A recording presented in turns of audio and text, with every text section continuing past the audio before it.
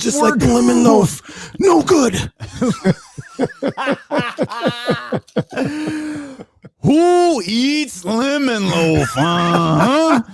First name macho, last name man. That's who eats it. I'm mad. I'm mad that you. This paper clip here, and this paper clip is like the Kings. It's not solid. I'm mad that you used that. Lemon loaf, they're bad like the Kings. Nobody wants lemon loaf, just like nobody wants the Kings. Guys are tuning in. This is how we're getting through the day. Young Kobe, what it do? Warren, what's good, baby? What's good, everybody? Damon, this Macho Man shirt. 5 hours. Top 5 iconic wrestling shirt. Oh, absolutely. Like this. Absolutely. Austin 316. Yep. NWO. Yep. I think the original Hulkamania is pretty lit with the red Hulkamania across, or even Hulk Rules for some people. But Hulk Rules I think is the one. Yeah, that's the one. That's dope. Yeah. But that's like the shirt that everybody had, and if you had it, it didn't feel like, oh, I'm copying. It's like, no, I gotta have it. Yeah, I gotta have it. That one right there is dope. Who else got a shirt? The Rock. 20 seconds we're on, so straighten up, everybody. He don't really have a shirt. Who? The Rock. The Rock had that dope one. Like his original shirt with just the Brahma bull on it was awesome. Yeah. It had like blue highlights in the background. They I never re-released it. Yeah. It came out once, and if you didn't get it, it was gone. Yeah. Hey, we're doing a radio show, people. Let's get it together.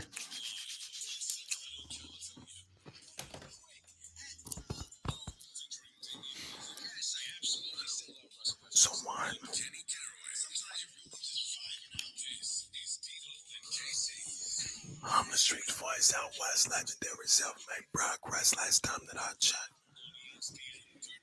Hey, it's a Friday, baby, and it's 5 o'clock somewhere, so you might as well get into happy hour because that's pretty much the only thing that's going to make you happy. Given what happened last night in the world's most famous arena. Oh my gosh, it was the world's most famous beatdown last night. I'm not the kind of guy to say I told you so. You definitely told us. You definitely warned us. No, I said it was coming. No, first of all, let's acknowledge the obvious. Everybody was all over social media with this last night. This is your fault. Damn. This is at least in part. I'm not going to put it all on you. I think if we came out with power blame rankings, it would probably go Luke, Buddy, Bagley, Holmes tied for 1. Yeah. Kenny right there at a solid number 2. And nobody was talking about Emmanuel Quickly. I hate that I know basketball. Was talking about Emmanuel Quickly until Kenny comes in here and goes, I hope the Kings are listening to this because Emmanuel Quickly's, he could go for 30 tonight if you're not careful. Well, at least he didn't go for 30. Damon, maybe that's the problem, that nobody was talking about Emmanuel Quickly. Maybe that's the damn issue. Man. He had like 14 in 5 minutes. Can we talk about how Derrick Rose of 2021 ate up De'Aaron Fox last night? You want to start there? Man. You want to start with Bagley and his defensive effort? You want to start with Rashawn Holmes and his defensive effort? You want to talk about, for the first time, at least that I can remember, at least that I'm aware of, the intelligence of this basketball team was called into question at the press conference last night. Do you want to start there? I mean, really? We could start anywhere. You want to hit some air horns? What do you want to do to start this 9-game debacle? No, we don't want to hit no air horns. They ain't get no air horn. Look, I'm gonna hit something. This is what they got and what they getting from all over the league. What people doing? Just laughing at them, laughing at their asses. That's what they doing. That's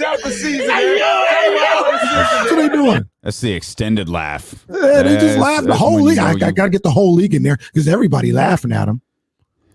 Sacramento Kings legend Alec Burks scored more points last night than he ever did in a Sacramento Kings uniform. I understand that pisses a lot of Kings fans off. Like Alec Burks and what was that? What's the other one that really agitates people? Marco Bellinelli. Oh yeah, Marco. Yeah. Yeah. Is there is there perhaps, just a thought on my part, I'm throwing spaghetti against the wall here, fam. Mm-hmm. Maybe it's the Kings. Maybe the reason that these players don't play well here and seem to get better when they leave, maybe that has something to do with the organization. It has something to do with the organization. Maybe it has something to do with you keep hiring the bad coaches. I'll stall him out a little bit because Bellinelli, there was some people 7 feet around Bellinelli and clank, clank, clank, clank. Alec Burke, same. I don't know what the hell that's all about, but some of it has to do with the organization. Know your players, put them in a position to succeed.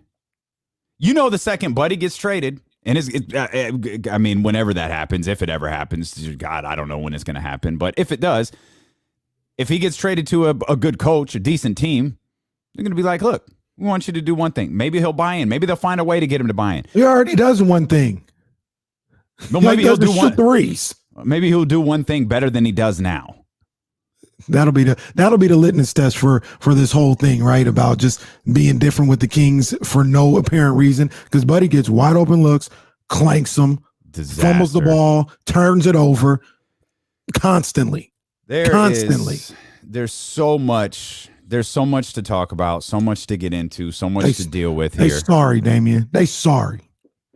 The people was calling for a stop the damn music opening today. They're too sorry for that. They're too sorry for that. Like, why? I ain't even gonna put all that anger and all that energy into a team that's sorry right now. For what? I ain't gonna argue. It's gonna be a boring ass radio show because I don't have nothing to argue with you about. You're 100% right. This team is terrible. They're playing terrible. Their coach is terrible. Everything that's on the floor is terrible. There is nothing good about this roster right now. They're 12-20.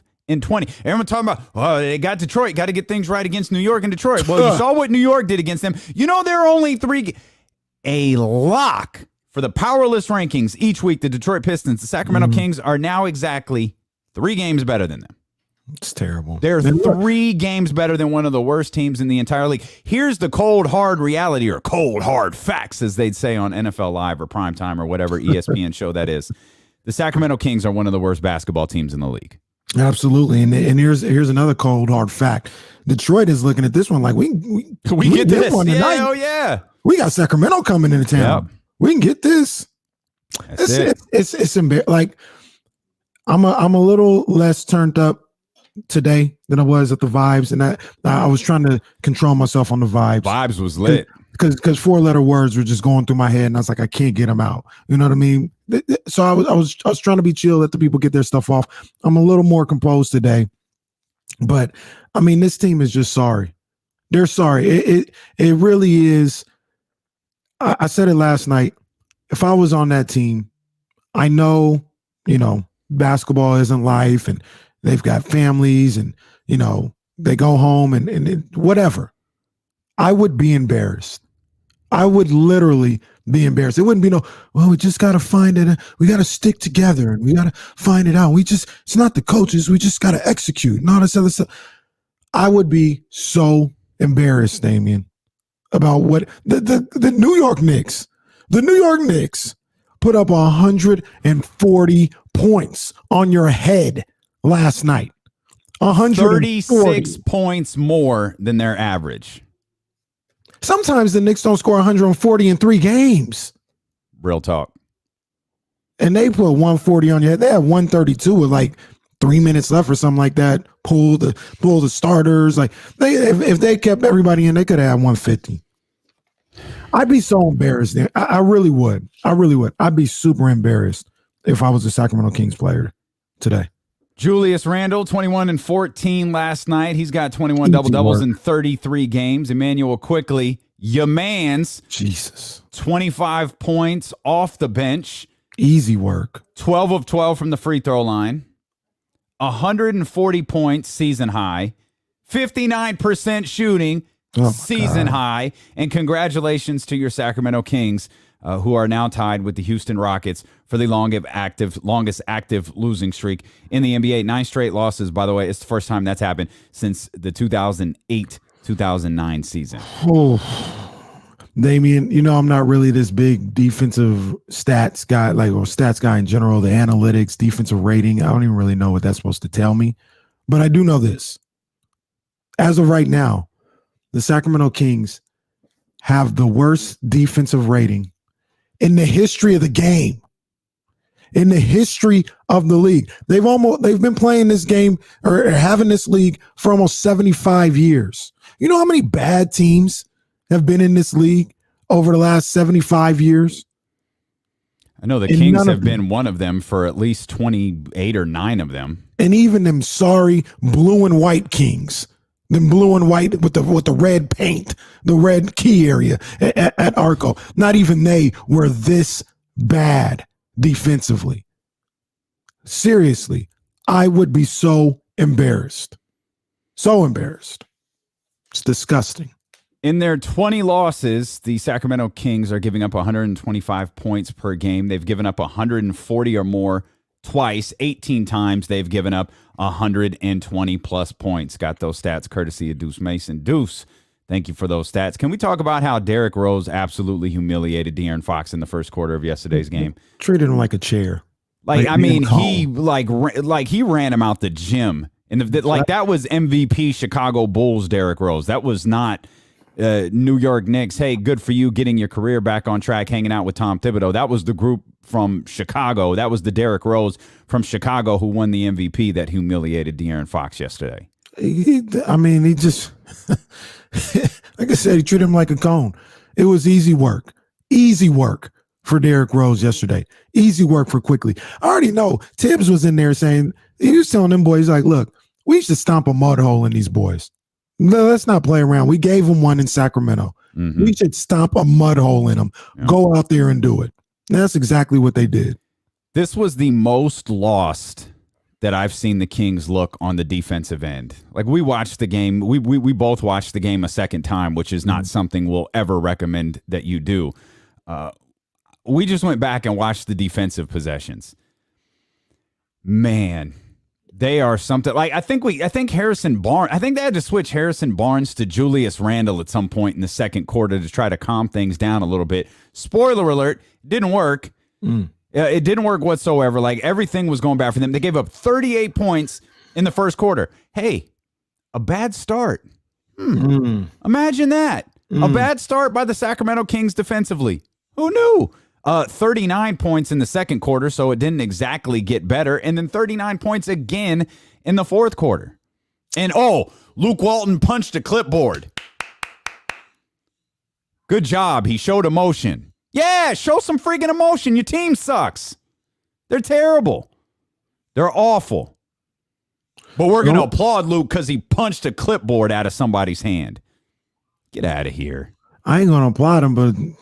That was a sarcastic applause, Kenny. No, I'm just saying I'm not going to applaud him, but at least somebody showed something. Something. These guys ain't showing nothing. They look defeated. It was the first time watching that press conference after the game where they look lost. They look defeated. They look like, and Luke goes to the podium and he says, we've got to stay together. We've got to stick together. We've got to do this. We got to do that. We got to do that. And true story. I actually felt bad for Luke watching that press conference yesterday because he's got enough. Like, there was enough said yesterday between Harrison Barnes, who I have a tremendous amount of respect for, and De'Aaron Fox, who I believe is honest when he speaks, though I think he's protective when he speaks. I do think he is being honest when he talks. There was enough said between those two players that led me to believe the issue isn't entirely on Luke. Absolutely not. There is a game plan that he puts together with Alvin Gentry and with the rest of that coaching staff and Rex Kalamian for them to execute. And it certainly sounds like after listening to Harrison Barnes talk yesterday and after listening to De'Aaron Fox talk yesterday, and you'll hear exactly what they said coming up here in a few minutes, the team can't execute. And whether that's one specific player or it's a group of specific players, when one can't execute, especially on the defensive end, the rest falls apart. Well, I'll say it again. I'm going to say it a bunch of times over this 5 hours that we out here. They sorry, man. They soft and they sorry. You'll hear what Harrison Barnes said. You'll hear what Luke Walton said. You'll hear what De'Aaron Fox said. And we want to hear what you think. 916-349-1320. We're live on twitch.tv/ESPN1320. We're live on the ESPN 1320 YouTube channel. We hope that you'll come watch. We hope that you'll take part in the conversation. We hope that you'll call, and we'll hope that you'll hang around with us because the Sacramento Kings play again today at 5 o'clock. We're going to be with you all the way until 5 o'clock. You're going to hear Luke Walton's press conference here on this show, and if we have to rip this team apart for the next 5 hours, that's exactly what we're going to do. Either way, we're just getting started here on Sacramento's #1 sports station, ESPN 1320.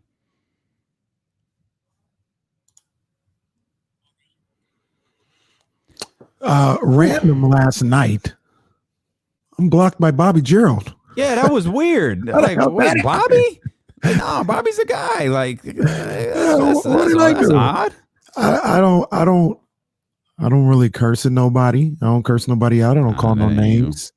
I was surprised when you said that. Like, wait a minute. I'm blocked. I'm blocked by, well, everybody's blocked by Tim Kawakami.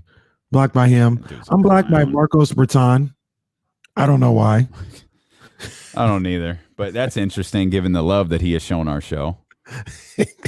You might he not still even won't him. I'm fine with Marcos. I don't agree with him on anything. I wish, Marcos, if you're listening, I really wish you'd admit that your boy who used to host the other afternoon show played you. Like, bruh. Absolutely just played you. Bruh.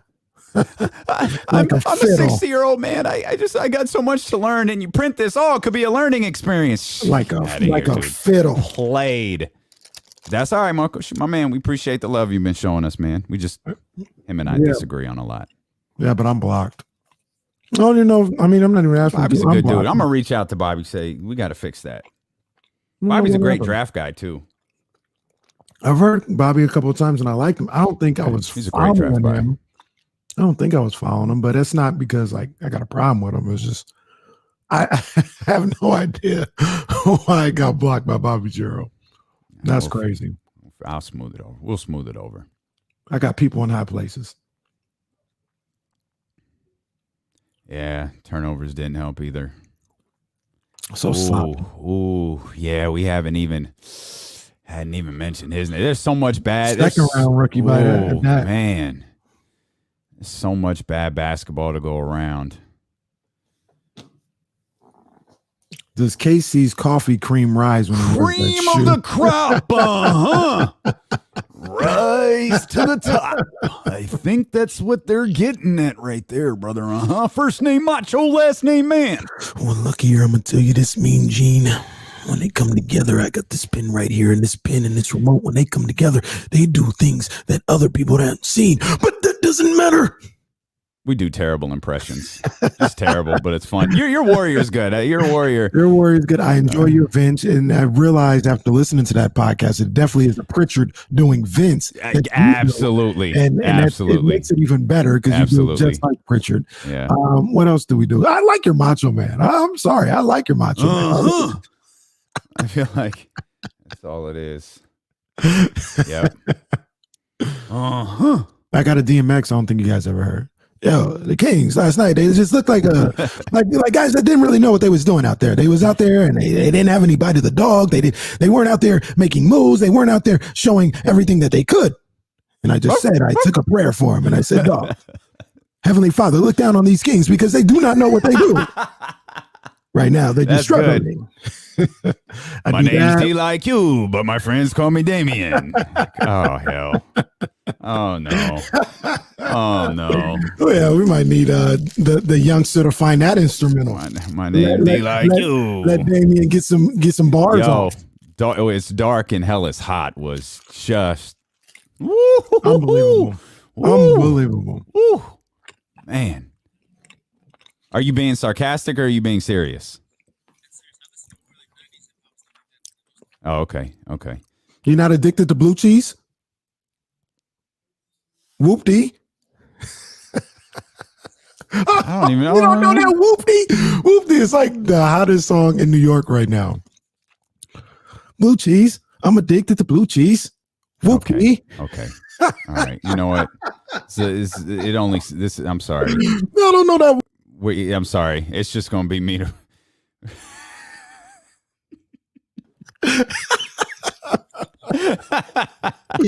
Bruh, Whoopty's like the biggest song out right now. The Whoopty dance.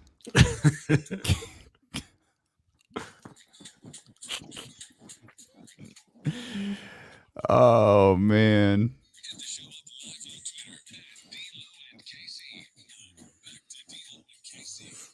All the Kings move to the back of the bus. Oh man. Many a day has passed, a night has gone by since the Kings got a win. Bars? It was back on February 7th, man. No, we're not just going to go to February 7th after you drop those bars. Oh, man, stop that. That's what we do, man. That's what I do. I hype you up. We do bad raps and bad impressions. That's what we do, especially during the commercial breaks. We'll drop some bad impressions over on twitch.tv/ESPN1320 and YouTube. Speak for yourself, Damien. I think that when you got the dog talking about the Sacramento Kings and praying to the Heavenly Father, that it's all right with me. You know what I mean? That's a good, I like it. This is Friday. Man, hey, man, it's Friday and the Kings stink. This is what you get. Friday and you give up 140 to the Knicks. Anything's liable to come out of our mouths today. That's real talk. In case he about to get blocked by Damien. That's what Mark says here in the chat, man. Get in on the chat at twitch.tv/ESPN1320 and the ESPN 1320 YouTube channel. I do want to mention at 3:00. I know we've talked a little bit about this throughout the week. If you want a little bit more incentive to follow those Twitch channels and the YouTube channels, we're going to be picking 10 people at the top of the 3:00 hour. First 10 people to respond, and we'll have like a specific, thing for you. It's going to be super simple. It's first come, first serve. We're going to have you record like some liners for us, like you just heard. Oh, now back to D'Lo and KC. Instead of that, we want you to record them. Like, yo, this is Ramsey from Elk Grove. You're listening to D'Lo and KC. We'll probably have something written for you. We'll let you make up your own, man. We'll have some fun. We'll all get together on a video call, and we'll all record those together, man. It'll be a lot of fun. So if you want to take part in that, make sure you follow us. That's twitch.tv/ESPN1320. That's the ESPN 1320 YouTube channel. And make sure that you're watching with us at 3:00. That's how we're going to do it at 3:00. Marshall Harris is going to join us about 1:47 here. The man who started all this. I believe you're accurate. I believe that is true. I believe everything went to hell that Friday before the Orlando game when Marshall said, they've avoided injury. And nobody hear a word about anybody being injured until Marshall said that. And then 2 hours later, De'Aaron Fox is out of the lineup. Marvin Bagley is out of the lineup. And nothing has been the same since. Drizzy Drake, nothing was the same. Let's go to Luke Walton. Here's what Luke Walton said yesterday following the game about just the overall mood of the team right now. No, I mean, look, I'm frustrated. We all should be frustrated. I don't know if I can say it's the most frustrated I've been. There's things when we make the same. As a coach, there's only what you can do. You put a plan together and you work on things and you communicate those things. So, the frustration comes out at times because you're not out there. You can't hit people. You can't run up and down and get it out. Look, I was frustrated tonight. And I believe in our team. I know that when our group is playing well, we are much better than we showed tonight. But I also know that if we don't play with a certain type of not just physical effort, but mental effort at this level, then it's going to be hard to win games. And we've proven we can, do it much better than we've done lately, and that's where it gets frustrating. So again, getting that's the problem. That's where we're at. How do we live in the solution? How do we get better? And that's by diving in, working hard, sticking together, and then coming out and executing better. A couple of things there, Casey. Sticking together was a phrase that he used in his opening statement. Mm-hmm. It's a phrase that he used in a couple of questions, or a couple of answers, excuse me. I'm so curious who he's talking to. So, talking, I recognize he's talking to the team collectively, but something is happening that's making him say, we've got to stick together. We've got to stick together. You're 9 games into this losing streak. He said the other thing that stood out in that remark to me is, we're better than we played today. Are you? Because your record says that you're not. As a matter of fact, those defensive stats that we just gave you from that Deuce Mason looked up says that you're not better than what you played last night. So this is all lip service to me from Luke Walton. Oh, we're better than this. Like, no, actually, you're not. Your portfolio says you are exactly what we saw last night. Maybe 140 is a little bit harsh, but being a terrible defensive team is 100% what you have been this year, and it's what you were last year. Hell, it's what you've been even before Luke Walton got here. This was a terrible defensive team. If people want to come out and fire Luke Walton, hell, if Luke Walton got fired after tonight, they lose tonight, they don't let him on the plane, gets fired, so be it. We got to let the brother get home, but I hear you. I mean, you can't just leave him in Detroit, can you? Why not? You lose. I try to. You lose 10 in a row. Why not? I try to. Yep. Hey, you hang out with Trick out there in Detroit. You know what I mean, and figure it out. But that's Trick Daddy, by the way, for those who didn't. No, it's really Trick. Trick is a Detroit rapper who, when other rappers come in to perform, they gotta get clearance with Trick. Did Trick Daddy give Trick permission to use that name? No, it's Trick, and you gotta get the pass, you gotta get the clearance. So, say for instance, if E40 comes into Detroit, got a show, he got to tap in with Trick. I don't know that Trick's going to allow Luke Walton to stay in Detroit. I'm just going to go. He better check in. Going to go. Luke. He better tap in with Trick. Luke better make some calls. I'm sure that plane. I'm sure they flew in last night. He better make some calls. He better tap in. But so what I'm saying is, if you want to fire Luke Walton, if he gets fired, so be it. To be honest with you, everything's on the table right now. But I'm gonna ask you this, Damian. What the hell is he supposed to do with this team? Let's be real. I know people say Luke Walton sucks, he's dumb, whatever the case may be. Let's just be honest with ourselves here. And I'm not here caping for Luke or nothing like that, but I'm being honest with ourselves. His dad was one of the best, most intelligent basketball players to ever play the game. He went to Arizona and won, played under the legendary Lute Olson. He played with Kobe Bryant for a number of years. Phil Jackson was his head coach. He was around one of the great teams in the history of the game in the Golden State Warriors. Saw that, how that went down, was under Steve Kerr. Make whatever jokes you want about Luke Walton. He's seen greatness. He's experienced greatness. He's been around greatness his entire basketball life. So if you think that he doesn't know what greatness looks like or doesn't have even an idea of how to get there, you're not being real with yourself. You're really not. You got a problem with Luke. That doesn't mean he's a good coach, but to see he's just cool. Like think about it. If I'm Luke Walton and everything that I just laid out, and then I got these guys that I can't even get to talk on defense, what the hell is he supposed to do with that? I hear you, and I'm not going to argue against your point, but I think I don't know.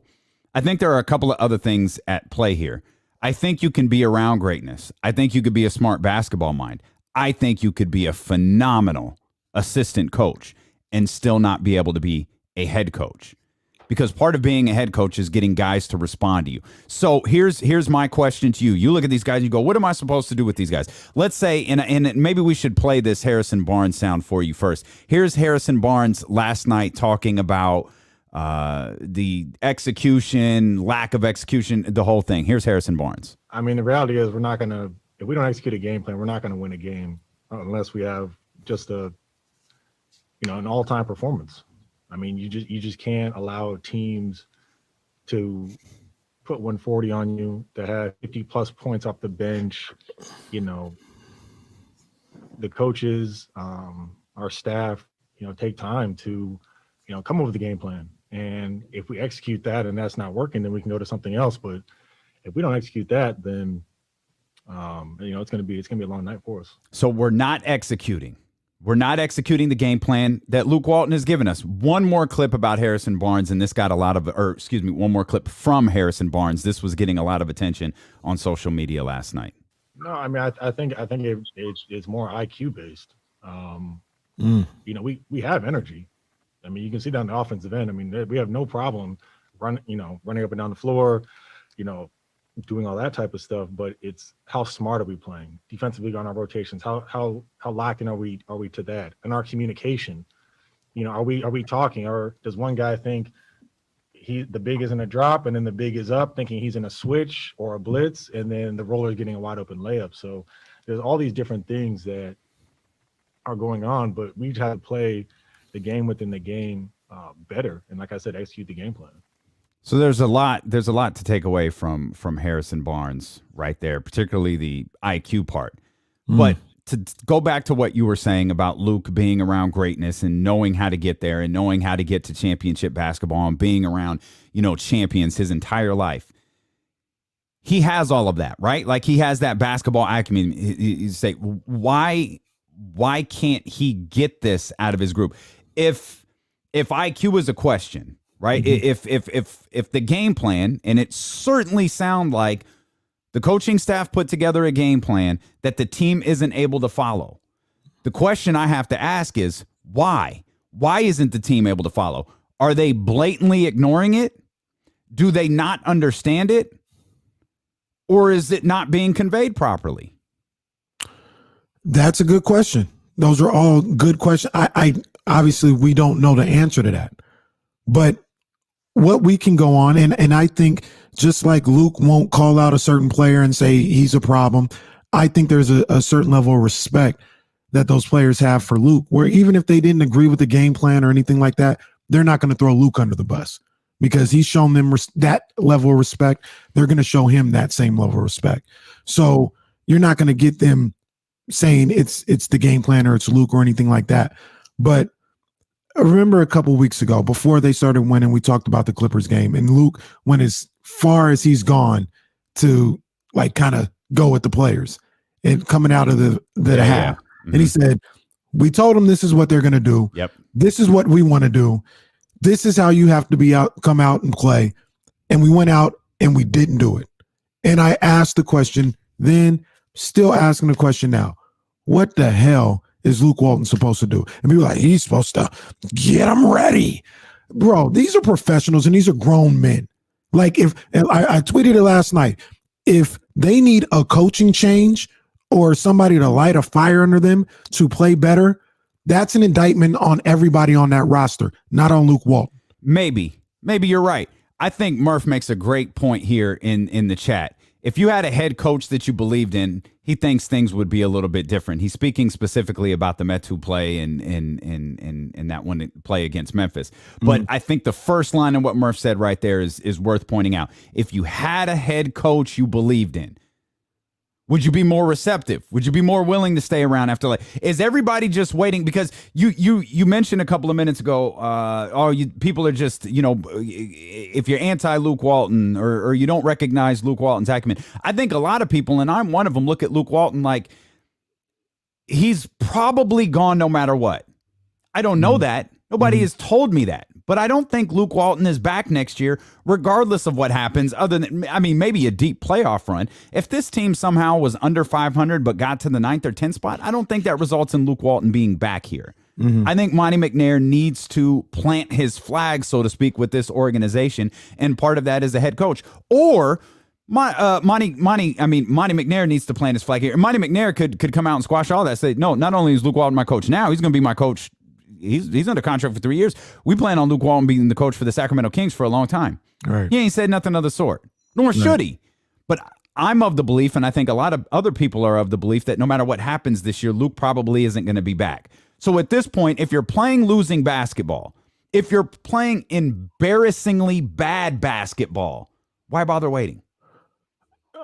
Okay. Yeah. Okay. You can go there. That only works in my scenario, though. That only works in my scenario in which that I believe that Monty McNair is going to move on from him no matter what. That's just my opinion. The reason why it would be why bother waiting is What would you do in the meantime? Would just the interim? Would it be Gentry? Would the whole staff be gone? Whatever, and then you conduct a full search in the off season? My retort to that was like, why not let him play out the string? Like that's what I would say. If you're not prepared and not in a situation, because you're not going to do a Timberwolves situation, hopefully, to go out and like really do a real search, just let him play out the string. You're not winning anyway. So if he wins or loses, it really doesn't matter. You're willing to just sit around and let this team be bad or potentially be bad for the next, we still got 40 games left. Mm-hmm. Mm-hmm. We still got 40 more shows the day after games, give or take a Friday or Saturday in there somewhere, in which we've got to talk about this potentially bad basketball team. I mean, I look, if they like you're Monty McNair, you're sitting around and you're watching this group that you're trying to put together winning basketball. This is your first general manager position. You gonna wait it out for the entire year? I'll tell you this. I remember I started this thing by saying if they didn't let him on the plane to Detroit, I could care less. Everything for me, everything and everybody is on the table right now. With the way things are going, nobody's safe. De'Aaron Fox is probably safe just by circumstance because he's got a contract and a long one, but he's the star of his team. He's a max player. This is on your resume, and this will go back to what Murph asked the question. All this stuff that people talk about when they talk about Luke Walton. Yeah, if you had a coach that you believed in, who gives a damn? Like, you out here playing basketball. You ain't trying to win. The only time you're trying to win is when you believe a coach. Like this, that's what I don't understand. That's what I don't rock with. That's what I don't rock with. If I had coaches that were cool people that weren't the best coaches my entire life, I could care less. I'm trying to win. I think you're missing the point there in that conversation of playing for a coach. I think what people, when they say that, is it's not on a game-to-game basis. It's when times get tough. It's now when you're in the midst of a 6-game losing streak, a 7-game losing streak, an 8-game losing streak, a 9-game losing streak. Everything gets magnified. It's like we talked about yesterday. Could these guys still possibly be having fun? We were talking about the circumstances of being quarantined and isolated because of the COVID situation with them. And you said, hey, you have an opportunity. You've been able to rest over the last couple of days. Sure, you haven't been able to practice. You've been doing things virtually, but now you get a chance to get out there and play basketball and do what you love. When you're losing this way, do you still love it? When you're losing, when you're playing the way that you are and things are spiraling out of control, like De'Aaron, I've never seen De'Aaron conduct himself the way that he did yesterday. He comes to the podium. He's got his face down, buried in his phone. He's got a mask damn near up to his eyes. He's got a cap pulled down. Honest to God, didn't know who it was. I didn't know if it was De'Aaron or Tyrese. I knew it was one of the skinny dudes. I just didn't know which one. And then he started talking. It was like, okay, it's De'Aaron. He finally takes off his mask. He's looking down at his phone. He's answering these questions that I'm sure are frustrating the hell out of him. They tell him, okay, De'Aaron, you're done. He looks back down on his phone and he gets up and leaves. He's feeling the pressure just like everybody else is. I'm gonna tell you this, and I'm not sitting here saying that I was perfect, that I played in the NBA, nothing like that. I could have, though. I probably could have. I really do believe I could have. I don't know how good I would have been in the NBA, but I think I could have made a roster. But that's for a whole nother story. You would have been able to stop Emmanuel quickly yesterday, but never mind. Bro, go ahead. I'm saying, or at least knocked him down. You know that. Well, you're big on knocking guys down. You probably would be the Rasheed Wallace of today's game. If I was 6 inches taller, I'd definitely be the bruiser. You'd get the Tyreek Evans treatment. Like, you've been suspended indefinitely, fam. Like, you got to calm down a little bit. But here's the deal. Tough times that I've gone through when I played basketball, I never looked for the coach to get me out of it. And I'm not saying that's what Murph is saying, and I'm not saying that's what you're saying or anybody else. But I never looked at, I believe in this coach. I looked at him to get us out of this. And you know why? Once again, not trying to put myself on a pedestal, but I'm just keeping it a stack. You know why? Because I viewed myself as a leader. And if we were in something as a leader, I'm not looking, I may have other leaders on the team too, but I'm not looking at the coach to say, Coach, we believe in you. Get us out of this. No, I'm the leader. I'm the leader. And that is one of the biggest pet peeves that I have with this roster. They have zero leadership. No argument there. None. Absolutely no argument there. 916-349-1320. Get in on the conversation. Let's start with Manny. Manny, what's going on, baby? Damn. James, damn. Shout out Good Times, baby. I don't know if it's bad or if we're going to do some training day. I'm going to put cases and all these. Yeah, that's what it feels like. I don't even know that these guys could win a game in Pelican Bay right now. Just to bring that analogy full circle, I don't know that they could. They would get thrown around in Pelican Bay.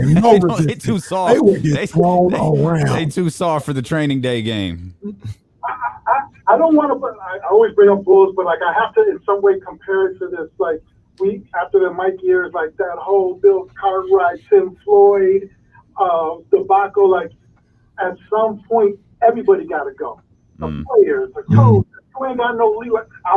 KC, I'm with you 103,422%.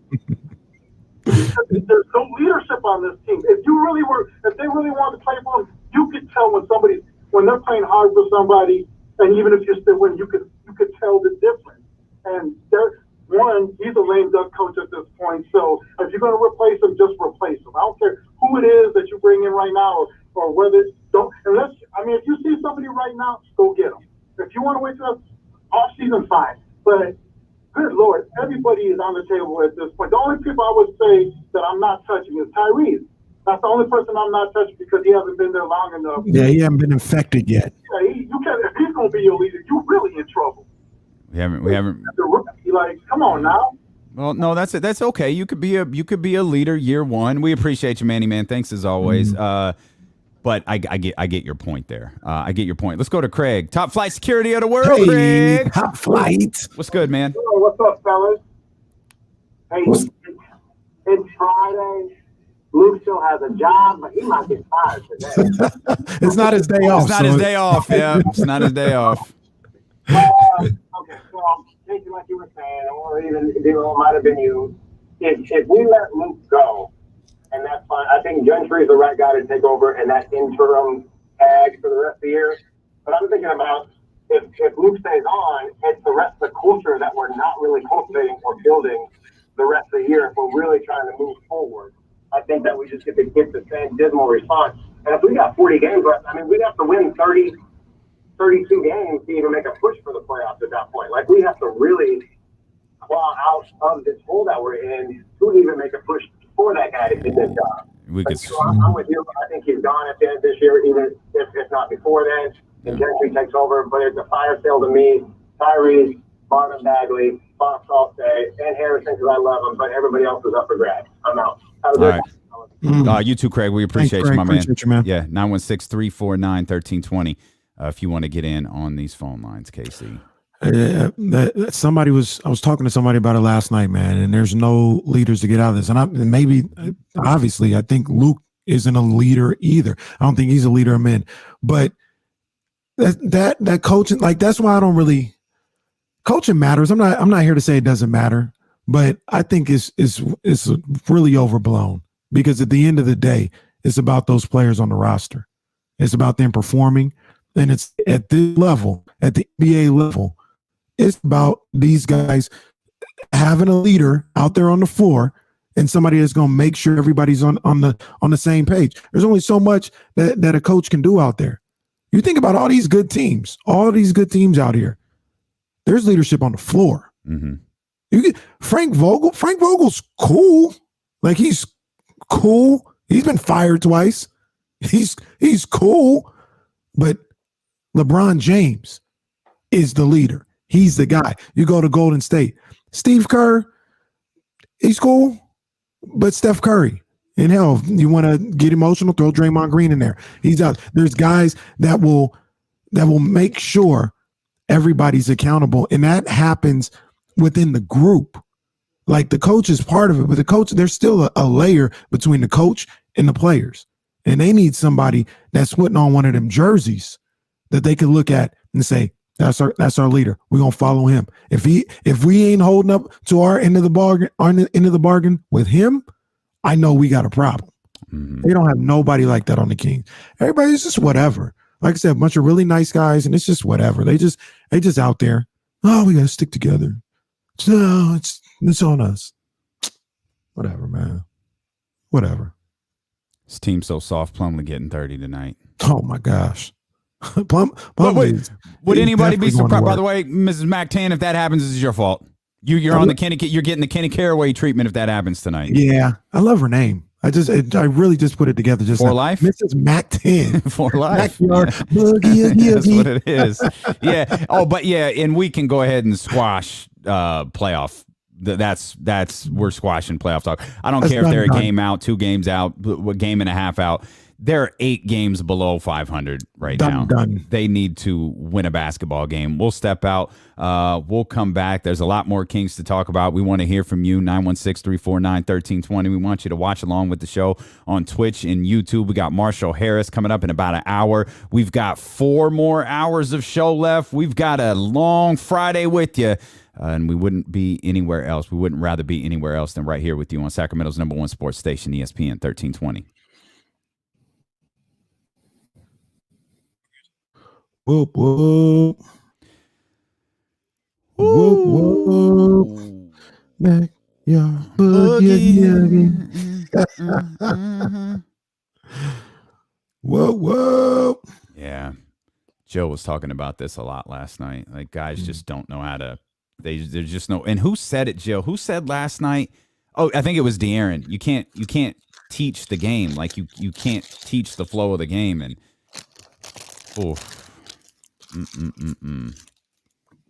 defense is effort. Sha says that's what we were saying at the beginning of the year when we thought the Kings were playing good defense. It's effort. It's effort. It's effort. I guess that effort is gone. Effort and physicality, man. They're a different kind of leaders, Cole. I don't know that anyone. I don't remember Holmes ever being a leader. At least, I don't know. Not on the floor.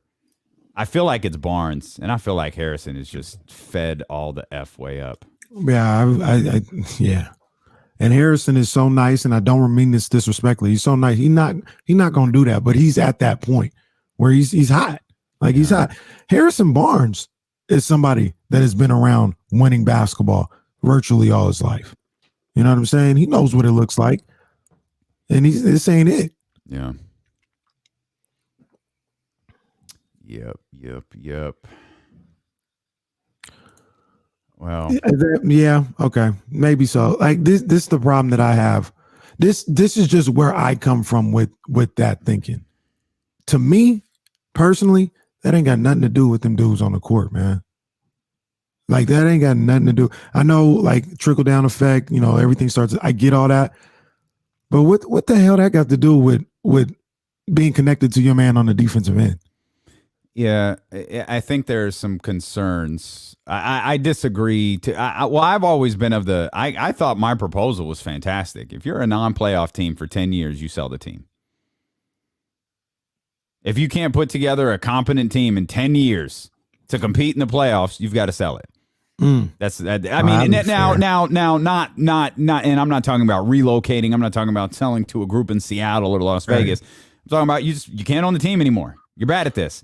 And you're changing coaches and GMs, and you're doing all of this stuff over and over again. And I think what they meant was, Roddy. Okay. Okay. Vlade curse. Well, maybe that's the thing too.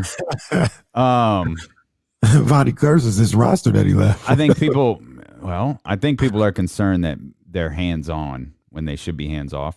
I just don't feel like we have any reason to believe that they are hands-on. Yeah, we hadn't heard from Vivek in like a year and a half.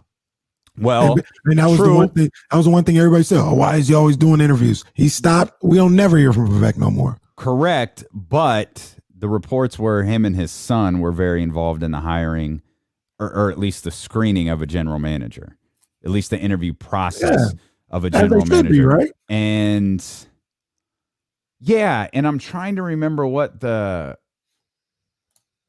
Joe will remember better than I did. Better than I would. I don't remember the beef around that story. Were they in disagreement as to who to hire? I don't remember who it was. I think that's some of the stuff Sam Amick was saying. Like they they wanted. Well, the minority owners were upset that the son was involved, and like that he had say and all this other stuff. If y'all ever want to play Guess the Source, it is a super easy game to play. Yeah, it normally points to like 2 people. Yeah, there are just 2 people in that group that can't shut the hell up. Oh.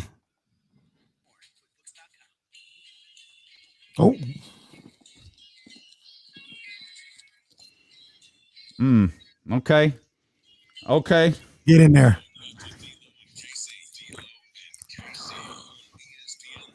Check.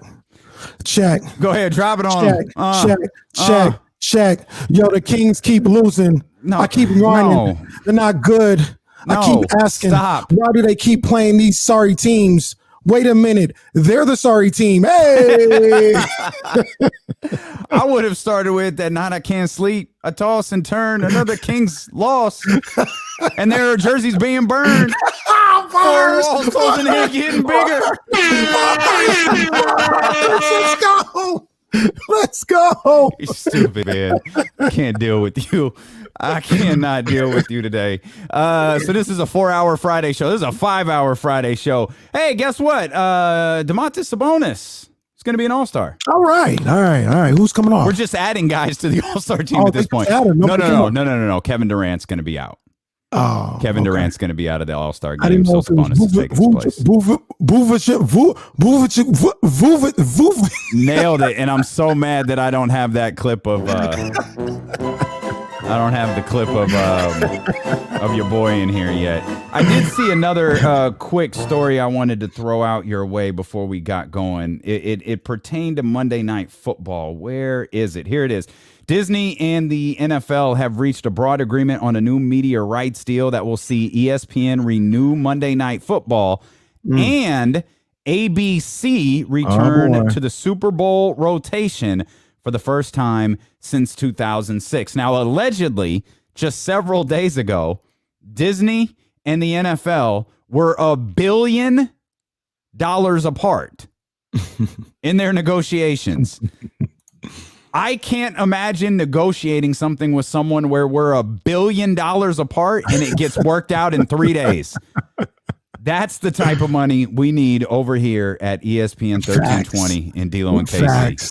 We're only $1 billion apart. We'll get it worked out by Friday. Hey, I really would like this done by the weekend, guys. Bet. Got you. Done.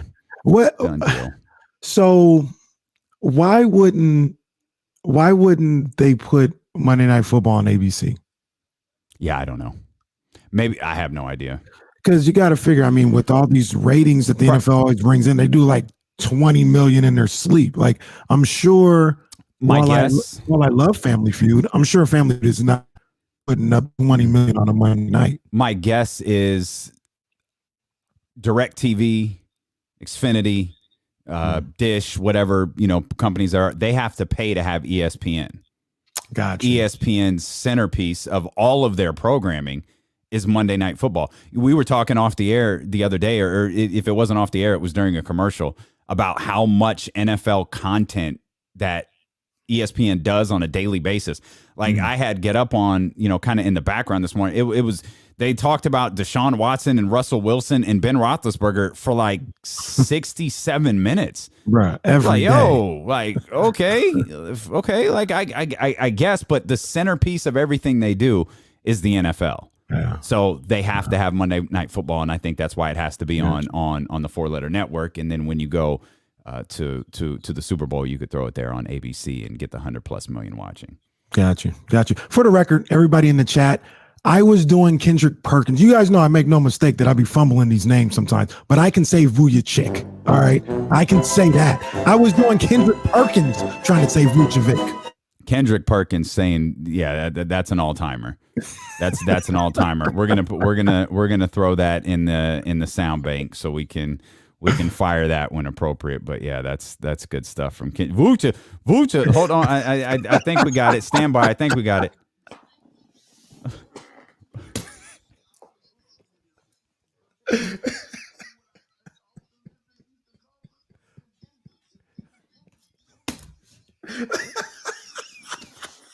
It's never not going to be funny.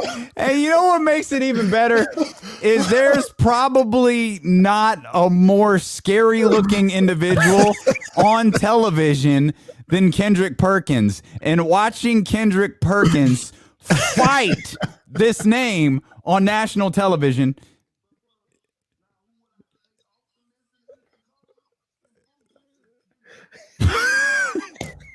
It's never not going to be funny. It is never, ever, ever not going to be funny.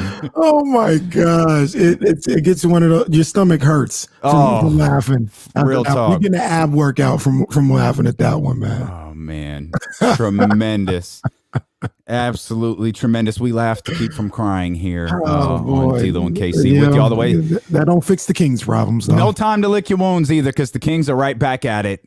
Coming up today at 5 o'clock in Detroit. We'll be with you until then. Courtside begins at 4. Marshall Harris joins us in about 40, 50 minutes or so. We'll get his thoughts on what's going on with the Sacramento Kings. There's some other things to touch on in the NBA. Interesting ending to the Wizards and the Nuggets yesterday. We'll talk about that. And I mean, is that coaching? Is that Mike Malone? Or is that just the way of the game? And for those who didn't see it, it was, I think it was 112, 110. Washington was up 2. Washington looking for their 6th win in 7 games. They get the ball. The Nuggets are down 2. They get the ball off the rebound. No timeout. They're sprinting up the floor. Jamal Murray has a clear-ish path to the basket and like kind of chop steps so he can pull up for 3. Changes his mind. Finds Michael Porter he makes a high degree of difficulty pass across the court. I think it was to Michael Porter. And I know it's to Campazzo. Okay, fine. Missed by a long, like not even close. And Jamal Murray knew right away he made the wrong play. Like he just stood there and was like, "Damn." Jamal should have kept the rock. He should have gone to the basket. He should have gone to the cup. That's first and foremost. Second of all, if I'm putting myself, maybe I'm stalling him out. Maybe so. I understand that. But I think he figured the defender was going to come at him.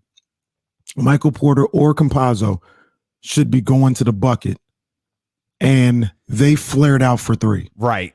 It wasn't just Jamal Murray. It was 2 other Denver Nuggets that didn't go to the basket and fill the lanes for him. They went out to behind the 3-point line to get the win. He gets to the 3-point line, and I think if the guy's not there, he probably shoots it. But if he commits, he's like, all right, I got these guys cutting to the basket. And once the guy commits, he picks up the ball, and he's looking for that guy. And Michael Porter is in the deep corner. So that's who I'm thinking of. 3. Right. Yeah. So in defense of Michael Porter in that situation, I'm thinking if Jamal Murray penetrates to the basket and they close in on him, and he decides he doesn't have a clean look to get to the basket, I'm here in the corner and there's nobody in sight. I get that. There's no defense of Michael Porter. Even if Jamal attacks to the basket, but you had 2 guys on the other side who could have followed Jamal Murray to the basket. Everybody should have followed Jamal Murray to the basket. Like, even if I'm Michael Porter, one of the good times, one of the very, very few good times of the year, little different circumstances. How did that first game of the season go for the Kings?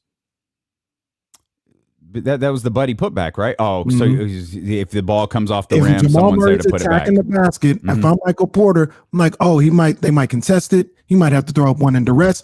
I'm there to put it back down. We're going into overtime. But that's not how the game is played. That's not how the game is even taught nowadays. Back when Porter was like in middle school. Yeah. Flare out for the 3, no matter what. So to bring this back to our coaches versus players conversation, what do you think Mike Malone would have preferred Jamal Murray to do in that situation? Go to the cup. Mike Malone, old school. Yeah, no, right, for sure. Yeah. And I don't even think that's an old school mentality. I think if you have the numbers, go to the basket. You'd be surprised. I mean, unless you're Mike D'Antoni, I feel like you go to the basket. Some of these people in charge. No, you can't do that. You gotta. The percentages say you gotta. Who you got a better that? chance. You got whose voice is that? That's a 45% degree obtuse angle of making that shot with the defender there, but you have a 77 probability of hitting the corner three, which is the shortest shot in the game. Who was that?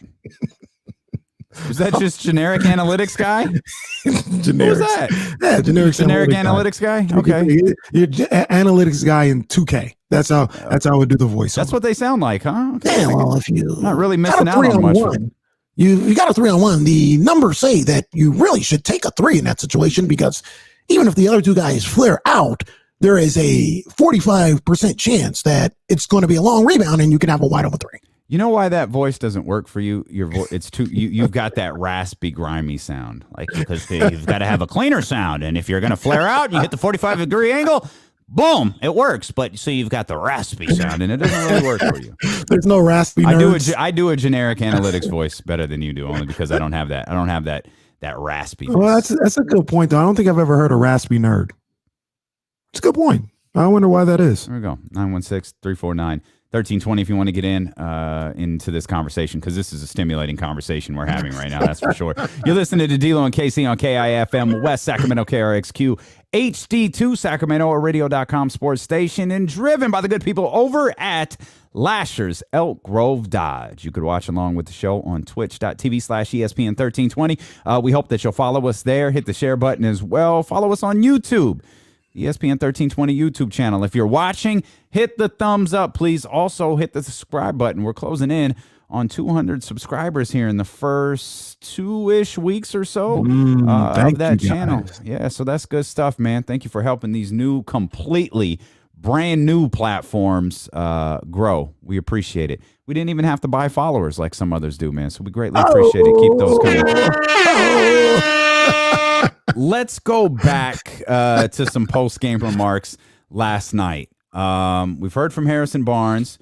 We've heard from Luke Walton. Actually, let's go to Luke Walton. Luke Walton's going to speak to the media. I said 3 o'clock. I actually think it's 3:30 because it's 90 minutes before the game. This is a 5 o'clock start. So I think Luke Walton will probably speak around 3:30 today. But he had something different to say as it pertains to a potential lineup change. Who was talking about you? Nope, that wasn't it. That's not Luke Walton. I can confirm that is not Luke Walton. And the answer is everybody, Luke. Everybody was talking about you. Here's Luke Walton talking about the lineup change. Yeah, we're always evaluating. I don't have an answer for you right now. I'll have one for you tomorrow. Right now, I need to see what I think is best for the team. So I'll have an answer for you tomorrow on that, Jason. I know that doesn't seem very noteworthy, but it's been the same answer with 2 different occasions. One before the New York game, and when he was asked that question, it was like right before the New York game, to where he wasn't going to make a change in the next couple of minutes if things had gone wrong the first time they played New York. He was asked again post-game, and he was like, no, we won. We're not going to make any changes. We're moving forward. That was the first time with the ability to actually make a lineup change that he said, yeah, no, we'll see. I'll let you know tomorrow. And the Jason he was referring to was Jason Jones, who joined us yesterday. Shout out Jay Jones. Lineup change definitely needs to be made. I mean, definitely needs to be made. Buddy Hield needs to be out of the starting lineup. But here's a problem, man. Though. Look, I ain't even gonna lie to you. Maybe this is why I'd be a bad GM to some people. I was asking people I know, I was like, if we waived Buddy Hield, will we still have to pay his contract? Yes, dude. You still have to pay his contract. Be part of the cap. This isn't football. Because, man, if you told me there was a loophole, I'd put him on that waiver wire so quick. You can't waive Buddy Hield. Stop it.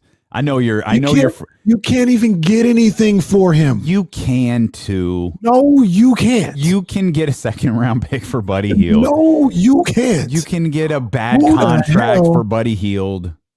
No, he literally has no value. Probably right. Who is taking that performance, that production, and that contract? I absolutely love that you want to waive. I love that you want to waive Buddy Hield, as if the Kings won't have to pay a salary for the next 4 years if they waive him. Absolutely love that. I just had to make sure before I say yeah. I love that. That's how fed up you are. Like, just waive him. Just pay him for the next 4 years and let him go. Because we can't trade him. I'm ready to move on. But I guess the first thing should be take him to the bench and see if he can get it going there. But I mean, I'm tired of it. I'm tired of seeing that. And look, this isn't all his fault. I want to be very clear in saying that. But his play, I'm sick of seeing. From turnovers to stupid ass shots. I'm tired of seeing them. All of them. What about, if this can't happen because there's no one to replace him with. But the way Marvin Bagley played on the defensive end last night, he could have been benched too. Marvin Bagley defensively was a disaster last night. Marvin was bad defensively. It's good offensively. And evaluate both part of his games. He was good offensively. He was terrible on the defensive side of the ball. Yeah. But you don't have anybody to replace him with. There's no one to insert in that starting position. You don't have anyone to replace him with, Damien. And I mentioned to you earlier, and you guys know I love this guy. We love this guy on the show. Rashawn Holmes is skating free right now. Rashawn Holmes, I watched the first quarter. I didn't watch what maybe it got significantly better the rest of the game. Rashawn Holmes was terrible defensively last night. Terrible. I took some notes. He had just as many bad marks as Marvin Bagley did. And it wasn't as glaring necessarily as like when Bagley let Julius Randle just walk right by him 15 feet away from the basket. Like that was an obvious one. Like, yo, what are you doing? That was trash. But there was things where I saw Rashawn Holmes and I was like, the things that we equate with Rashawn Holmes, the effort, the energy, the physicalness, it was not there. It was terrible effort. It was a lack of energy. And it was low IQ stuff. It was lazy stuff. And I'm like, yo, this is crazy. So you got both of your starting bigs giving you nothing on the defensive end. Yeah. Nothing. I think sorry about that. I think Marvin that's more of a consistent thing with him. I'm gonna just chalk up Rashawn to what I saw as a one-off, because typically he's not like that. It surprised me when I really like zoomed in on some of those defense possessions and saw how many times I didn't like what he did on the defensive possession. So I'm gonna just chalk it up as bad night, because that's not who he is. I expect more out of Rashawn Holmes. There's a lot wrong with this team that doesn't just sit on Buddy. It doesn't just sit on Marvin. It doesn't just sit on Rashawn. It doesn't sit on one bad play, one bad player. There's you don't lose 9 games in a row the way that they have. You don't put up 100. You don't give up 140 points last night and still lose by like 20 because of one person. Facts. And De'Aaron talked a little bit about that last night. Here's De'Aaron Fox postgame. It just shows when all 5 guys aren't on a string. It's pretty much hard to win games, much less to defend, much less win games. So if everybody's not connected and thinking the same, then you won't really win games in this league. 5 guys on a string. 5 guys on a string. Here's more from De'Aaron Fox, where he's not putting it on the coaches. He's putting it on the players. I think it's on us who are on the court. Like you said, we have to be out there and we have to be able to go out there and execute the game plan. And there are times where, there are just too many lapses. And I don't think that has anything to do with coaching, that or effort or giving up offensive rebounds. Like, you're going to go back to, middle school stuff and practice boxing out. Like there's nothing that, Luke or Rico or anybody on the coaching staff can do about that. That has to be us. So Luke doesn't do it. De'Aaron doesn't do it. Harrison doesn't do it. Would this team be better off if someone was called out? I think so. And I'm not talking about coming out and bashing them. I'm saying, hey, the effort isn't there tonight. Buddy's got to pay better attention to this.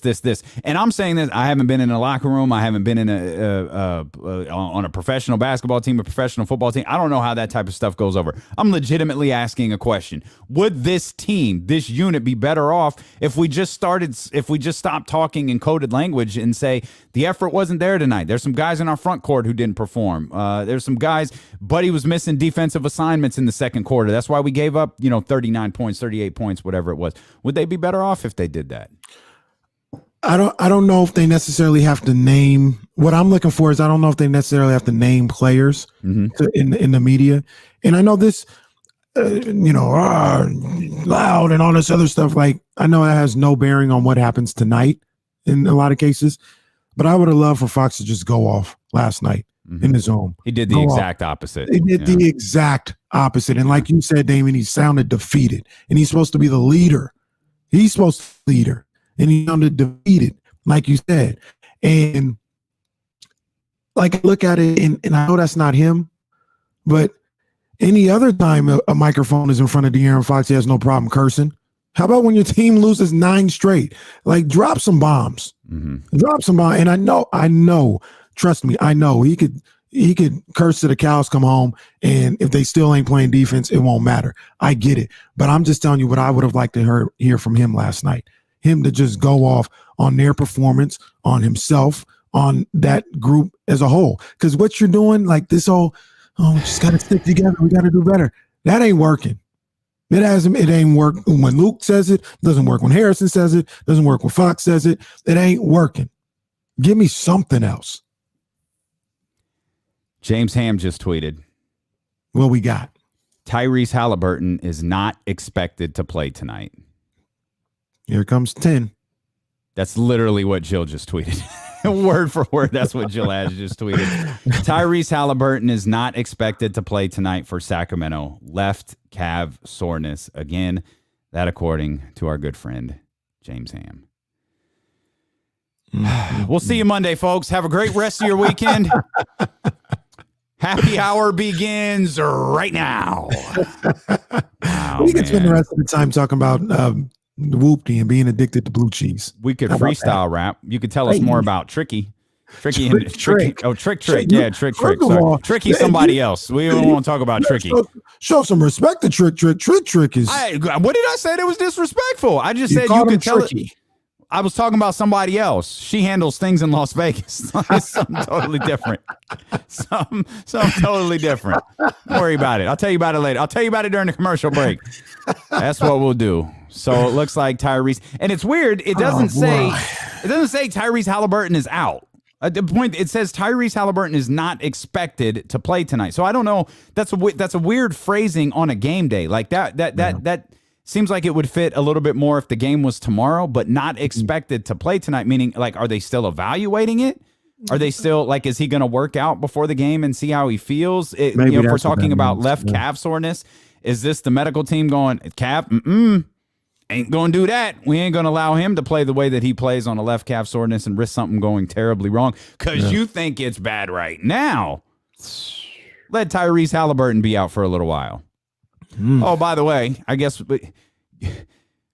would Luke boot Buddy for Daquan? Would Luke Walton be listening to D'Lo and KC if Tyrese Halliburton can't go tonight and he still considers making the lineup change and Daquan Jeffries gets in the starting lineup? I don't think he'll do it. He ain't doing it. He ain't gonna do it. I think it's Tyrese or bust. I was about to say he should, but yeah, I mean, I'm probably with you. He probably wouldn't do it. But I don't know. Luke sounded like he was ready for whatever yesterday. He kind of did. He's like, it's really whatever. You know what I'm saying? Like Justin James might be in play. That's real talk. Houston has Toronto tonight? It's that loss. Is it? Okay. Yeah, I was going to ask who ends their losing streak first. I don't know just yet. I think Cleveland got a dub. Yeah, Cleveland's won 2 in a row. The other day. Yeah, Cleveland's won 2 in a row. Yeah, Houston is a game ahead of the Kings, right? It's 9-9. No, it's 9-9. 9-9. Mm-hmm. Yeah. Timberwolves right behind him at 6. Wow. The bottom of the Western Conference, boy, is something special. sneaking up. I don't think Houston wins tonight. So I think that's the 3 longest. Yes, it is. The 3 longest losing streaks in the NBA is Minnesota, and then Houston, and then Sacramento. Can I ask a question real quick? Mm-hmm. I know he's only I will been allow here. it. I know he's only been here since last Tuesday, like we mentioned. Monty McNair, I'm just asking, is he going to skate here? Because okay. I mean, there were. I was going to tease my answer, but that's easy. Of course he is. This is like, what do you want him to do? The guy he's in charge of is doing very, very well. The guy who you can equate to Monty McNair is working very, very well, and that's Tyrese Halliburton. Okay. I mean, he did, regardless of how short it was or how quick it was, he did have off season, and he came away with Glenn Robinson and Hassan Whiteside. That's okay. What else did you want him to do? That's okay if you're trying to win, or is that what you're saying? Maybe he's not trying to win. There's more to talk about. Okay, all right. Let's get back to this conversation. We're going to step out just for the quickest of moments. We'll stay live on Twitch and on YouTube. Go follow us there, the ESPN 1320 channels. But there's a lot more to talk about with your Sacramento Kings. Marshall Harris is set to join us. There's some other NBA things we've got to talk about, including Brooklyn's 8-game winning streak. That's all coming up as D'Lo and KC continue here on Sacramento's #1 sports station, ESPN 1320. Wrong, Shy. Wrong, fam. Look at the starts that the Kings have had. They're continuously trying to dig themselves out of hole. You could put it in all caps as much as you want to. Who starts does matter. 100%. Buddy played the whole first quarter yesterday. Why? I have no idea. And the score at the end of one was 38-29. Have no clue. Absolutely does. Stop yelling at me, Shida man. Stop it. If Buddy ain't getting it, then sub him quick. Well, I mean, maybe, but why bother? Why not just change? Why not just make a change? So I don't understand. If he's on that short of a leash, why not just change? Put him on the bench. Let him run with Kojo. But this is where I was getting at, and we can talk about it. We can unveil that on the whole other side. I mean, we got nothing. Okay, Shy. We love you, baby. How about the fact that that's and once again, not absolving Luke, whatever, fire him, say Alvin Gentry or whatever, that's the head coach's option. DeQuan Jeffries. Like that, there were no other 2 guards available anywhere. That's his option. That's what you're leaving him with. If Buddy's not playing well, DeQuan Jeffries, an undrafted G League guy. Mm-hmm. I don't. That's your next option. We don't have any Tyrese. I'm confused. Well, I keep forgetting about Tyrese. I'm talking about. Yeah, you're right. I'm thinking like if you want to move Buddy out of the starting lineup, your option is DeQuan Jeffries. It's Tyrese. It's Tyrese, yeah. But then, okay, tonight it appears it's not tonight. But then even if you go that far and you're taking Tyrese off the bench, now your bench, which is already trash, is just completely useless. I guess my whole argument, and we'll talk about it on the air, is we couldn't get nobody else. No, I don't think you can. Hassan and Glenn Robinson the third. Not now. I don't think you could. Why not? Why? How? Wait, like for here? Alex Len got waived. So Alex Len did fine when he was in Sacramento last year, and now you have no bigs. You had 0 bigs. Well, and you're just not going to touch them. You're just not. So, like I said, if your plan is to not be competitive, number one, if that's your plan, I don't think you can fire Luke Walton. Because I'm sure if you're not giving him anything to work with, how are you going to fire the man? Because you didn't hire him. It's a cold game. It is a cold game. Hey, welcome to the world of professional sports. You just learned it? Cold game. No, you just learned this? It's a cold game. Okay. Because that's on that man's resume. That's on his resume. And you gave him trash. You gave him nothing. You sabotaged him. That's not his. No, that's dude. That's a terrible take. Monty didn't sabotage Luke. if he does not want to win, and if he said, I'm not going to sign nobody because I don't want to win. I don't believe that's true. I don't believe that's true. I don't believe Monty doesn't want to win. I don't believe that's true. That's the premise I'm coming from. Because what's the other reason that you just tried out Glenn Robinson and Hassan Whiteside? Because I don't think who else could you sign? Like what did Luke say? Maintaining flexibility, maintaining financial flexibility, maintaining he's got to get his feet in here somehow. He's got to be able to start to build this team. I don't think he's going to be able to do it in one shortened off season. He didn't do it at all. The two guys he signed, they're getting rid of. You do the show.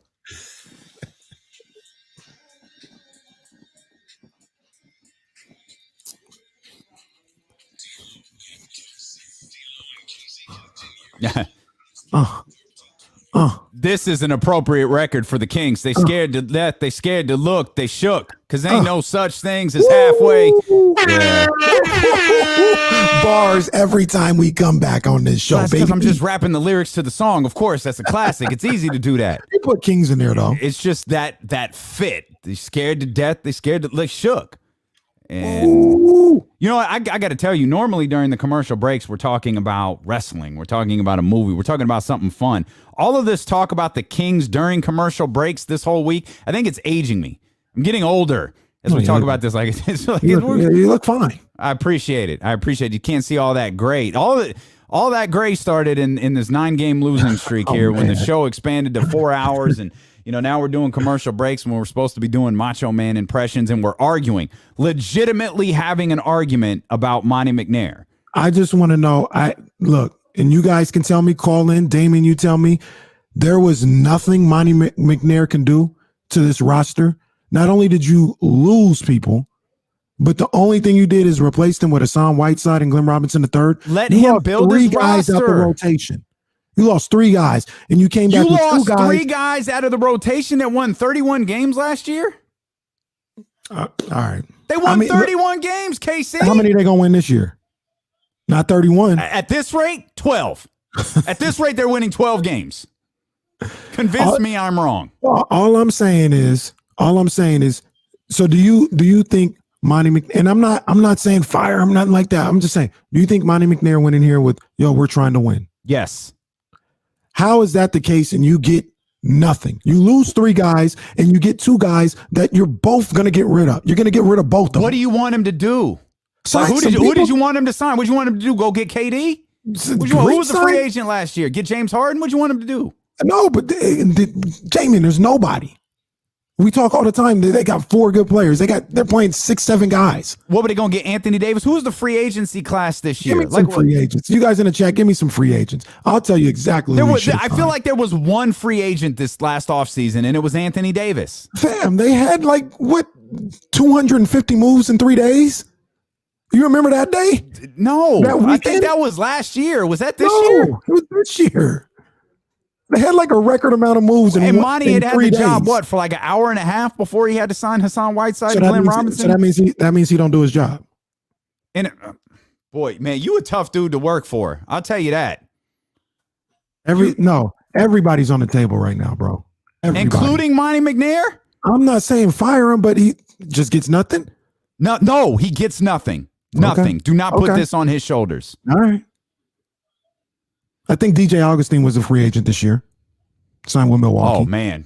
70-win season right there if they had signed DJ Augustine. DJ Augustine better than, who's better than anything they got on the bench right now? The one I'm mad about is Kent Bazemore. Why the hell we could have found a way to keep Kent Bazemore. That's what I would have liked to have seen. Of course, Kent Bazemore at the time was like Sacramento or Golden State, a Golden State team that at the time he probably thought was going to be in the NBA Finals or certainly competing in the conference finals or a top 4 spot before they lost Klay Thompson. That's actually one that I don't blame him for, because I agree with everybody else. I would have loved Kent Bazemore, but that's a losing battle right there for Monty. You got the Warriors, you got the Kings. Kent is going back to Golden State. So who's he winning over? That's what I don't understand. Is you keep saying he didn't do anything. Who's he going to win over? If he can't win a guy who was here, who's he going to win? I just gave you DJ Augustine. Who gets the most heat on this entire roster right now, aside from Buddy, the Bagley? backup point guard, Kojo, and you trot him out there instead of signing a guy like DJ Augustine. You a cold dude, man. You a tough dude. You a tough dude to work for. Hey, they're in the chat talking about Kenny needs to just admit Luke is garbage. Damian, how many times have I said if they leave Luke in Detroit, I could care less? Yes, I could care less. All right. It's not about Luke. But at the same time, you got to be real with yourself. If he doesn't have a good roster, what do you expect of him? If this roster is no good, what do I expect of this team?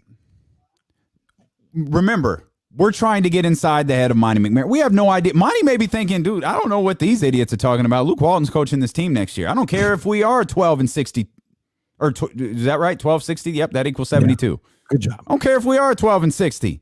Luke Walton is coaching this team next year, and I am going to work to put together a competent roster. But here's my problem. Actually, it's not my problem. Here's my question, if you will. Mm-hmm.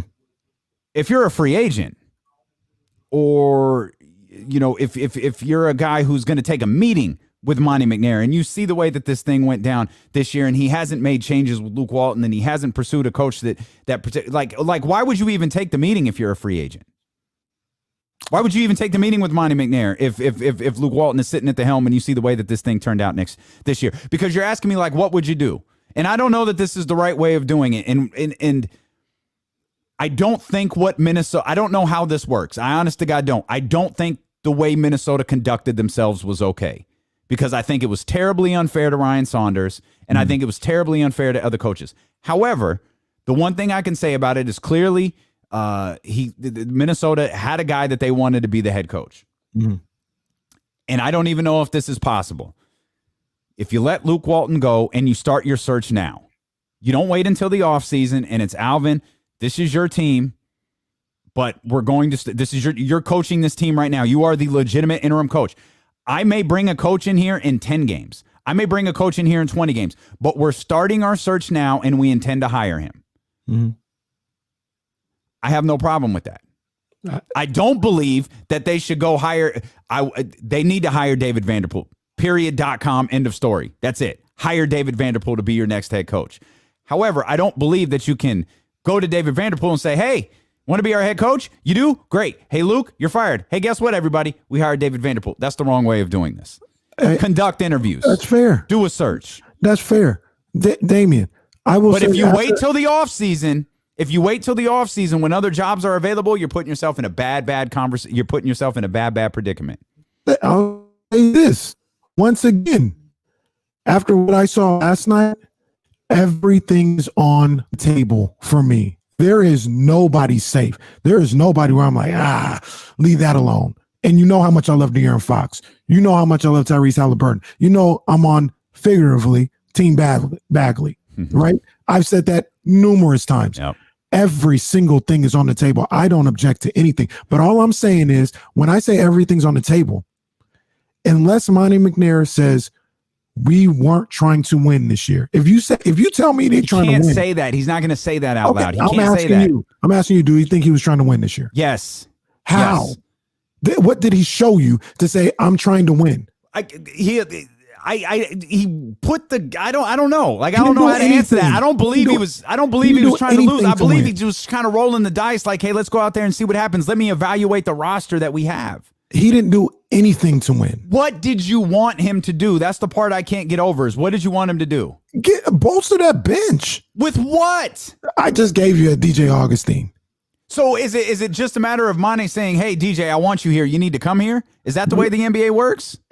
Go and do something. It's kind of a two-way street. You came out there with Glenn Robinson, because obviously somebody can come here.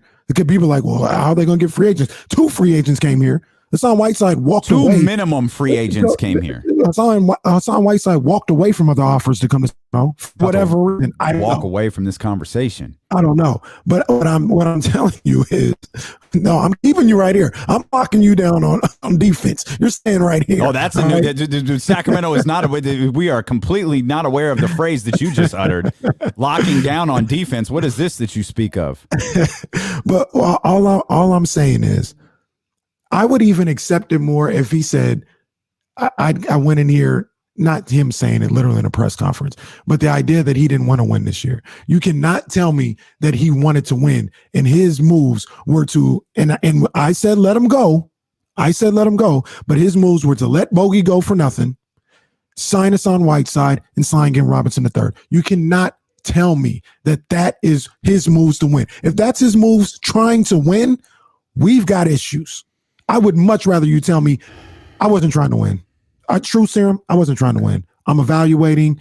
I kind of hope that we get a high draft pick because I think that's the philosophy of us getting better. And that's if you believe trying to win, and that's what it did, we got issues. I want to go to Trent here in 1 second, but I want to read this post from Bryant West. Vanderpool doesn't change that this is a bottom 6 roster in the league, and I doubt any realistic options that McNair could have done this last offseason, aside from keeping Bogey, would have changed that. And what a disaster keeping Bogey would have been. Yeah, I ain't for that. I wouldn't have kept Bogey.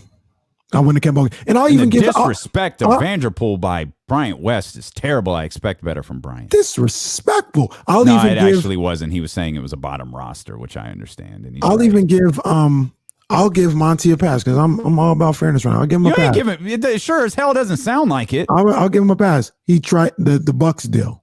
That was out of his control. Yeah. Okay. That was out of control. That's something that he tried to bring in, something that would have made this roster better, would have gave them better options, flexibility, and that's something that he had no control of that went bad. But like I said, if the argument is, yo, I'm not trying to win this year, I believe that, I'm cool. That also arises, that brings other questions to the forefront of you can do whatever you want as the GM. But if you're saying I'm not trying to win, how can you fire Luke Walton?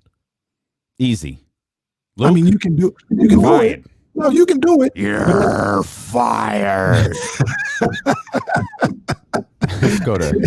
Let's go to Trent. You finish that in a second. 916-349-1320. I don't want Trent to hang up on us. Trent, what's good, man? Hey, what's going on, fellas? How y'all doing? We good, man. What's up, Trent? Man, check this out, man. The GM is doing a great job, bro. I'm telling you, a great job. He tried to plug some holes, man. He only got the job, few months ago? Give him respect. The day before last. How did he try to plug holes? But listen, you're not gonna fire Luke because you just got the seat. You gotta go find the coach. So you're gonna let Luke mess this whole year off. Let everybody do what they do. I'm gonna plug a couple of holes, and then the next year I'm gonna throw one of them out. What holes did he plug? What holes did he plug? Whiteside. I'm talking having a big guy. It didn't work out. They were to get rid of him.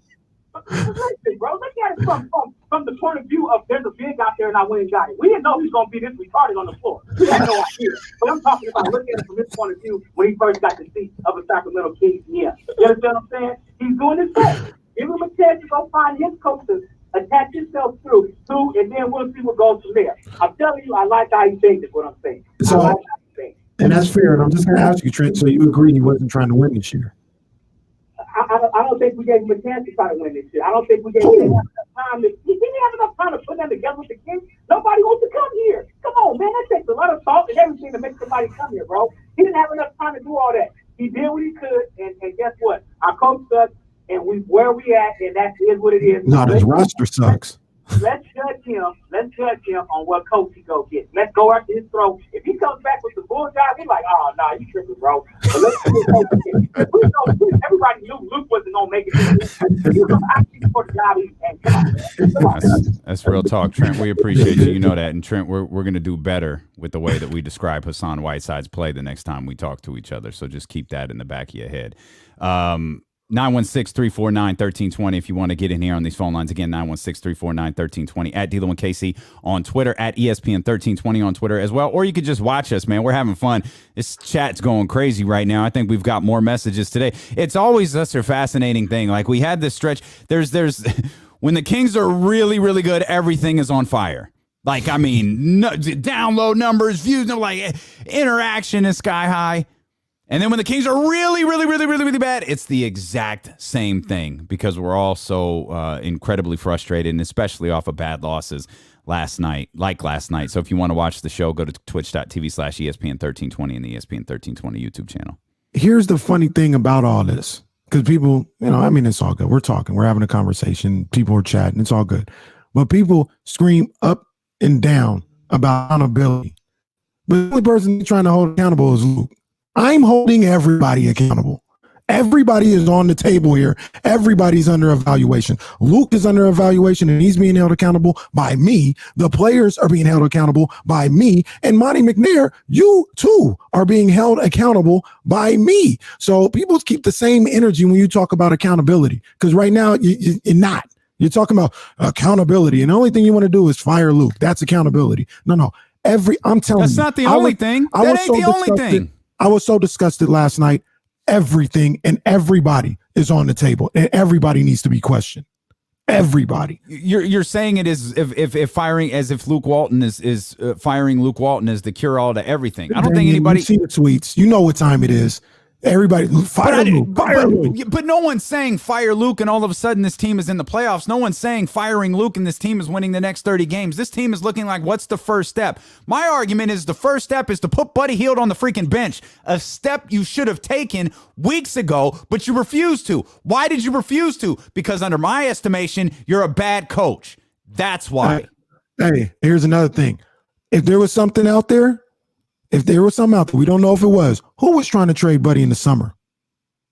Who on this radio station was saying, get him out now? Oh, you were trying to give him away. Now you're trying to waive him, for God's sake. Now you can't give him away. That's facts. I said before, man, just get whatever. Get him off the books. Luke Walton. If there was a deal, it should have been made over the summer or over the Thanksgiving. Maybe there wasn't a deal to be made then either. Maybe there wasn't. That's fair enough. I'm just saying, if there was, that should have been done then. But yes, I agree with you. Bench him ASAP tonight. That's my issue. That's where I look at, like, man, what is Luke doing? Like, what all of a sudden are you Dave Yeager all of a sudden? Where no matter what the rookie does, you're not going to start him. This is exactly what we saw from Marvin Bagley his rookie year. He killed it. Mm-hmm. Ain't gonna start him. We don't start rookies. He didn't say that, but that was always the line. Dave Yeager doesn't start rookies. He makes them earn it. I'm sorry, what? What did Bagley do that he didn't earn it? Stupid, man. 916-349-1320. Is this TJ? TJ, what's good, man? Fellas, how are you doing? Good. All right, man. I had a quick rundown for my man, KC. Yes, sir. I'm going to give you two players, and you tell me who you prefer, okay? Okay. We're going to go player A, scored 6.5 points this year on 45% shooting, 2 rebounds, and 2 assists. Mm-hmm. Player B, in 19 minutes, scoring 6 points on 34% shooting with 1 rebound and 3 assists. What are you going for, A or B? Probably going for A. I don't really like these things, though, but I'm probably going for A. I'll play along. Yeah. A is our man, Corey Joseph, and B is your boy, DJ Augustine.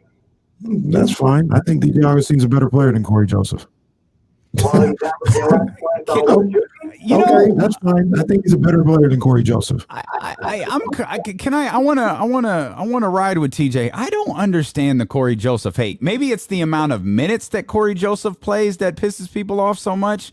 But I don't think Corey Joseph is a terrible basketball player. I don't think he's terrible either. I think there's not anything else on that bench. I just threw DJ Augustine out there, right, as a player, not necessarily like go sign it. Like that bench is awful.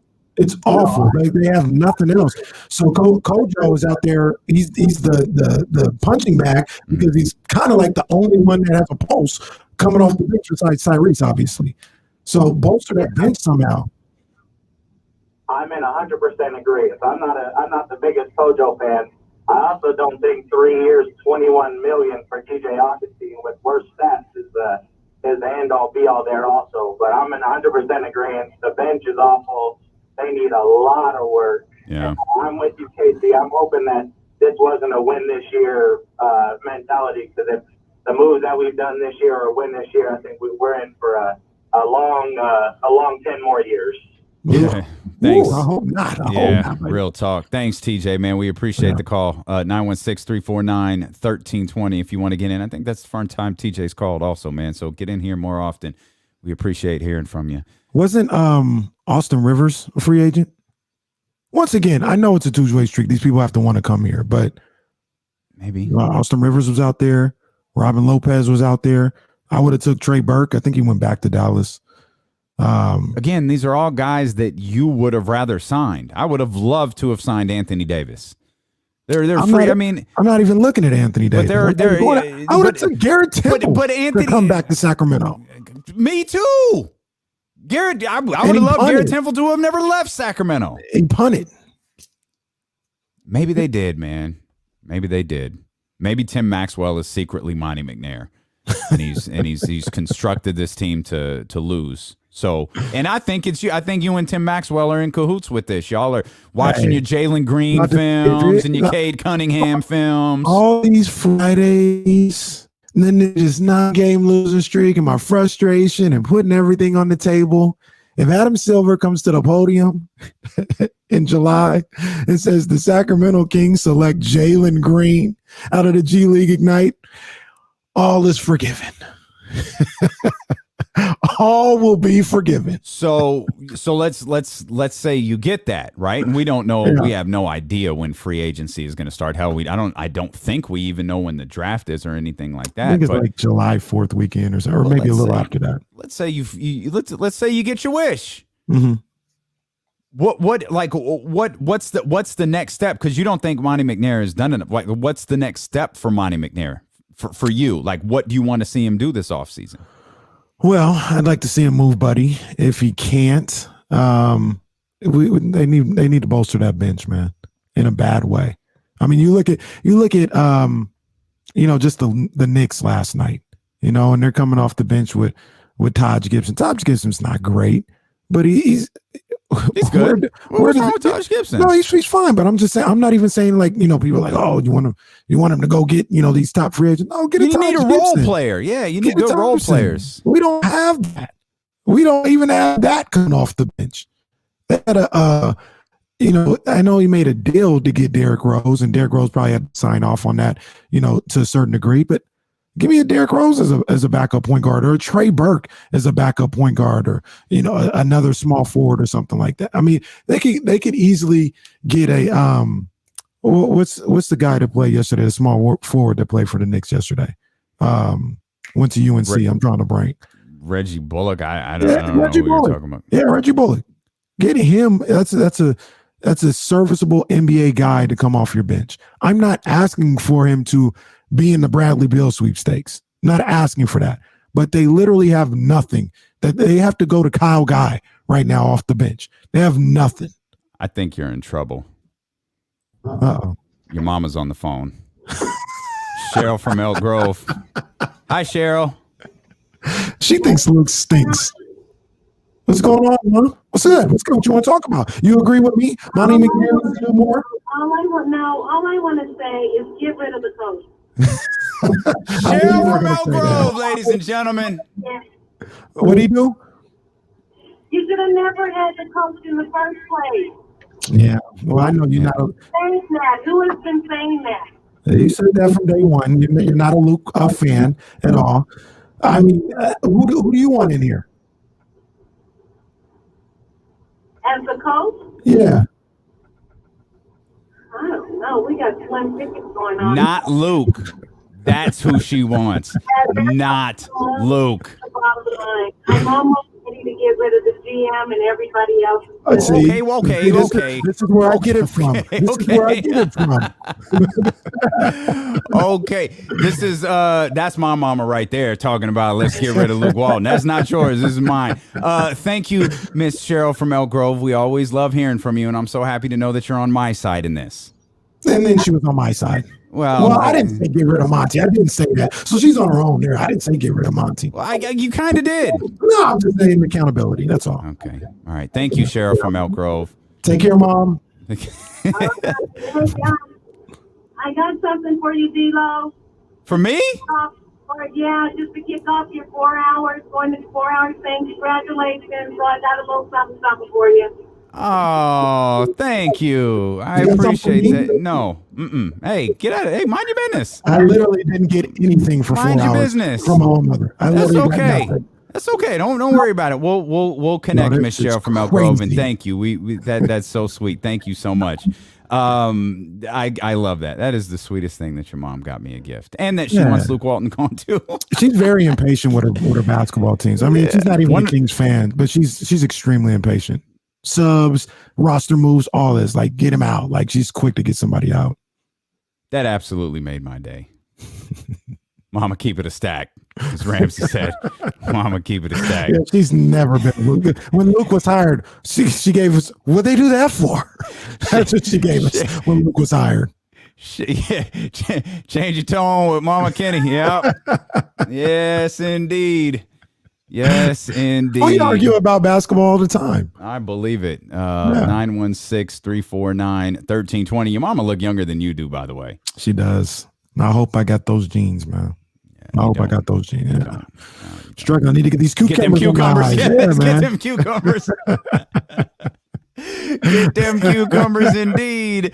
Marshall Harris, I'm sure has some fantastic beauty tips given how much time he has to spend on television. He's going to join us here in a couple of minutes. There are a couple of other things that we want to talk about here. I guess we'll get to them at some point. Brooklyn winning 8 in a row. I know that's not really a big deal. The Kobe Bryant logo thing is Kyrie Irving got to the podium yesterday, talked more about that. I want to send some roses to my girl, Renee Montgomery, and everything that she has done over the course of the last 8 or 9 months or so, and a change in ownership in the Atlanta Dream, and a friendly reminder that the Sacramento Kings, or that the Sacramento Monarchs, should be back here in Sacramento, and we need to make that happen as soon as possible. We need to start that petition or whatever it may be. But we're going to talk with Marshall Harris next here on Sacramento's #1 sports station, ESPN 1320. Oh, yeah. Cole, my bad, Cole. That's my bad. We got time, Cole. We got time, man. Yeah, we got a lot of time.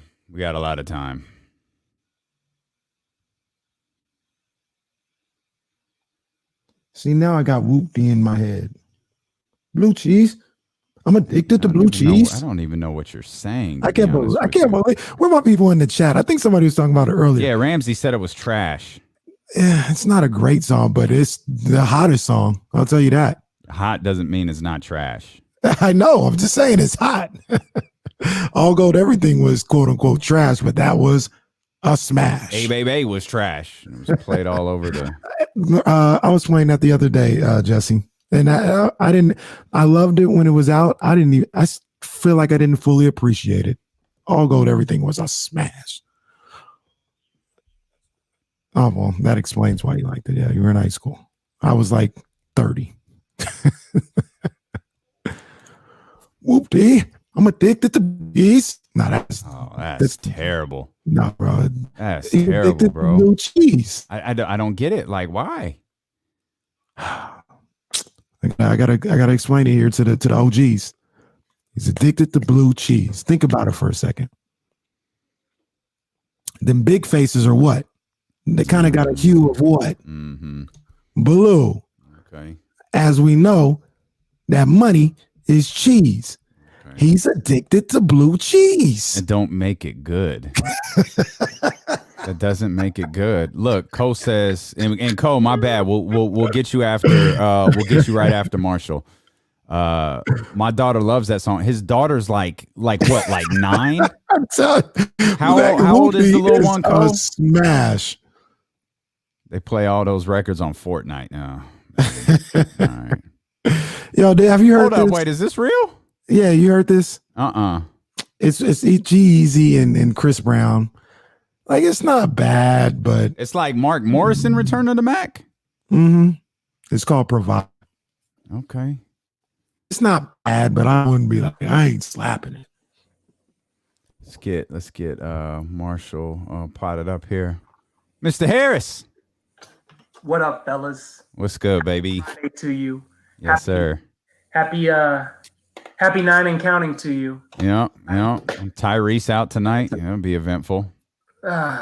Just happy days, man. Focus on the positive, man. Y'all doing a great radio show. You're having fun with your friends and family here in Sacramento. People are tuning in to hear what KC and D-Lo have to say about things falling apart.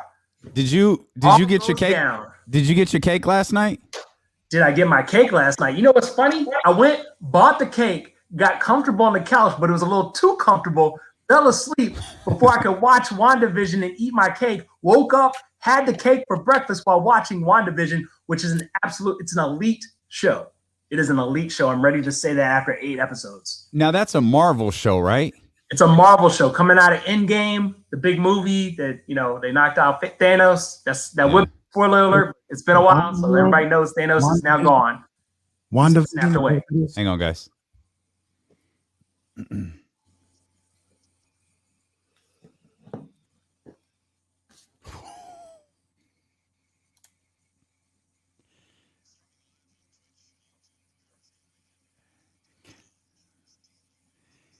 Kenny, you look confused. You don't know this record? Well, I can't hear it. Oh, you can't hear it. Oh, that's right. Okay, we had to make the switch. You couldn't hear it. I was wondering why you weren't reacting. I was like, yo, KC don't know about the Ghetto Bird. What did DJ Jesse come with? Like he came with Ice Cube, Ghetto Bird from the Lethal Injection album. He's in the crates. He Googling something. He don't know these songs. I think so. Yeah, I think so. Let's bring in Marshall Harris, the sports director of CBS 13 here in Sacramento. Marshall, my brother, what is happening? Not much, man. I'm hungry because I put on this waffle. I've been hungry ever since. Well, you're hungry because you ate cake for breakfast. I am hungry because I ate cake for breakfast, man. Fell asleep, trying to stay up to watch WandaVision. It drops at midnight, going from Thursday to Friday. Could not stay up because, age ain't nothing but a number until you actually get to that age and you realize it's more than just a number. But I got up, had my chocolate fudge cake from Rick's Dessert Diner. Shout out to Rick's. They keep it sweet and good. And I watched that. It was much more intriguing than the basketball game I happened to parse through last night. Yeah. Roscoe's is greater than Waffle House. I agree. It's cool. Y'all can both be wrong. West Coast Max. I got it. Waffle House is cool, but it ain't Roscoe's. Okay. That's like saying the Kings are cool, but they're not a team that's won a game in the last. Ain't nobody saying that. Ain't nobody saying that. Ain't nobody saying the Kings are cool. We put a clip out there several weeks ago when you joined us and said, how much credit does Luke Walton deserve for this team winning 7 of 9? Times have changed over the last couple of weeks, but the question remains the same. We'll just change the word credit to blame. How much blame? And I feel like I know your answer. How much blame does Luke Walton deserve for where the Sacramento Kings are at? He deserves the same amount of blame that he does credit. I was really hoping you were going to say adequate. He deserves an adequate amount of blame. Adequate is the right word. You're right, adequate.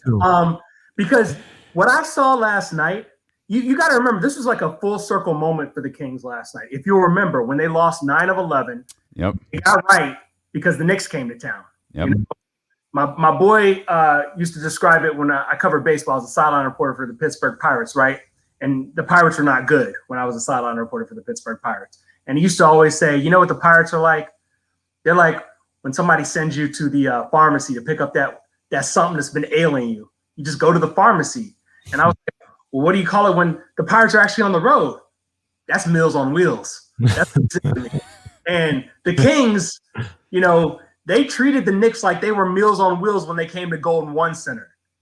Very different story. It was such a sharp contrast. If you look at that game in which they held the Knicks, the worst offense in the NBA, to 94 points, and you're giving up close to $140 at the Garden, it was stunning to me how poorly they looked on defense. And Luke Walton, he's got to take some blame. Like, why are your guys not ready to execute the game plan? It's not just about putting together a game plan. It's about motivating your players to play at a high level.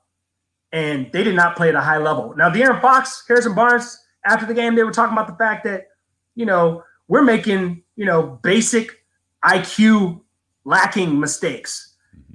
Plus the energy and the effort aren't there. You add those two things together, you're going to lose every single night when you play in the NBA. You are. Yeah. I agree with everything that you said, except for making sure these guys are ready to execute the game plan. I mean, aside from like running a practice or something like that, like these guys are professionals, they're grown men. They don't need no coach to make them ready to do what they're supposed to do out there on the floor. That's one thing that I just don't buy that a lot of people talk about. I agree, Luke, you're the CEO of this situation, so you deserve your share to blame because of what's going on. But as far as being ready and being mentally focused, I mean, that's on them.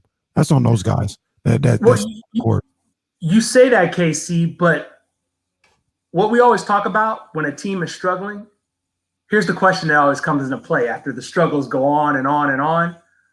Maybe they need to hear a different voice. Maybe is what the coach or the CEO saying, is it not resonating with the people that he's trying to reach? Because how do you describe someone giving a message, you taking the message, and then not running anywhere with the message? Is that fair? That's fair. But what I say to that is that's more of an indictment on the player than it is on the coach. You look, these guys, like I can't, and I'm not saying you're doing it, but I can't get these guys no pass. You guys are, like I said, grown men, professionals.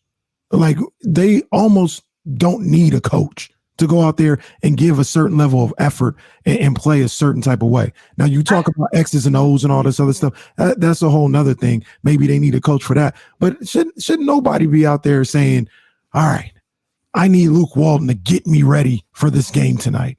Please. I agree with your sentiment, but I disagree in that that's not how the world works. It doesn't matter the kind of job you're working. We've all worked with people who were slackers, or we've all worked with people who are like, they're not having a great day. You might not even know why they're not having a great day at work, but they're clearly not getting the job done as either A, they're expected to, B, their coworkers or management is accustomed to them doing, or C, it's just, I don't really care today. Like, so you got to figure out which one, what category do these kings fall under? I can't believe they want to lose. They want to. They don't want to be a laughing stock. They don't want to have the longest losing streak in the NBA. Shout out to the Houston Rockets. You got to figure out what is it that you're trying to do. And my problem with this whole thing is they've tasted success. They knew what it was like to win games. So what is the problem then? And every time I ask that question, and trust me, myself, along with other members of the local media, have asked it over and over, Groundhog Day-ish again. We get kind of the same answer, like, oh, we're trying to figure it out. We just got to be locked in. We're searching for we just got to play better. Like, but at some point there has to be an accountability level, and that accountability level, it starts with the players, but it's the coach's job to hold his players accountable. Yeah, that's fine. I mean, I get it. I just think when I look at this team, I don't think they want it enough, and that's not like that imaginary thing. Like they don't want it. It's not that. But Marshall, you understand this. Damon, you understand. It's not easy being good. Like it's not easy. It's hard work. And in the context of what they're talking about, like on the defensive end, like to stay in a defensive stand, stay mentally locked in defensively, 48 minutes. That's not for everybody, obviously. Else everybody would be a great defensive team.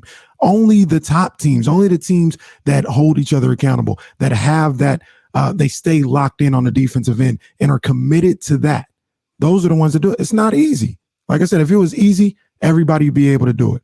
Right now, they can't do it because they cannot stay locked in, hold themselves accountable, and hell, stay in that stance for 24 seconds. You know what I'm saying? And to kind of go off your point, KC, who among the players is getting in another player's face and being like, yo, what's the deal? I can watch a video of Luke punching a clipboard on the sidelines all day. That's not going to solve the problem.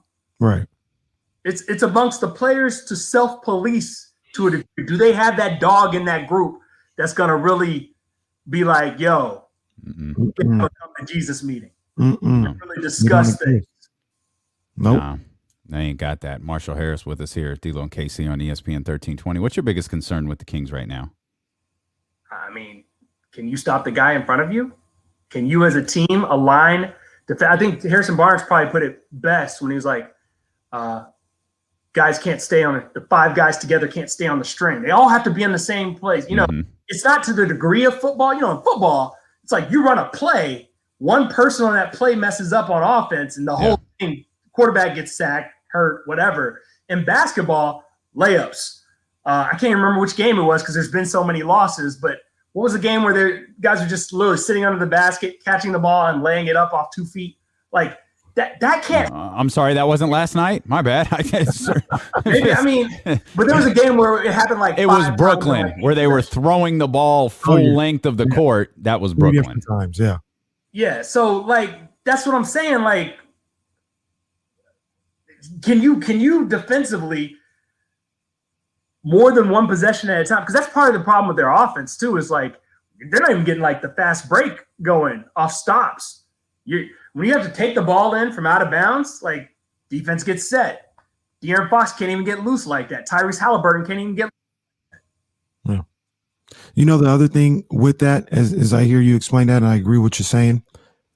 Another thing about holding people accountable is if you do that, if I'm just about a random player, if I'm Kyle Guy, and I'm willing to, if Buddy Hield messes up on a rotation, yell at him and be like, no, you need to be here and all this other stuff. That means I need to be on point at all times. And once again, that's another level of commitment that, I mean, I don't want to put myself out there getting on this guy, because if the heat comes back on me and I'm not doing what I'm supposed to do, I want to be able to lay under the radar. Like I think that's one of the reasons why somebody not going at another player. You know what I mean? You got to be able to say, I'm going at you because while it may not be perfect, I'm doing everything that I can to make sure I'm where I'm supposed to be. And if I'm not, I want you to get at me the same way I get at you. You know what it is? It ain't that. They don't want that smoke. They don't want that smoke. That's what it is. You got to invite the smoke, Marshall Harris. And if you don't want it, you're going to be quiet. Well, here's the thing. What you guys do, I know one soundbite, one post-game quote you guys remember, when Buddy Hield last year was getting benched because of shaky defense. He said, I'm not the only one not playing good defense out here. I think that rings true. It's not just like one guy.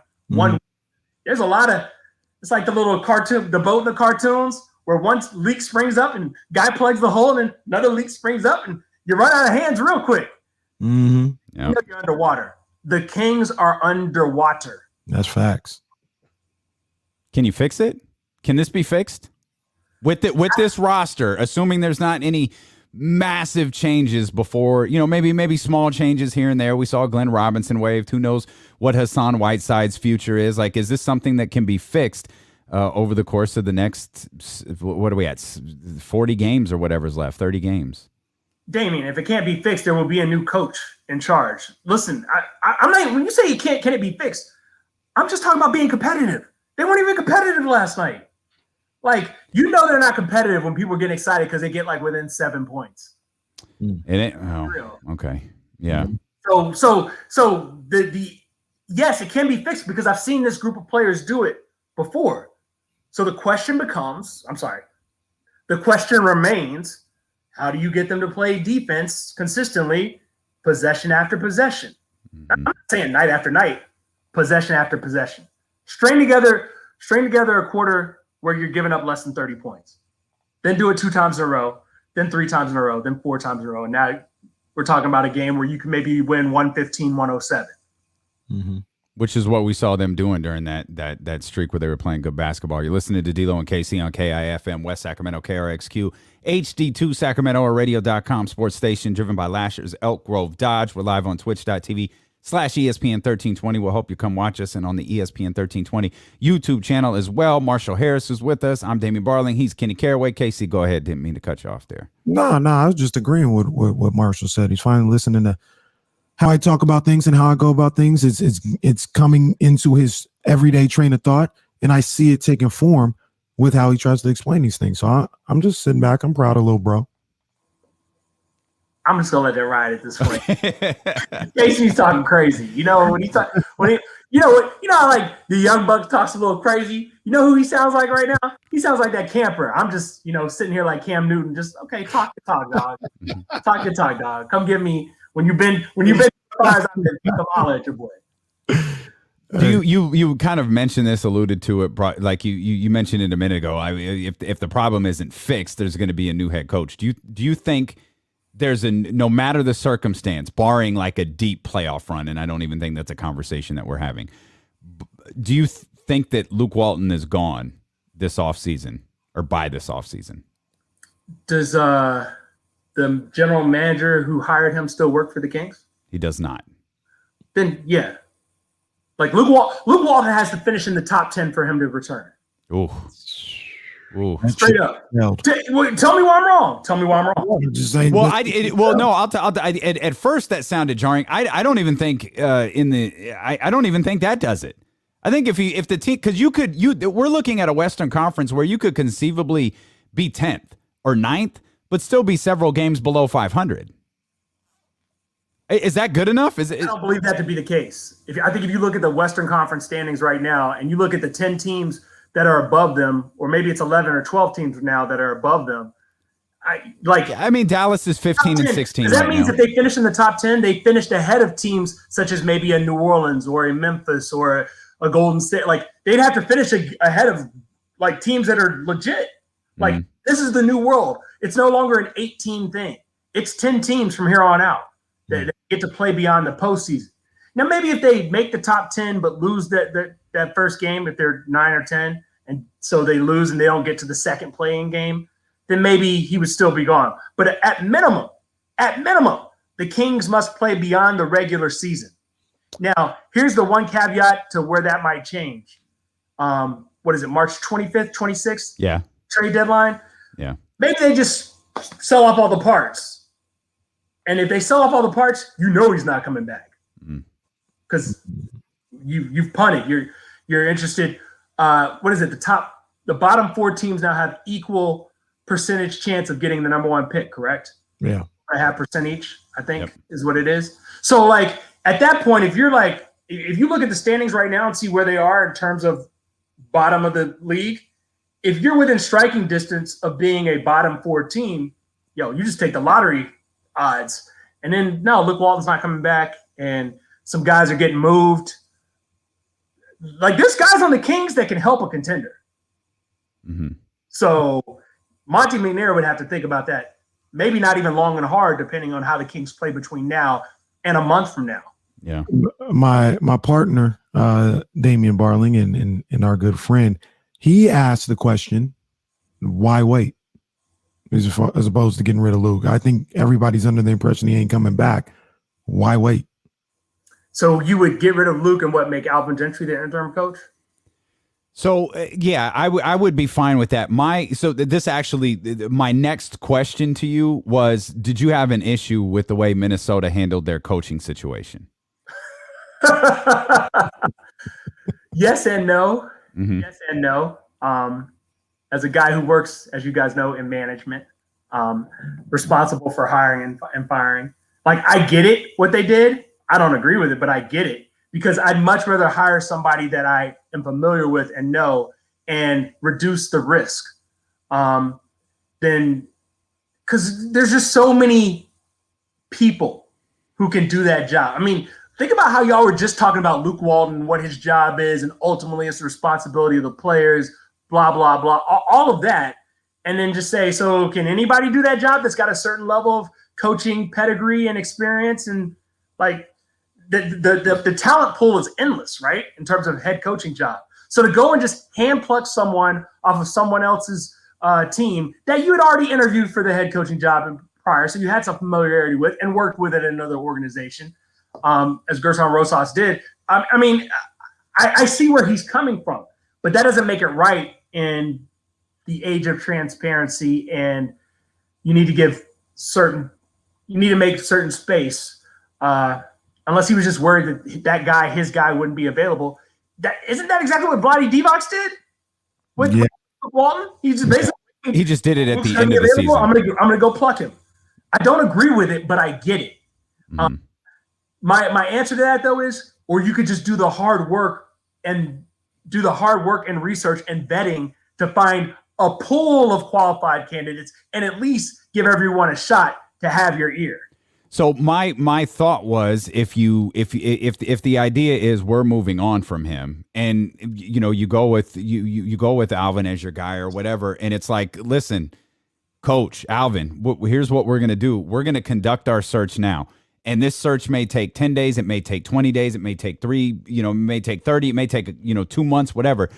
But you don't do it with the proclamation, okay, Alvin Gentry, you're going to be the head coach for the rest of the season. you're the head coach while we conduct this search. Are you good So a with true that? interim head coach. Absolutely. A true interim head coach. And then if you hire David Vanderpool or whoever you wind up hiring, that coach has the opportunity to come in here and coach the last 10, 11, 12, whatever, and he could coach out with the staff that's here. I don't really know how all of that works out. It's why in season coaching changes are rare because of the difficulty that comes along with bringing a staff. And it's not like you can, or at least I assume you can't, go pluck guys off of different rosters that you want during the season, unlike you could probably do in the offseason when you get a team's permission to take a coach to come with you and join a new staff at a potentially higher level. The only way not the only way, but one way I would agree with that sentiment is if they do sell off whatever at the trade deadline and just say we're tanking anyway. It doesn't really matter who's coaching this team. But if we can get our guy that we want in place before we have to worry about somebody else hiring him. That's what I'm worried about right there. That part. When you say that's what you're worried about, how much is the coach going to make a difference? Back to KC's point a few minutes ago. Look, based on what the roster looks like, based on what you have, based on the way they're playing and talking about responsibility, how much is the coach going to matter? In terms of success this season, I don't think it does. I would say beyond the season, even like next season in general. Well, these things have to go hand in hand now.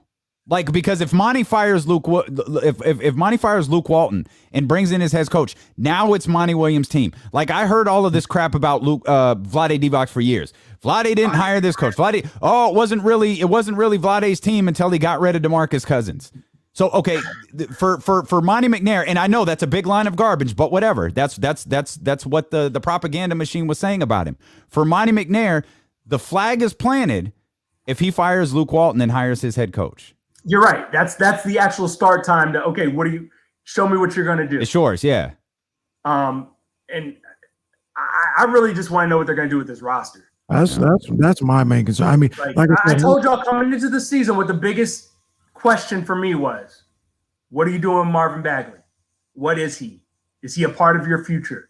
Is he a cornerstone of your future? Or is he just a guy that happens to be like, you can go, I don't want to, but you can go back down the list of all the lottery picks the Kings have had over the last decade. And I don't even need to say anything. It's a lot of guys that are playing elsewhere as journeymen or out of the league. Right, exactly. Marshall, I'm not gonna say coaching doesn't matter, because it definitely matters, but I'm more concerned about this roster. And I agree. You can find a coach a lot quicker than you can find guys to play and take you somewhere talent-wise. Coaches will tell you their ability to coach is only out there and for everyone to see when they actually have talent on the roster. Just simple as that. The reigning NBA champion head coach got fired twice. You know what I'm saying? Like, if you don't have the horses, it ain't gonna matter. And a lot of people talk about that as me caping for Luke or defending him or anything. It ain't really about that, because like I told Damian before, they could leave Luke in Detroit and I could care less, to be honest with you. But he don't have the horses, and he more importantly, he doesn't have a roster of guys that are tough enough mentally and physically to be able to do anything in this league, in my opinion. And that goes 1 through 12 or 1 through 15. I've seen it from everybody. I've seen Fox getting cooked. I've seen Rashawn Holmes getting cooked. I've seen Marvin Bagley get cooked, Buddy Hield. All these guys, they need to figure out, they need to do some soul searching as players, as individual players, and figure out what they need to do to help their individual careers at this point. Because right now, this is on their resume. Did you guys say that Tyrese Halliburton was out tonight? I think I'm. Looks like it. Well, it's weird. He's doubtful. He's expected not to play. All right, because I think part of me is like, we haven't even seen like that healthy roster lineup shuffle, like putting Tyrese into the starting lineup maybe and seeing if that could shake things up a little bit. But obviously, we're not going to see that tonight. And there's only 3 more games after today in the first half of the season. Mm-hmm. But Luke Walton, it's desperation time. You got to shake things up. So my question is, how can he even shake things up right now if Tyrese Halliburton's not playing? Like, Daquan in the starting lineup. Daquan for Buddy. Daquan for Buddy.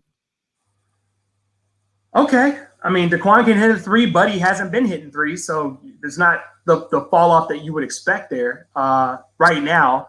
Maybe get right, but and you know what? My first instinct was like, well, will Buddy check out? It doesn't really matter. Don't matter. It doesn't really matter. We're past that point. We're past that. Yeah.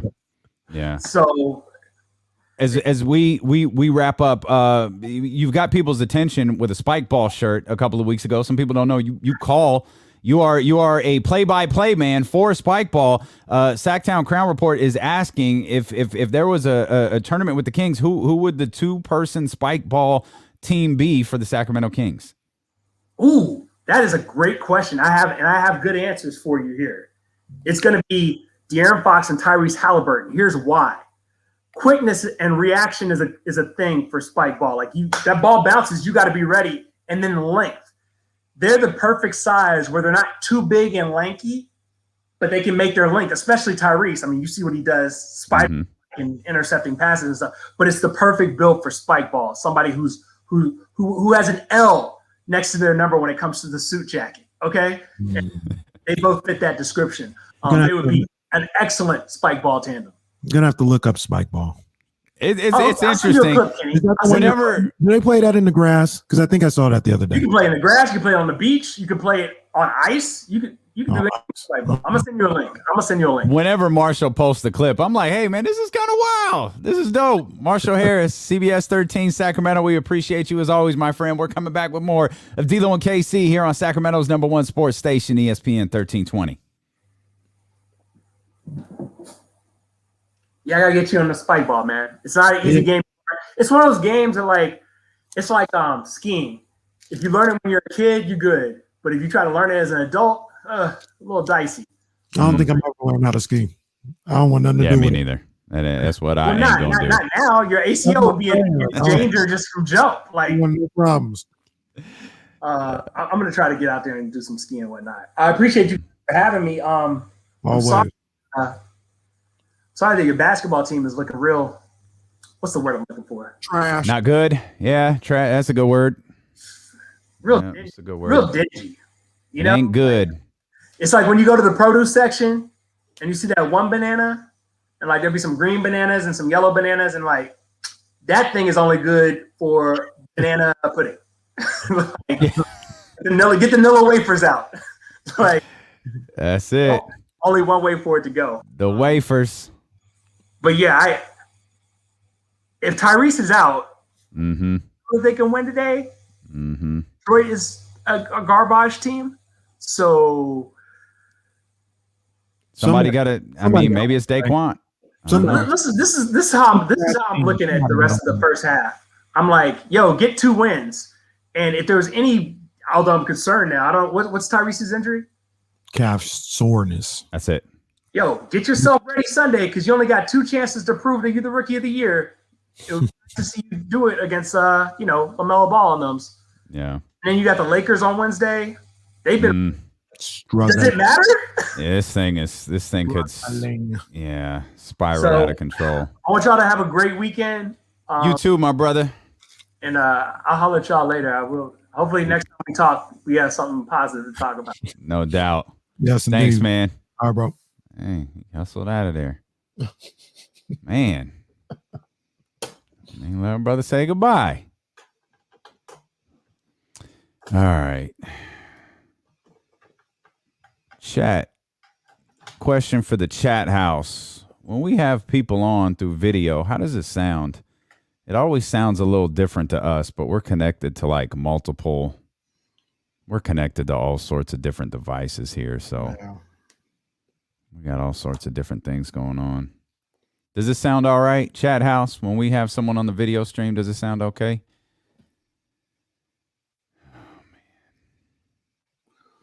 Going at the Quan. Marshall's sound was good. Okay, Roddy.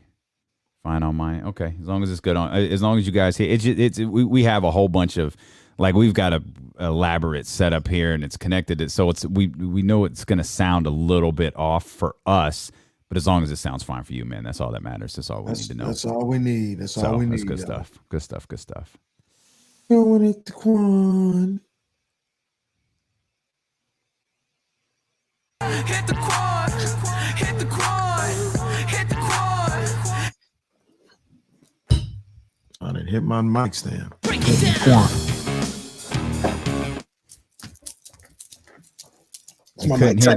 You couldn't hear the Kendrick Perkins soundbite earlier. I know why. That's my bad. I know why you couldn't hear it. So we were just laughing hysterically. They couldn't. Well, hear the me. radio could The hear radio it. The heard radio could hear it, but yeah.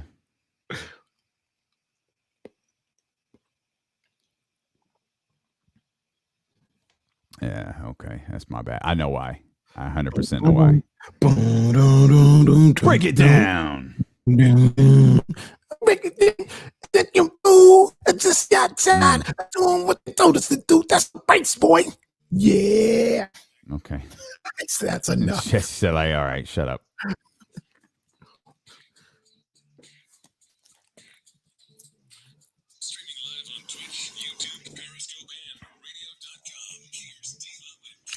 Ain't no fantastic voyage here today, boy. I tell you that right now. Not gonna lie.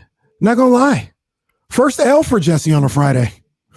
You ain't Not a Coolio fantastic voyage guy. Hey, Coolio, you listen back to that song. His bars are trash. That's a little poppy. Come along, let's take a ride. It's just, I mean, it ain't better than Lakeside, but it's all right.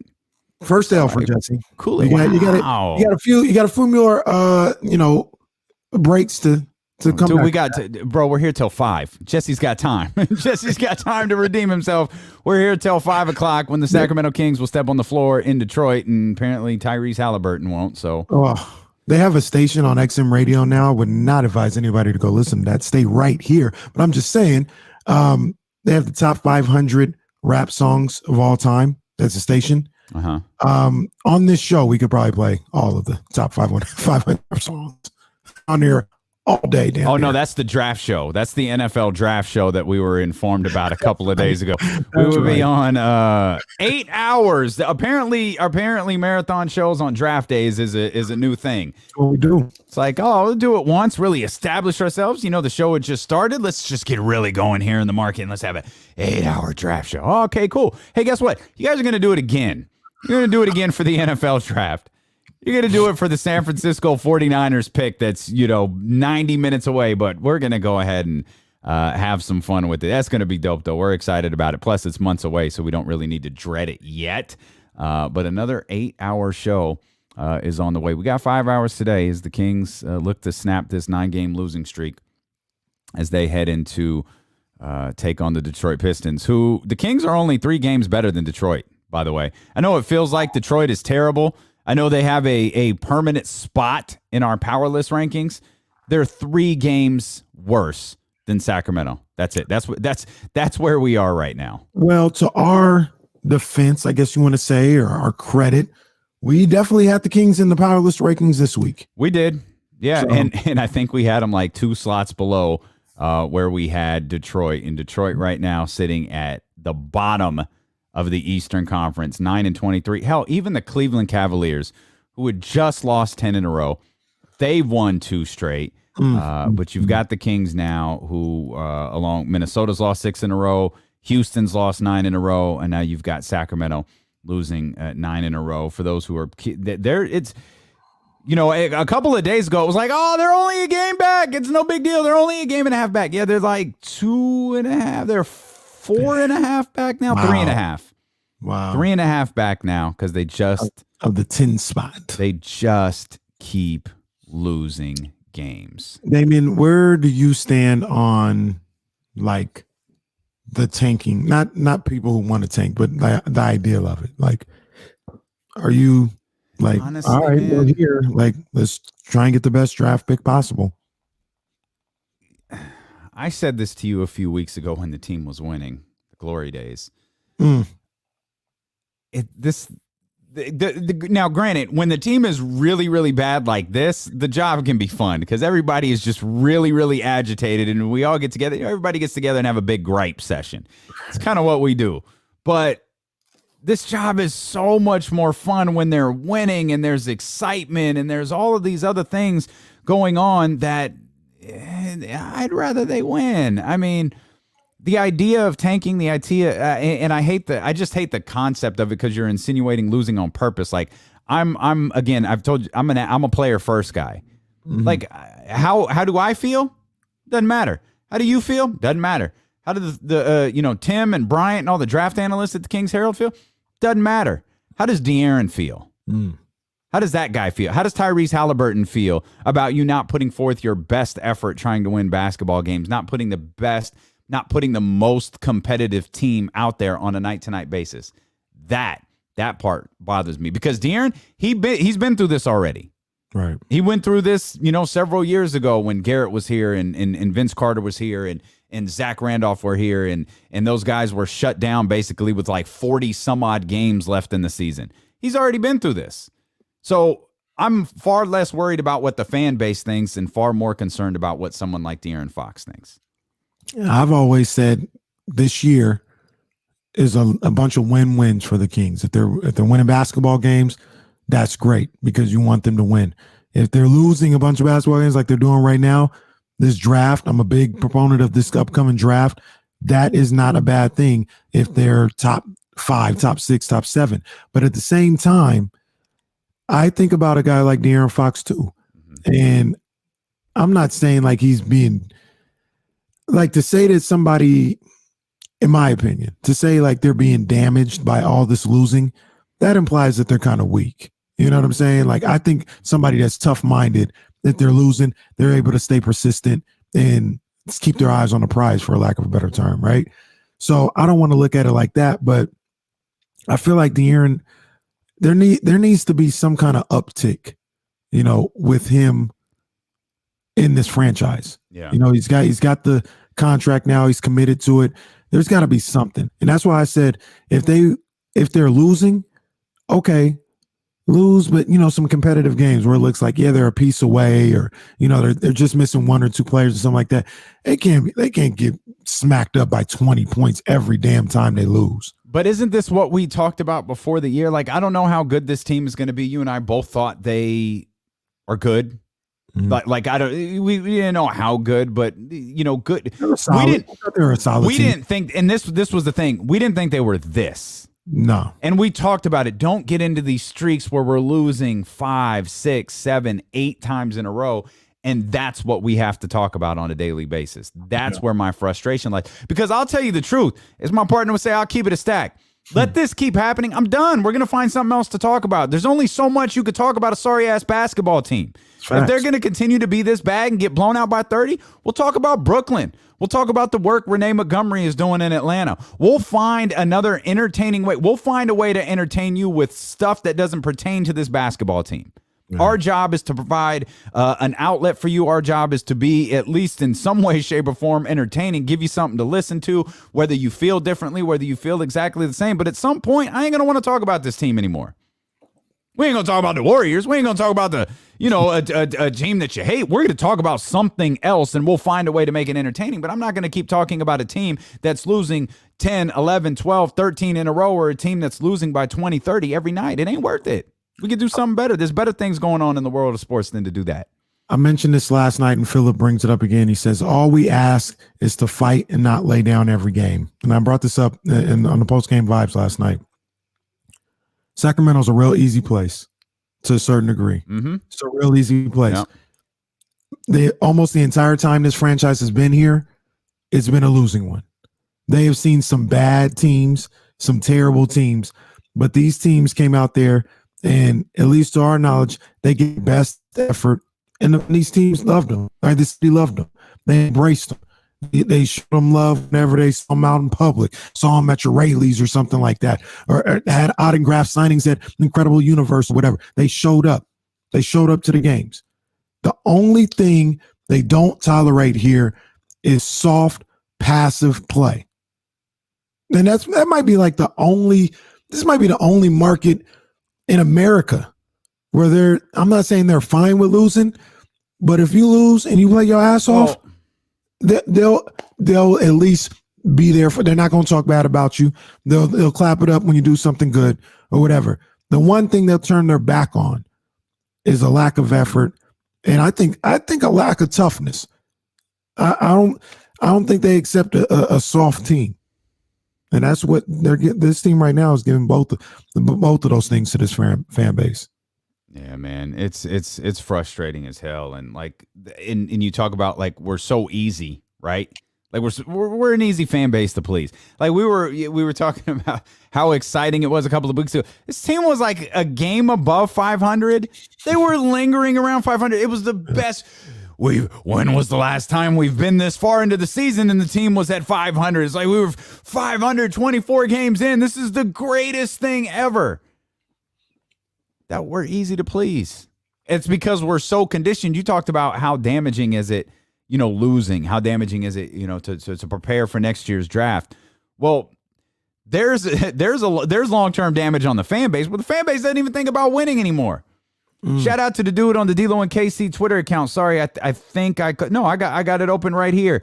He's having an exchange with Marshall, my man Nolan. He's like, well, as a Warriors fan living in Sacramento, listening to Kings radio, like, boy, you guys should tank and do this. Yeah, Nolan, we know. You know what happened the last time the Kings stunk and had the worst record in the league? They got the worst possible draft pick they could have gotten in that draft. It was the Blake Griffin draft, but it wound up being the Tyreek Evans draft for the Sacramento Kings. And that's what happened the last time the Kings stunk this bad. Yeah, we understand what tanking is. We understand how this works, Nolan, and we appreciate Warriors fans chiming in, telling Sacramento Kings fans how they're supposed to feel a certain way. Right. We've been through this, bruh. You've been through this too if you didn't have those 5 championship appearances in recent years. You would get the struggle a little bit more, but you had your palate cleansed. Kings fans haven't had their palate cleansed. No, we stuck here. It's just a salty-ass losing taste in our mouth. It's rough out here, man. It's rough because, like you said, we want to see a team that's competitive, a team that has a shot at winning. And right now, the way this team played the other day or last night, they don't even give you the feeling that they have a shot. Like they feel like they have no chance. What was I talking about all week? Well, all right, they've been battling injuries. They're getting the guys back. Played well against Brooklyn with all their guys back. This is more so what we expect from them. When they're healthy, they got a shot. Then they go get blown out by the Knicks. Give up 140. Yeah. Come on, man. That's. Is it my imagination? They were never in that game last night.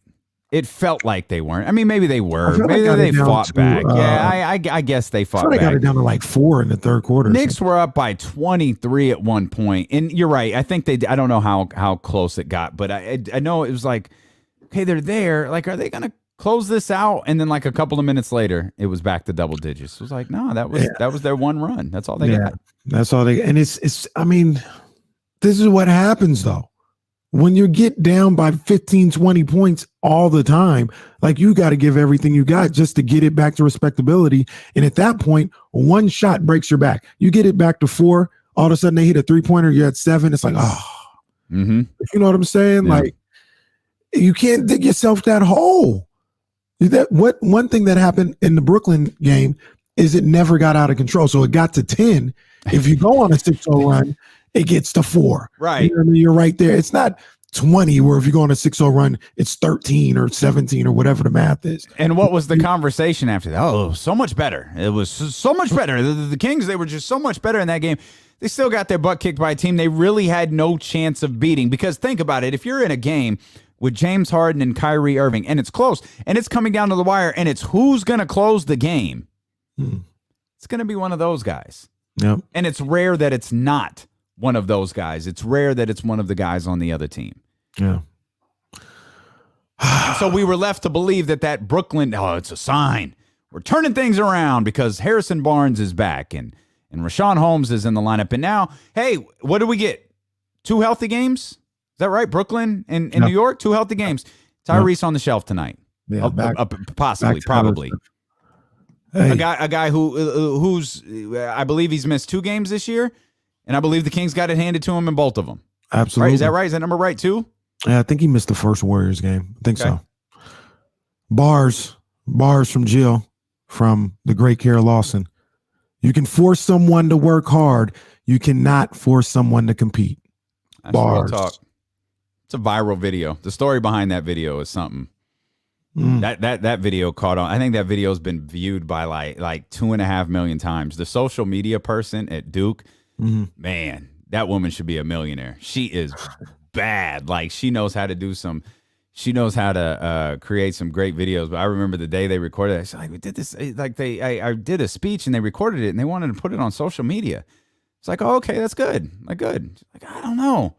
It's like, nah, like, do it. Like, that's part of the work. Like, our radio show isn't a radio show. We're on YouTube. We're on Twitch. Like, you've got to embrace, like, these things.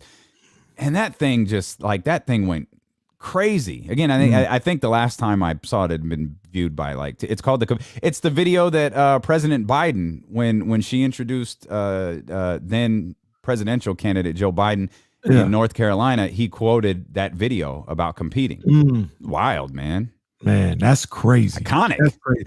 It reminds Sacramento me. Monarch, legend. Bring him back. Please. Bring him back. Yep. Friendly Bring reminder. back the Monarchs. It just reminds me of, like, the old adage of John Wooden: never mistake activity for achievement. You could be running around like a chicken with your head cut off. That don't mean you're actually achieving anything. So, like, I see that a lot with the Kings. Like, they'll run. Buddy Hield, for example. And I know this seems like we're piling on Buddy, but we could pile on all of them. It ain't exclusive to Buddy. Like, we could pile on all of them. We could take your pick. But I'm gonna just use him as example. He runs a lot throughout the game. He talks a lot throughout the game. Is he talking about the right things? Is he running to the right places? Is he talking about blue cheese? He's talking about that. He's addicted to blue cheese. You seen that contract? Yeah. He addicted to blue cheese. Talking about the wrong things is the point I'm making. He might as well be talking about blue cheese if he's not talking about defensive assignments. I'm trying to co-sign your point. Like, you could yell all you want to. Yeah, they're talking about whoopty. You talking about whoopty? That's what it is. What does that have to do with your defensive assignment? Wait, what does it have to do with where you're supposed to be? Why? And this is the dangerous part when you go back and watch games. Like, we were talking about it before the show, before we went live. We were watching a particular clip where, it was Rashawn. I think Rashawn Holmes was guarding somebody. I don't remember what it was. Okay, Daquan, you're right. Daquan Jeffries was guarding Obi Toppin down in the low block. Toppin was backing him up. Bagley comes over after the shot goes in the air, and I guess he tries to block the shot. Like, he's nowhere near it, but he tries to block the shot. He leaves Taj Gibson. The ball comes off the rim, and Taj Gibson is there for a dunk. The first thing I see after the dunk is De'Aaron Fox staring a hole through Marvin Bagley like, what are you doing? What did you leave your man for? At least that's how I took it. And you saw for achievement. You saw a lot of that last night. You saw it from Harrison Barnes. You saw it from De'Aaron Fox. And the fact is, when De'Aaron looks to Bagley for what looks like, if De'Aaron looks at Bagley frustrated, if Harrison looks at Buddy frustrated, I'm going to side 10 times out of 10 with De'Aaron and with Harrison Barnes. Because I'm going to believe that they were the ones who were going to make the right play and the other two weren't. Yeah. Activity for achievement. Bagley went over there and went trying to block a shot and do all this other stuff. He's working hard. He went fast over there. There was no achievement made there. No, and let's get David here. I don't want to give the other D-Lo here a pass on the chat. David Lopez, I don't think Fox gets enough of the blame. Hey, that's fine. Last I checked, Rosen quickly went off. You're 100% right. In a 9-game losing streak, you have to step up and lock them down. Derrick Rose made a fool out of De'Aaron Fox in the first quarter of yesterday's game. It was mind-boggling. Derrick Rose was in a time machine in those go back, first play of the game. The very first play of the game. Just a straight line drive. 67-year-old Derrick Rose rolls right past De'Aaron Fox like it's nothing. Easy work. No contact. I got this in my notes. Fox opening possession. Fox blow by. Bagley bad help. No contact from Fox. Easy work. Yeah. 916-349-1320 if you want to get in here and be a part of the conversation. Our man Elijah's on the phone. Elijah, what's good, baby? What's up, Hey Hicks. Yeah, what's up? What's good, big dog? I'm telling, man. It comes down to the roster. It doesn't matter who's coaching. We don't have the talent to win. And if you try to win or get rid of the coach, and try to win more games, you're just stuck in the 12th spot again. So you might as well just play the young. You might as well just play the young guys and let them learn. Y'all are really telling me that coaching doesn't matter? No, I'm not saying it doesn't matter. I'm saying in the situation that you're at right now, you need more talent than coaching. I agree. Okay. The coaching matters to a certain degree. To a certain degree. Like I said, the defending champion head coach was fired twice by two teams that went nowhere afterward. Indiana barely doing anything. Orlando's not doing anything. They fired the guy that's winning, who won the NBA championship last year. What happened? He got LeBron and AD. He ain't a different coach. He's not. Is he a different coach, Damien? No, but I'll give you an example. Elijah, you got anything else you want to throw in? Because I don't want to step all over what you're trying to do here. I was just saying, like, at this point, you just got to roll with the young guys and let them learn. Marvin's getting better week by week. I mean, lately. So let him get buckets, and I mean, that's what you can do. I mean, if you look at his trajectory in regards to points per game and stuff like that, I compared him the other day to another top 5 pick was Jaylen Brown. He was averaging 13 points a game in his third year as well. Look where he is the 2 years after that. Yeah. Really, we talked about Julius Randle. Yeah. People giving up on Marvin too quick. I mean, he's averaging 13 and 8.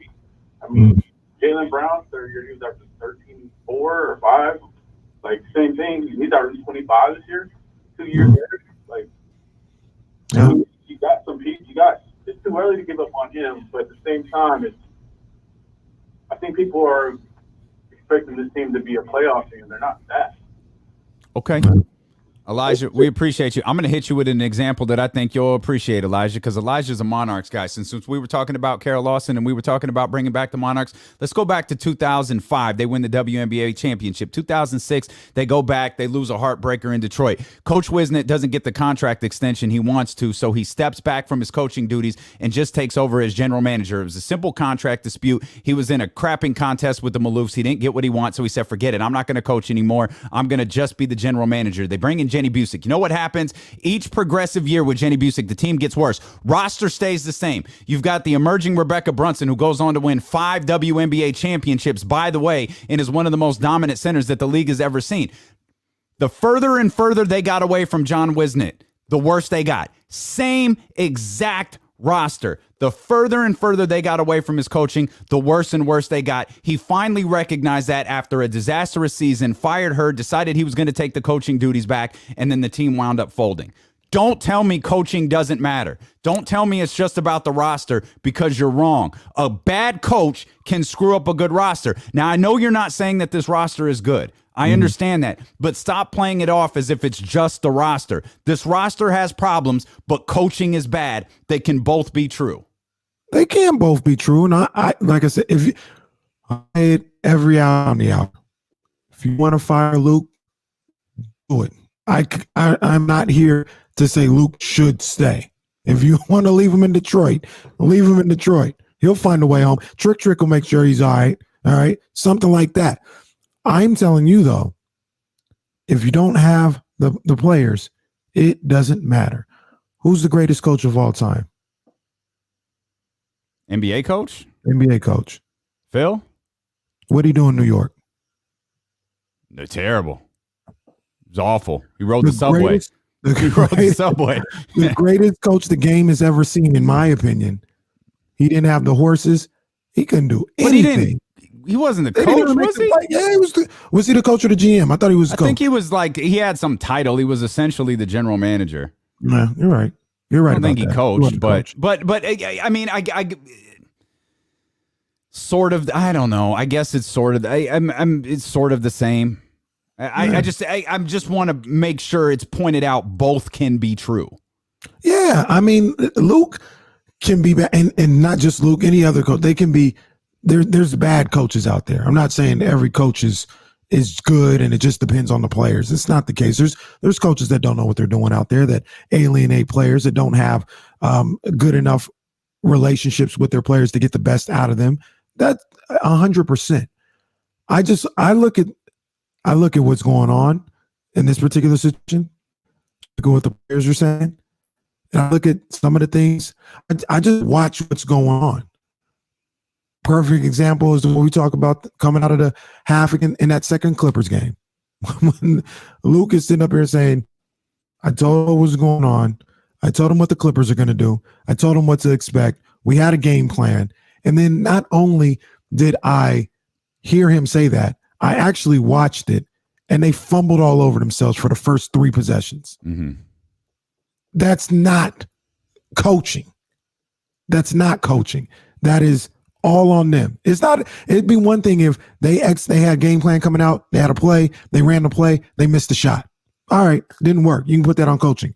They fumbled, they were soft, they turned the ball over. Everything that he told them was coming came, and they didn't handle it. Yeah.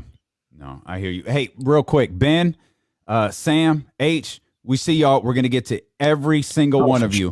916-349-1320. We're going to get to every single one of you. You could take part in the chat here on twitch.tv/ESPN1320, the ESPN 1320 YouTube channel. We're taking you all the way up until tip-off tonight. We'll be with you till 5 o'clock here on Sacramento's #1 sports station, Steelin' with KC here on ESPN 1320.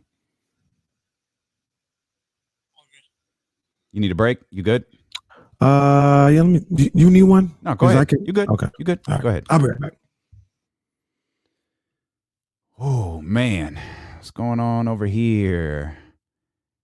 Kawhi could tell you what he was doing every play. Yeah, I agree. I agree. What are y'all researching? Oh, Lord. What are y'all doing?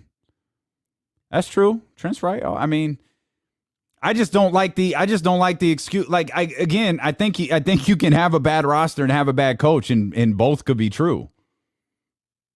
I don't think they're mutually exclusive, and I felt like we were framing it that way, and that's frustrating because I don't think Luke is doing a good job, and I think a lot of it centers on why we haven't made a change. Because I'm a part of the coaching staff, why there hasn't been a change in the starting lineup, and I think that's my biggest source of frustration, especially when he explains it as, well, we've got to need more of a sample size. Like 30 games, that ain't enough. Where y'all on my man David? I wonder. Yeah, I mean, I just don't like she used to do the show all the time. I just don't know. I mean,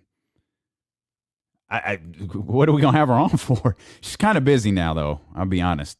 Like her life is different. We knew that if she ever took that job.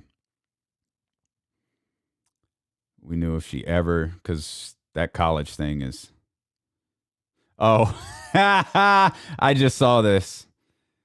I don't really acknowledge why. I just don't. I think David figured it out. I've been following the tweets like backwards on the way up, or been following the messages on the way up. I think David figured. I don't ever mention that part. I just assume people know, and I don't know. I just don't like pointing it out. It seems dumb. Like it's kind of an inside joke, I guess. Those that know, or those that know, and that's kind of the end of it. That's funny. I was like, man, y'all are on my man David. Like, what'd he say that y'all so mad about? David's that dude. Like, oh, okay. We got it. Appreciate you, David. I won't mention it anymore. Oh, man. Appreciate y'all hanging out. We talk to Kings a lot. I really never imagined I'd do a show where we talk about the Kings this much. I hope y'all dig it, man. Like we didn't have as much other stuff, honestly, because as I'm looking and I see Ben, Sam, damn, Jack, I figured y'all would want to just be vent together. And I'm down for it. Like I'm 100% down for it, man. I'm all good with that. I'm 100% all good with that. It's your show. Kenny and I genuinely mean that, man. It's your show. We'll just steer the ship for you, man. That's all. It's what we do. We just drive her, baby. So here's a quick story for you. Where'd you go, Roddy? Here's a quick story. That was one of there were only a handful of college jobs that it was ever like, if you're gonna be a college coach, there's only a couple of jobs that we'll look into, and that was one of them. I feel like there's a successor there. I'm not 100% certain. You know how like Notre Dame was another one. But I'm sure we're coming really, really close to getting back. But the day Joanne McCauley, the coach at Duke, quit was either the day before they went to Orlando for the bubble or it was either the day before or the day of. And I got a call from Carol. It was late, it was like 9:30 our time. So it was like 12:30. And I knew that Joanne had quit. So I picked up the phone and said, has Duke called yet? And she started laughing and she was like, well, believe it or not, like they did. And that started the whole process started that day. It happened relatively quickly, believe it or not. Yeah, I guess it happened relatively quickly.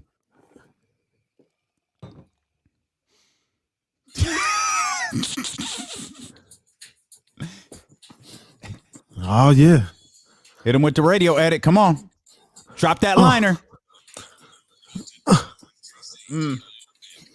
Check. Picture perfect. I'm painting a perfect picture. Got the Kings trying to win, but I don't know if they're going to happen.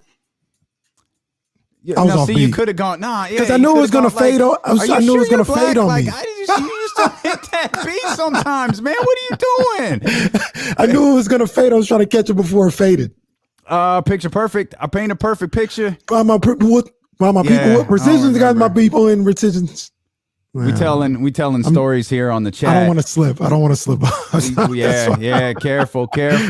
Umar, I want to answer your question about being in anybody's shadow. Yes, absolutely. I'm 100% okay with it. If you want to jump back in here on the chat line, be a part of the show in a major way, even through the commercial breaks.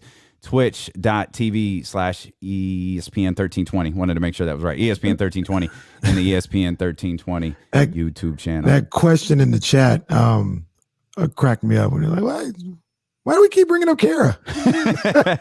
Well, I was telling him during the break, like I mentioned it, but like I don't say it, and it's just kind of like if you know, you know, and I just kind of leave it at that. And Amir's asking, you okay being in her shadow? Like, don't bother me a bit, not one bit. Like she is one of the most. She's the most successful person I know. Like she has you know who she could help? She could help that group that plays at the Golden One Center. She could help that group both on the floor and off the floor. I guarantee you she'd hit a higher percentage of threes in an NBA game right now than their starting two guard would. Free throws. How about free throws? Dude, she don't miss free throws. Come on, man. Do not miss. Come on. Yeah. Oh, we got to get to these phones, man. My goodness. 916-349-1320. Yeah, this is all about you, man. 916-349-1320. We got Ben up first. Ben, what's good, baby?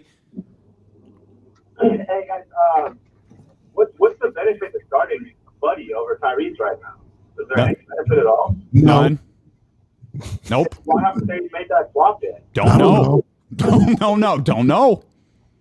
It's not gonna now Ben, to be good. It's obviously, you know, and I know this isn't the point of your question. I guess it's not happening tonight because Tyrese is expected to not play because of left calf soreness. So I'm still of the belief you could start Daquan Jeffries instead of, as my partner suggested, start Daquan Jeffries instead of Buddy. But the overall tone of your question, there's no reason that this change hasn't happened yet. Absolutely none. Yeah, it definitely needs to. Yeah, I mean, the only negatives I can see putting Buddy on the bench is maybe his trade value goes down. It's already rock bottom now. So he has no trade value. Yeah, he has no trade value. Nobody's trading for him. Right the only thing that you could hit pause on is what would the loss of Tyrese on the bench cause for that second unit. It's the only thing I can come up with. But past that, I don't know, Ben. Yeah, but Tyrese and Fox is a future, and they need chemistry. So facts. Start that now. I completely agree, Ben. I completely agree, man. 15 games ago. 100% agree, brother. Yeah, dude. We all on the same page. You could be the third member of this show because we all talking the same, man. Thanks for the call, Ben. We appreciate you calling. Most of all, we appreciate you listening. Sam's up next. Sam, what's going on? How you doing? Hey, I'm an original Kings season ticket holder, and every coach that ever been hired is a resurrection, and every coach that ever been fired is a destruction. So I've been through, I couldn't even tell you the number of coaches. The other thing I'm wondering is that when they fire a coach, and I hope they don't fire Walton, but if they do, who's going to step up? Alvin Gentry. Well, what does that say about Luke Walton's other coaches on his staff? Are they that bad as Walton? Aren't they giving input, or are they just a bunch of bums like what people think Walton is? Man, Sam, I'm not. There's some fine questions there. I think this is tough to get into. I think with assistant coaches, there's kind of a The Rock 1997 know your role type thing, and Luke is ultimately the guy in charge. And realistically, I said Ben, sorry. Realistically, Sam, if you fire Luke Walton at the end of the season, the coaching staff is probably going with him. Yeah. So what they're saying is the coaching staff is a bunch of bums. Alvin Gentry's had probably more tenure as a head coach than Luke Walton, and yet that's true. He's going to be shown the gate along with Walton. That's true. Sam, thanks for the call. The coaching thing is so he is. And you and I, we both think very highly of Alvin Gentry, but I also think Alvin is probably a perfect assistant coach. Like, I don't know why things didn't click in New Orleans. They haven't really gone very good. What was it before Phoenix? Phoenix, yeah. With him as the Western Conference Finals, but I mean that was about it. And Steve Nash. He got to the Western Conference Finals as the head coach? Yeah. Remember when Kobe hit the shot and pat him on the butt? That was game 6 I thought the finals. Was it really? Mm-hmm. Wow. I didn't think that was Gentry's team. Yeah. Okay. Yeah. I didn't realize he had that much success there. So maybe he does he get another job? Does he get another head job? No, I think he's done. Okay. That's my opinion. He could, but I think he's done. It's weird to me how it doesn't translate. That's the thing that always gets me is like, why doesn't it translate with guys who are obviously, it's like what you were saying about Luke, guys that know the game. They obviously know the game. Mm-hmm. Why doesn't it translate to winning when they're the head coach? And maybe this is the case for Luke Walton. Maybe Luke Walton's going to wind up being a phenomenal assistant coach. Yeah. Maybe he's going to wind up being a phenomenal head coach. I don't know. It just feels like something is lacking. Well, it's like one thing that I'll say with knowing the game and being around greatness or whatever, it doesn't always mean that you can communicate what you know and what you understand to others. It also doesn't mean that you can take those things that you learned and know how to incorporate that in each individual and get the best out of each individual. And one thing that I think I was listening to the post game or something, and they talk about, people always talk about Luke doesn't get mad, and probably showed some frustration outwardly in public last night. And those Warriors guys don't like clipboards. They don't like clipboards. He learned that we finally figured out what Luke Walton learned from Steve Kerr. Right. But so what it was, I think it was Katie Christensen, or I don't know what they're right now, but Katie Hunter. Yeah. I think what she said was he came from Phil Jackson, who would let teams go without calling timeouts. He came from Steve Kerr, and he's pretty mild-mannered, did the same thing, and he's incorporated that. And I remember one time when I was coaching these kids. I know they're not kids in the NBA, but I was kind of like that. And I had some success doing that, coaching that way. And I was doing that with another group. And somebody told me, they were like, I know that's your style, but that don't work with these kids. They need to see more energy from you. They need to see you, up in their face, figuratively or aggressive or yelling out to them every single time. Like, you got to get out of your style a little bit to adapt to what this group of players need. And I think sometimes that's the case in some of these NBA situations where Luke maybe wants to be like a Phil Jackson, but Phil Jackson don't work with his guys. Or maybe it doesn't work with the next guys or whatever. But you have to be able to adjust and understand what each particular group needs to a certain degree so you can kind of shape what you do around how they are and those personalities. That's my opinion. No, and they don't always do that. I completely agree. 916-349-1320. I think we got H here. H, what's going on, man? What's wrong, fellas? What's up, man? This is my first time calling in, and man, I appreciate you guys' show. I always listen to you riding to the crib. Thanks, brother. think. Well, I'm a Warriors fan. Boo. No, I'm messing with you.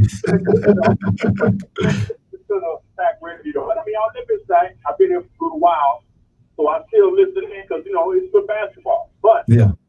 two things you got to talk about that really sound that hard for me. When they're playing, it just looks like they're just playing ball. Not that they're trying to destroy somebody. It looks like they're just playing ball. You don't feel the grinding, and you don't see the heart. You know what I'm saying? You don't see the relentlessness. I really don't think it's talent. I think maybe a few turnovers here and there, but I think mostly, something has to happen with the coaching staff because, the teams need a little bit more grit, some more grind. We are here in the West. You have to be gritty and grimy to win. That's facts. Yeah. And you don't see that. You don't see that. You don't see that on the court. I just think, so I'll put this name out there. If Luke is gone, Mark Jackson. Thank you. Oh, okay. Thank you. Okay.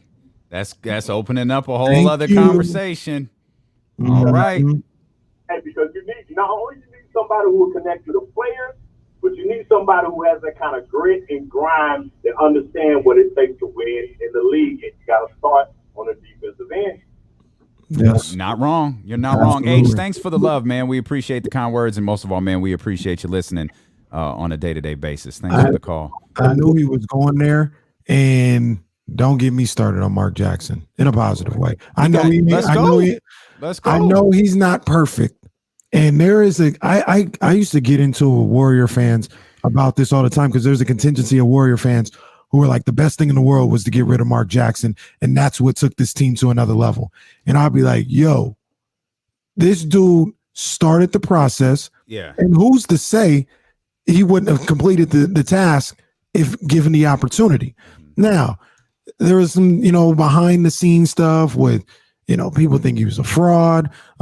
People think that, he didn't even live in the Bay Area. He lived in LA, all this other stuff. And he was going back and forth for Lacob and all this other stuff. That's what they always go with. But I'm going to tell you I think there are a lot bigger issues than where he lived. Oh yeah. And what he did in the locker room and some of the issues that he pushed in the lot. I'm not going to beat around the bush. He pushed his religion a lot in the locker room, and that rubs some Warriors the wrong way and some people in the front office the wrong way. That's neither here nor there. But my biggest issue is this man might have made some mistakes with the way he went about his business the first time being a Warriors head coach, but he was successful, and he never gets another shot. He never gets another opportunity to maybe learn from his mistakes, not do the same things. I think Mark Jackson is a good coach. You guys, not to plug my own podcast, but I'm going to plug my own podcast. KC's Corner, the latest edition comes out. I talked to old Sacramento media legend Frank Red, and that's the name that he brought up when you talked about a head coach. He said he would love to see Mark Jackson come to Sacramento. I said that when they were getting rid of Yeager. I said I'd love to see Mark Jackson get a chance. Is he going to get it done? I don't know, but I'd love to see them take a chance on Mark Jackson. Absolutely. I want you to talk more about that. We've got two pieces of business to attend to. First one's top of the hour, and you're listening to D'Lo and KC on KIFM West Sacramento, KRXQ HD2 Sacramento, a radio.com sports station and driven by Lasher's Elk Grove Dodge. We're live on twitch.tv/ESPN 1320. We're live on the ESPN 1320 YouTube channel. We hope that you're following both of those and subscribing and liking. We hope that you've hit the thumbs up and all of that stuff. We hope that you're following us on Twitter as well at ESPN 1320. Another order of business that we've got to attend to right now. Our man Bryce had an idea about you reading those.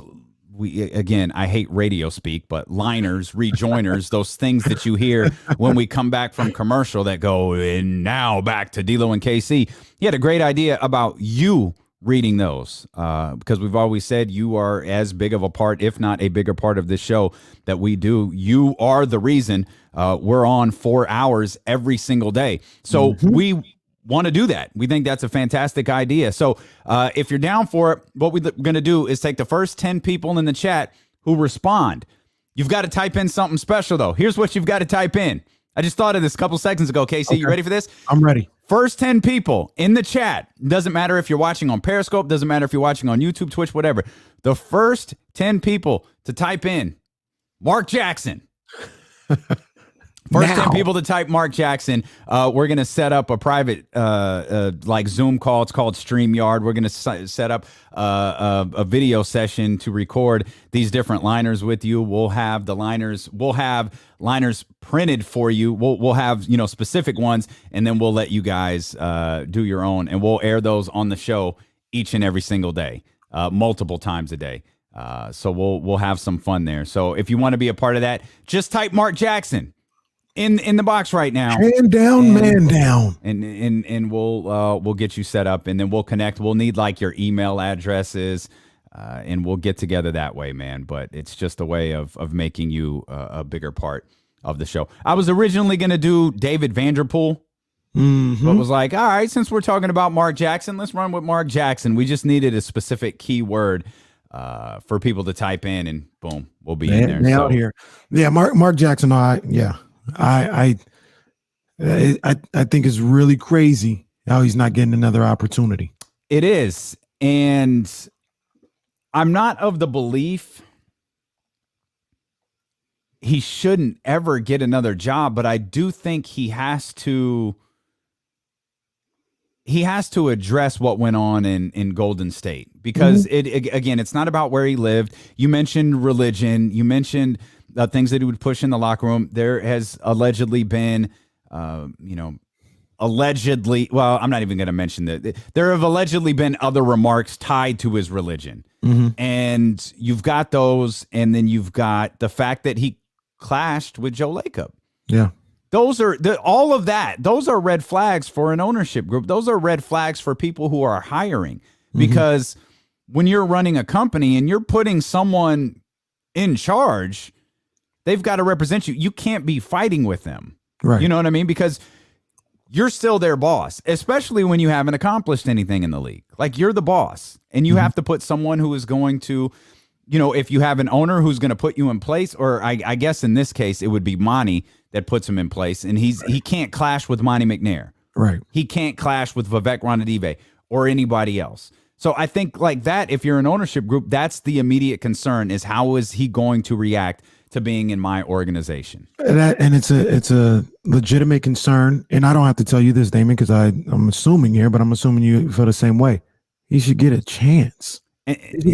How many chances and times did George Karl clash with his management and his ownership? George Karl clashed with everybody. Everyone, players, management, every single stop. It wasn't just one stop, every single stop. He'd win some games. After about 4 or 5 years, he wouldn't get along with the star player, wouldn't get along with management. He'd be fired and get another job. Larry Brown had issues with players repeatedly and would get new jobs.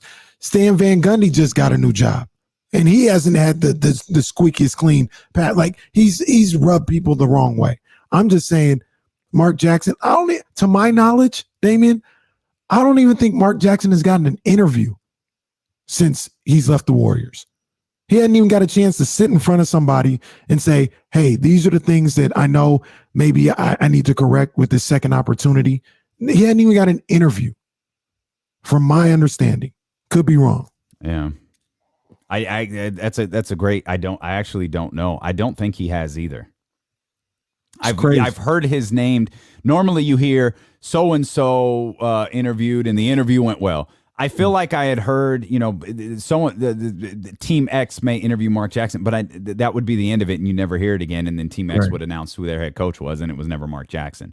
Right. He's an interesting name for sure. And you can't deny you shouldn't deny his part in getting the Golden State Warriors where they ultimately got. Certainly not where they are now, but where they ultimately got through that 5-year stretch. Could he have finished the job? I don't know. Was Steve Kerr, the perfect guy to come in and close the deal for a championship? Dude, I don't know. We'll never know. But there was a disconnect between Mark Jackson and a lot of other people. Right. There's one thing if the disconnect is between Mark Jackson and one other person. It feels like there was a disconnect with Mark Jackson and a lot of other people. So it's something that it's something that, like, if you're Monty, you've got to call Golden State and say, hey, if you're looking for a new head coach and you're Monty McNair, I need to know about this experience, because I have to imagine that other teams have called. And if I'm Golden State, I have to be honest. I have to be honest with how the Mark Jackson experience went, and you have to convey that to whoever is calling and allow Monty McNair or any other team looking to hire Mark Jackson. You have to allow them to make the decision for themselves based on accurate information. From the things that I've seen, I would, if it ever came to that, I wouldn't even call Golden State, because I haven't seen anything about that would tell me they'd give me an honest assessment. But I think they're not going to give me an honest assessment. You don't think so? You think they if someone they were doing everything they could to make sure he never coached again. Oh, come on! You can't say that. You can't say that. That's not fair to say, because if you're conveying what happened, if you're the Golden State Warriors and you're looking to hire Mark Jackson, and someone calls you and says, I need to know exactly what happened, and you get exactly what happened, that's not doing everything. That's relaying what happened. Maybe they've grown in the years, and they're maybe a little more secure with who they are as a franchise. Joe Lacob, all these guys. But I remember vividly when Mark was let go, there was story after story after story that was coming out about smearing him, and Lacob would take shots. Lacob himself would take shots, and Steph Curry had to step in and say, yo, you need to chill. Steph Curry literally was on record saying, like, you need to stop, bro. Because I have respect for Mark Jackson. I like Mark Jackson, and what you're doing right now, Joe Lacob, you need to stop. They haven't said nothing since, but I remember that vividly. Lacob was literally out here trying to smear this man's name to make sure he didn't get another job and to justify why they got rid of him. And Steph Curry literally stepped in and was like, yo, you need to chill with that. On record. This wasn't even like a back alley conversation. On record, Steph was like, I think we need to stop that. So, and good for Steph, but wasn't Mark Jackson doing the same thing while he was tenured with the Golden State Warriors? Yeah, I would say yes, he was. I know somebody that was on that staff. They're loyal to Mark, just to be fair, and they say Mark was right in some of his. Mark was really paranoid, but and it basically, he was saying they were out to get Mark. They were out to get Mark. He's still in the league today. Matter of fact, he's got another job, so it's not like he left the league once Mark left the league. I think he's still in the league, and he's like, yeah, Mark wasn't perfect, but they were doing some funny stuff. I think both sides have a gripe. Like, I think Mark was doing some stuff that was inappropriate and very questionable and made people uncomfortable. And I think Mark should get another chance to learn from that as well. Either way, everything that I've heard, everything that you've heard, if the two truths are somewhere in the middle, and even if they're not, even if they're way on the outside, nothing that I have ever heard is enough to think that Mark Jackson should never be a head coach in the National Basketball Association again. I agree. He's still associated with the league, for goodness sakes. He does games on one of their biggest television partners. Like, it's not like he's been banished from the entire league. So I don't know. I really don't know what the disconnect is with Mark in the league as to why he can't get another job anywhere or even another interview. And let me clean something up. I said you shouldn't call the Warriors. I didn't necessarily mean it. I would take from everything I've heard, I would take what they say kind of with a grain of salt. But you definitely should call. I agree with you. Like, you have to talk to them. But they wouldn't be some of the guys, Joe Lacob, if I called Joe Lacob, maybe if I had a conversation with him and he was like, hey, yeah, maybe I was a little bitter here. I did, if he was a little transparent with some of the things that he was doing, then maybe I could trust what they were saying. But the last memory I have of how they treated Mark Jackson after he was gone was they were trying to make sure it was known they were in the right for getting rid of him, and he was the problem. Well, did they make the playoffs? Yeah, They made the playoffs, right? I mean, they were successful. They lost in Game 7 of the first round to the Clippers that year. So they were. Year. So and you know that's. I'm not trying to justify it. I'm not trying to take Joe Lacob's side. I'm not trying to take the Golden State Warriors side. But when you do something like that, you have to. You're probably insecure about it, given the fact that you had a certain level of success, and you're insecure in your own decisions with a guy that you already had beef with. Right. You know what I mean? With a guy you already have issue with. So the fact that it stopped, I think the bigger story with Mark Jackson is why aren't teams talking to him? Like, again, even and I do believe a lot of the stuff that I have, again, the truth somewhere in the middle, it's not good, but never work in the league again. Like, I don't know about that. Never even getting an interview. I don't know about that. Man. That's the crazy thing to me, man. Never even get an opportunity to say your side, to say what you've learned, to say, how you would do things differently. Just nothing. Did he interview with the Knicks? Some people have. I saw maybe, a couple of. Maybe I thought maybe he was. One of those things that you talked about. They had interest, but I don't know if it ever went to an interview. But maybe it did. I'm not sure that it did either. Like I find that they're going to interview Mark Jackson. I don't think I've ever heard that Mark Jackson actually interviewed. I think that's the thing. I heard Mark Jackson's name associated with a lot of teams, but in terms of the actual interview taking place, I don't know that it did. I don't know that it ever did. I don't remember hearing about it. We are with you for a while, man. We're going to start Courtside at 4:00. You won't believe what we're going to do at Courtside. We're going to talk Kings basketball, baby. Hey.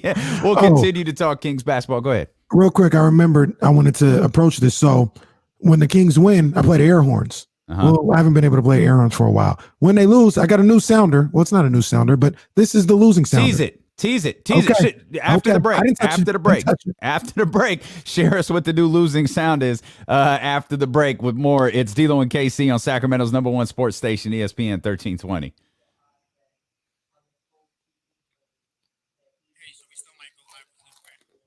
Oh, dude, I completely forgot. Yeah, that's 3:30. Yep. Well, God, yeah, we'll do it.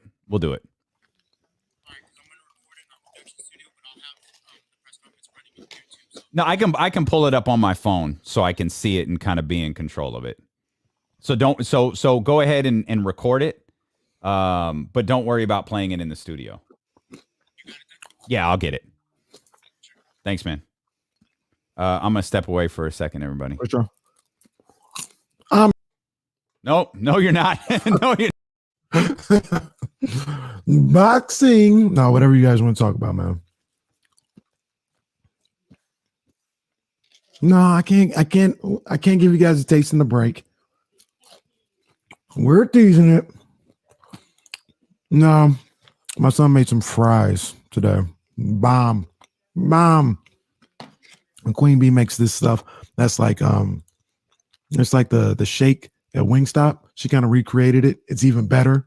Yeah, it's bomb.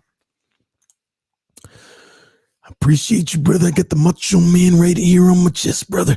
I got these fries right in front of me. I've got this Gatorade over here to the side, brother. When you talk about the slow-mo, it's kind of like a little bit like when you talk about controlling the fate of the universe, brother. How you like my Macho Man?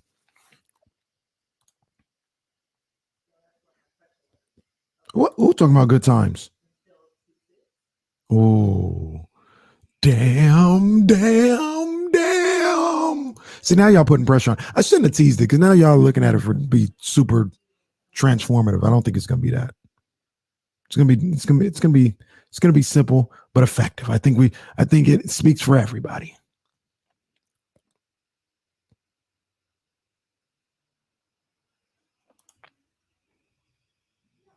Thank you, Brian. Appreciate you, brother. I do a couple of impressions. I only do like 3. Do Macho Man, but I think Damien's Macho Man is better than mine, personally. His Macho Man cracks me up.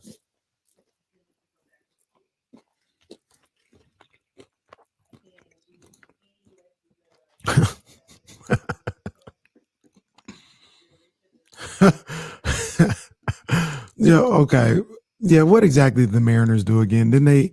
I know they had the guy who was talking about the Asian players. Was it the Asian players or Latino players not being able to speak English or something? They didn't want to pay the interpreter, I think it was. and then he got fired. And then wasn't it something else? Didn't they do something else too?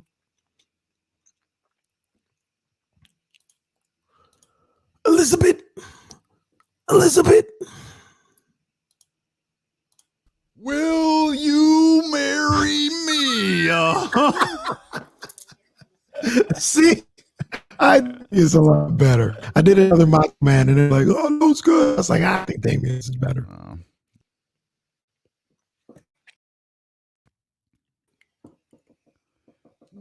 That was at Arco Arena, baby. These are blueberries. You're not gonna want these. Really? Yeah. Wow. When he proposed, was that Royal Rumble? Nah, it was just like a Superstars taping. Yeah. Wow. They love Sacramento. That old arena used to be so loud. Well, we all know.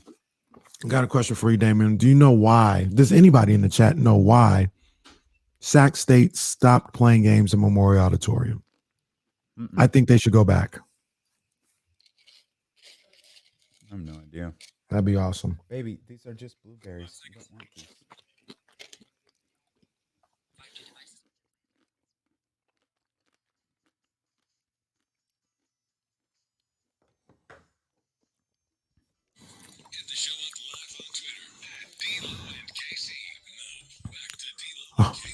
Yeah, buddy. The Kings on a 10-game losing streak. If they don't beat Detroit, it's gonna be all bad. They don't know what they need to do, but they're gonna get ahead. That wasn't bad considering no one knew what you said in the middle of it. That wasn't bad. Wasn't bad at all. Not sure I can say the same for Luke Walton, who's going to be speaking to the media.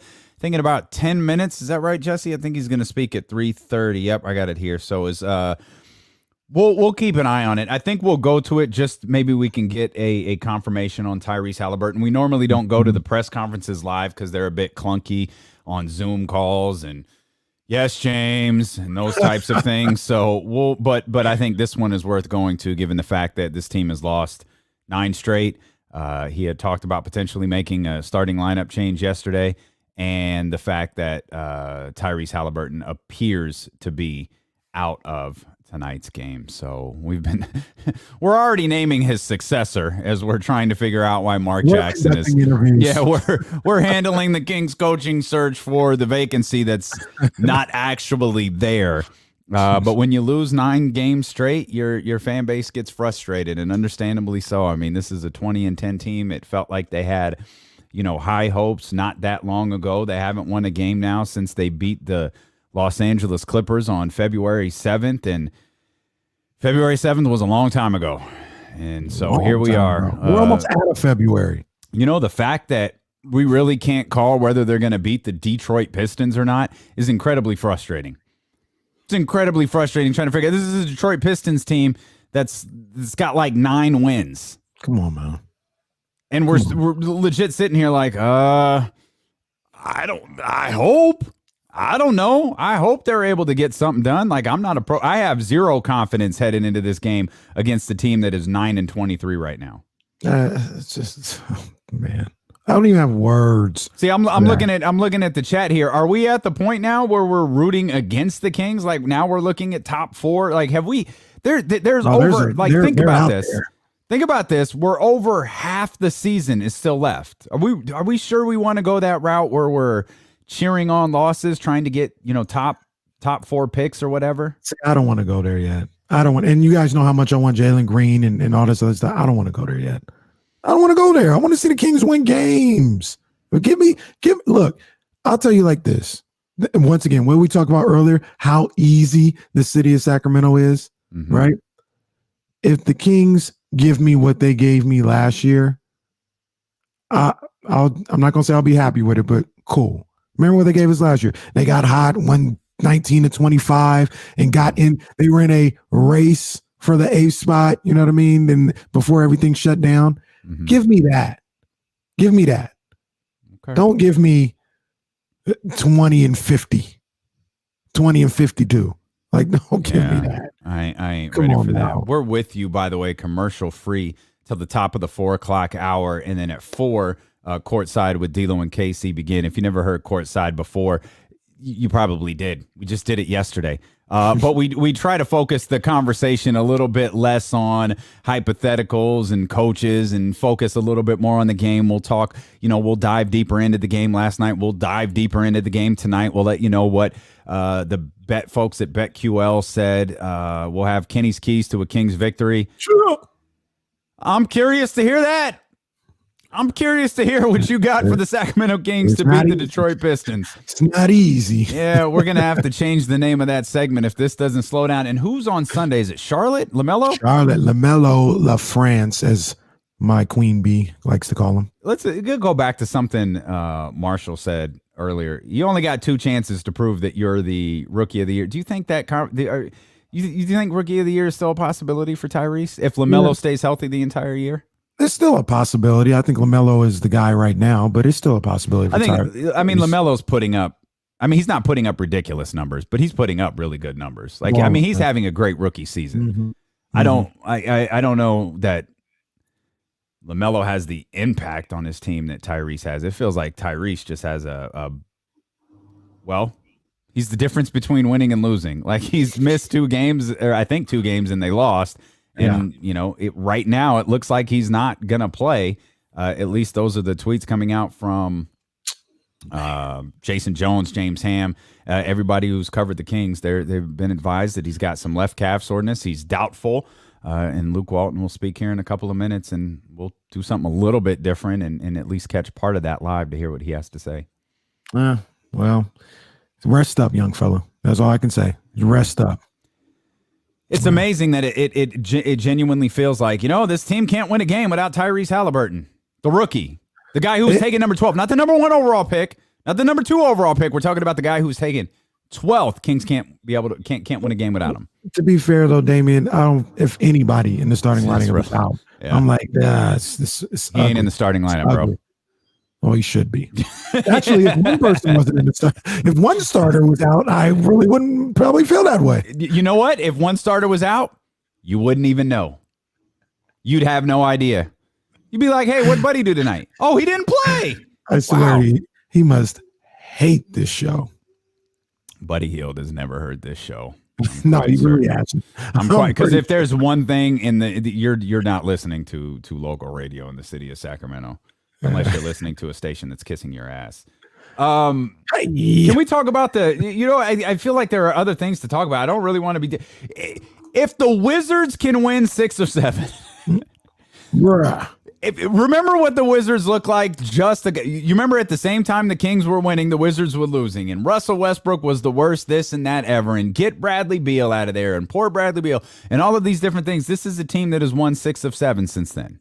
They were getting smacked too. Like they weren't losing close games. Yep. They were getting the hell beat out of them. Yeah, they still have a sizable point differential. They still have a -5 point differential right now. But again, they've won 7 of their last 10. They're doing a hell of a job. They had that thrilling win against the Denver Nuggets last night. A little mental error from Jamal Murray there at the end of the game. Maybe it wasn't a mental error. Maybe it was just an execution error, but something a little off with that team on their final possession, and the Wizards wind up winning, man. It can be done. You can turn things around after a bad stretch of basketball. Yeah, I like the Wizards, man. Oh, I do. I do. I know you do. I know you do. That's your man's. And look here, not to look past it. I like the Brody too. I like the Brody. It's my guy. I don't like him as much as you probably, but the Brody's my guy. This is a Brody-friendly radio show. Mm-hmm. We love the Brody. Only one of us has worn a Russell Westbrook T-shirt in the last few days, and that wasn't me. That was you. And you got mad. You didn't get mad love for the Russell Westbrook T-shirt. You got mad love for the hat that you wore with the Russell Westbrook T-shirt. As some of our loyals thought it was baseball season. Go Gigantes. They're playing on Sunday. You got any thoughts? Yeah, they're playing on Sunday. Yeah, Giants, Angels, spring training. Why? Let's go. Spring training. It's spring. I've lost all concept of time. It's never spring when they start spring training. They always start in February. Yeah, but I've lost all concept of time. I had no idea. The boys of summer are back. All right. Can't wait to talk about the Giants in October. It'll be exciting. September, October, because that's the only time New York Giants. we ain't talking about the San Francisco Giants in October. They ain't making the playoffs. We ain't talking about you could talk about the San Francisco Giants in August when I go on vacation. Other than that, we're talking about hip hop music and TV shows all throughout the summer. Speaking of TV shows, I feel like I should have some theme music for this. With the expansion of the show going to 4 hours, we thought it would be cool to throw in some things that we're going to watch this weekend. What do you got, KC? What's on the docket this weekend? What are you watching? You got big game? Got a movie? Catching up on TV shows? Are you what was the show Marshall was talking about earlier? WandaVision? Are you a WandaVision guy? No, not my job. Not my job. I ain't never heard of it. I mean, I've heard of it. I ain't never seen it. It looks weird, but it's not my job. It's a Marvel thing. It's not my flow, but it's all good. And I like Marvel. I'm cool with Marvel. You know what I'm saying? Like the movies or whatever. Endgame was dope, but I'm good. For me, I mean, there's a couple different things going on. Obviously, there's some big NBA basketball going on. Definitely going to watch that. Nets Mavericks. They got a nice little double header when you talk about the NBA.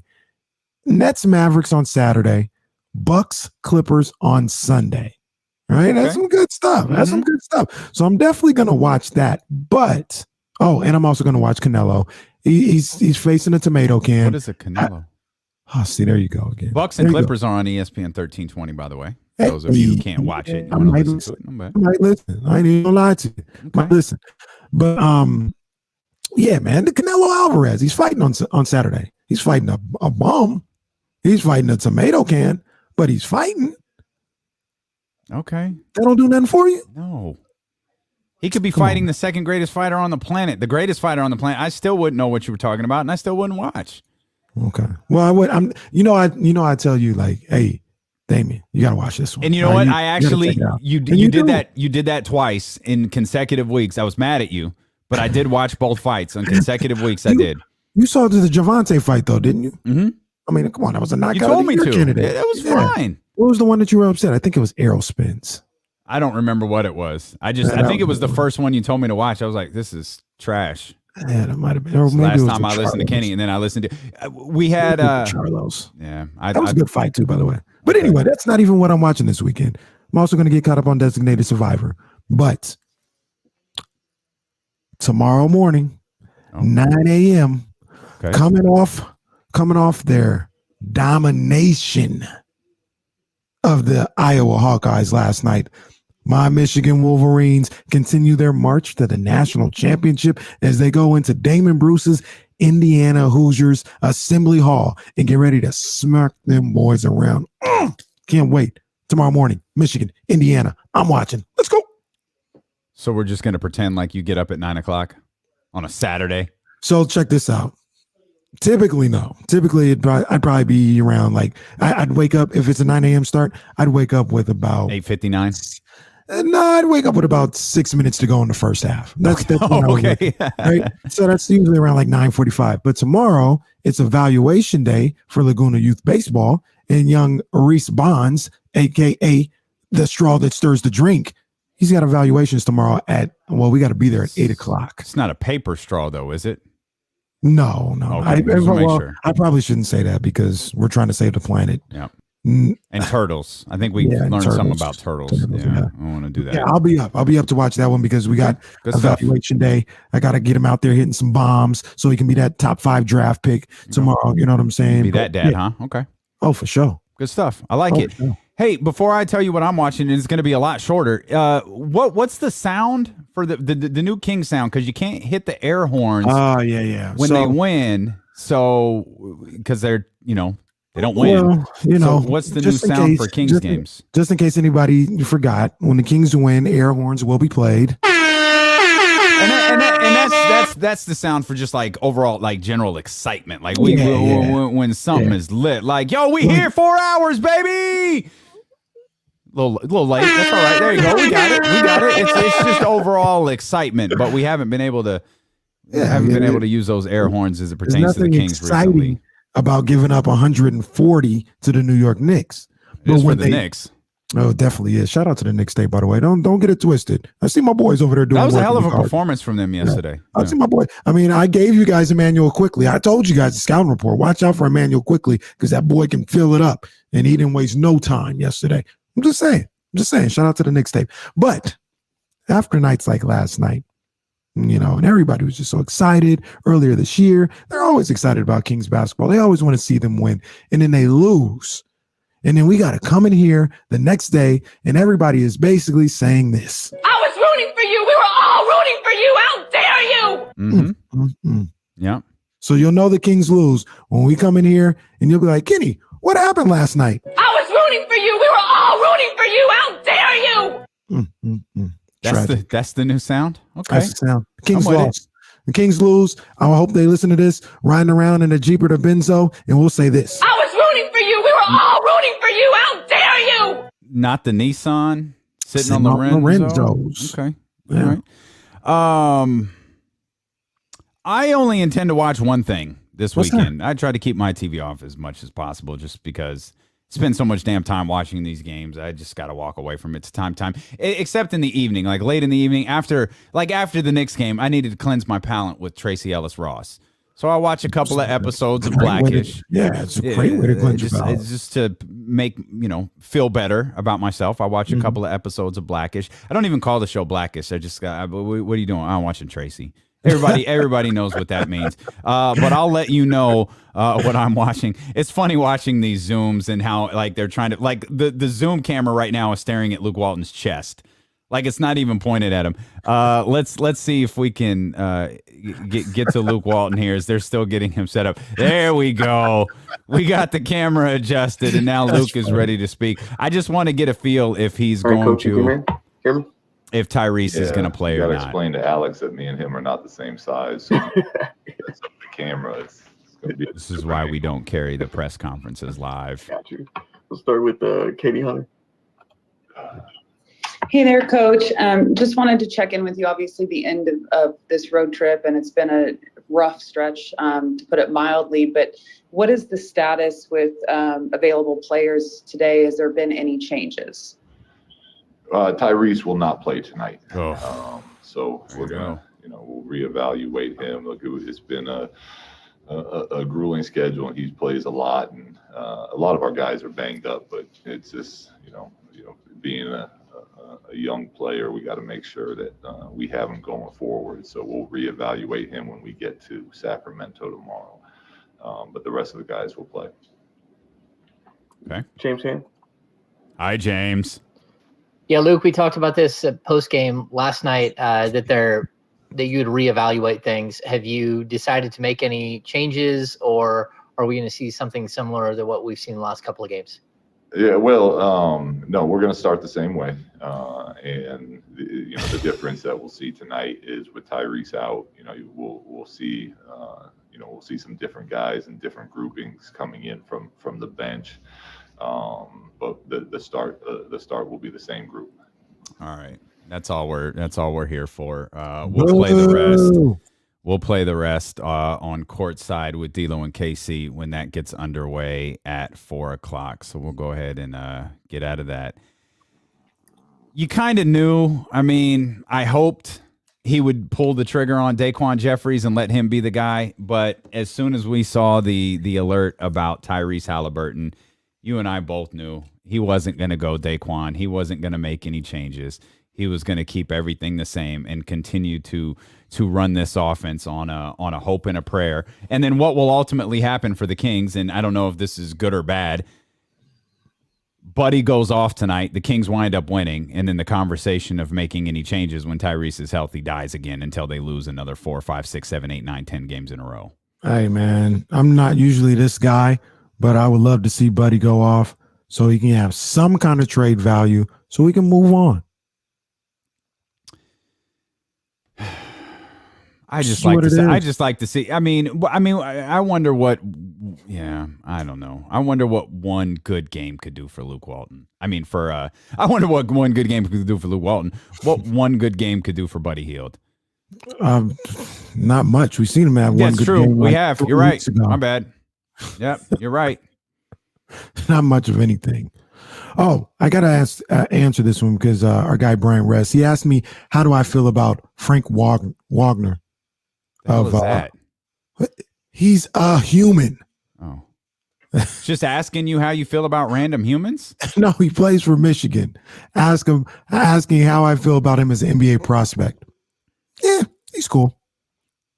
Not a Sacramento Kings draft pick for you?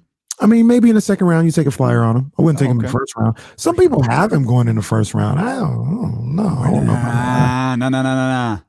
We're not at the draft evaluation state. Come on. So Not yet. Who Not is yet. Us, all of us. We can't be there yet. I've been there since. You've been there since before the season started. You've before the show was here. That's legit. That's legit. You were preparing draft prospects on Casey's Corner before the show began. If you just tuned in, Tyrese Halliburton out tonight. So the steep hill to climb got a little steeper for the Sacramento Kings, which is a really weird thing to say given they're playing the Detroit Pistons. Come on, man. And everyone's right. Dwayne Casey's looking at this. All right, boys, we got him. Like let's get right. Like let's start to turn things around. Let's get man. By the way, I feel terrible for Dwayne Casey.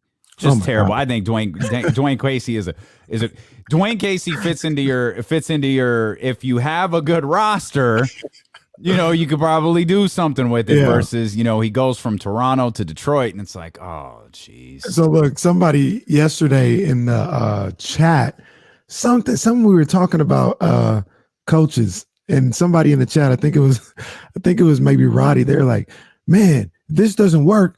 We need to find out where Dwayne Casey is and interview him. And they're like, fam, in Detroit right now. I don't think that's what you want to do. Although like, I do think Dwayne Casey is a fine coach. Yeah, he's solid. He's good. But I don't know that you want to put Dwayne Casey on this roster. Like I think you need a special there has to be a special type of coach for a roster. I'm so curious what like other coaches think of the Sacramento Kings roster. Like not as a whole, not as like, hey, could this roster win? I mean, hey, what do you think of Buddy? Hey, what do you think of De'Aaron? What do you think of Marvin? What is Marvin's potential? What's Marvin's ceiling? Like that I would be curious to find out. Yeah, I would too. Don't they have like I guess that was like in Sports Illustrated where they have the scout, the unnamed scout who gives a scouting report. Mm-hmm. That's usually at the beginning of the season and for those season preview episodes I used to read. I wonder what they would say about Dr. X. That's football. That's football. Oh, Dr. Z. That's what it was. You're right. It was Dr. Z. Shout out to Kyle Matson, listening in the Bay Area. What's up, Kyle? We appreciate you. Our 49ers correspondents. Check out Candlestick Chronicles with him, Chris Biederman. But by the way, we'll throw this in there because we started this. What are we watching this weekend? I've got one thing that I'm watching, and it's the untold story of Billie Holiday. It just debuted, I think, today on Hulu with Andrea Day playing Billie Holiday. Oh my gosh! I remember when Common did that "Schools Not Prisons" show and had Andrea come out. Oh my gosh! Oh my goodness! That woman, she might be the greatest singer on the planet. Huh? She has a voice like no other. That's not only is that what I'm watching this weekend, I might watch that tonight. Matter of fact, I'll take it a step further. I might watch that tonight at 5. Ain't gonna ruin just like that ass clown last week. Ain't gonna ruin my Friday. Ain't gonna ruin my weekend. No, you not.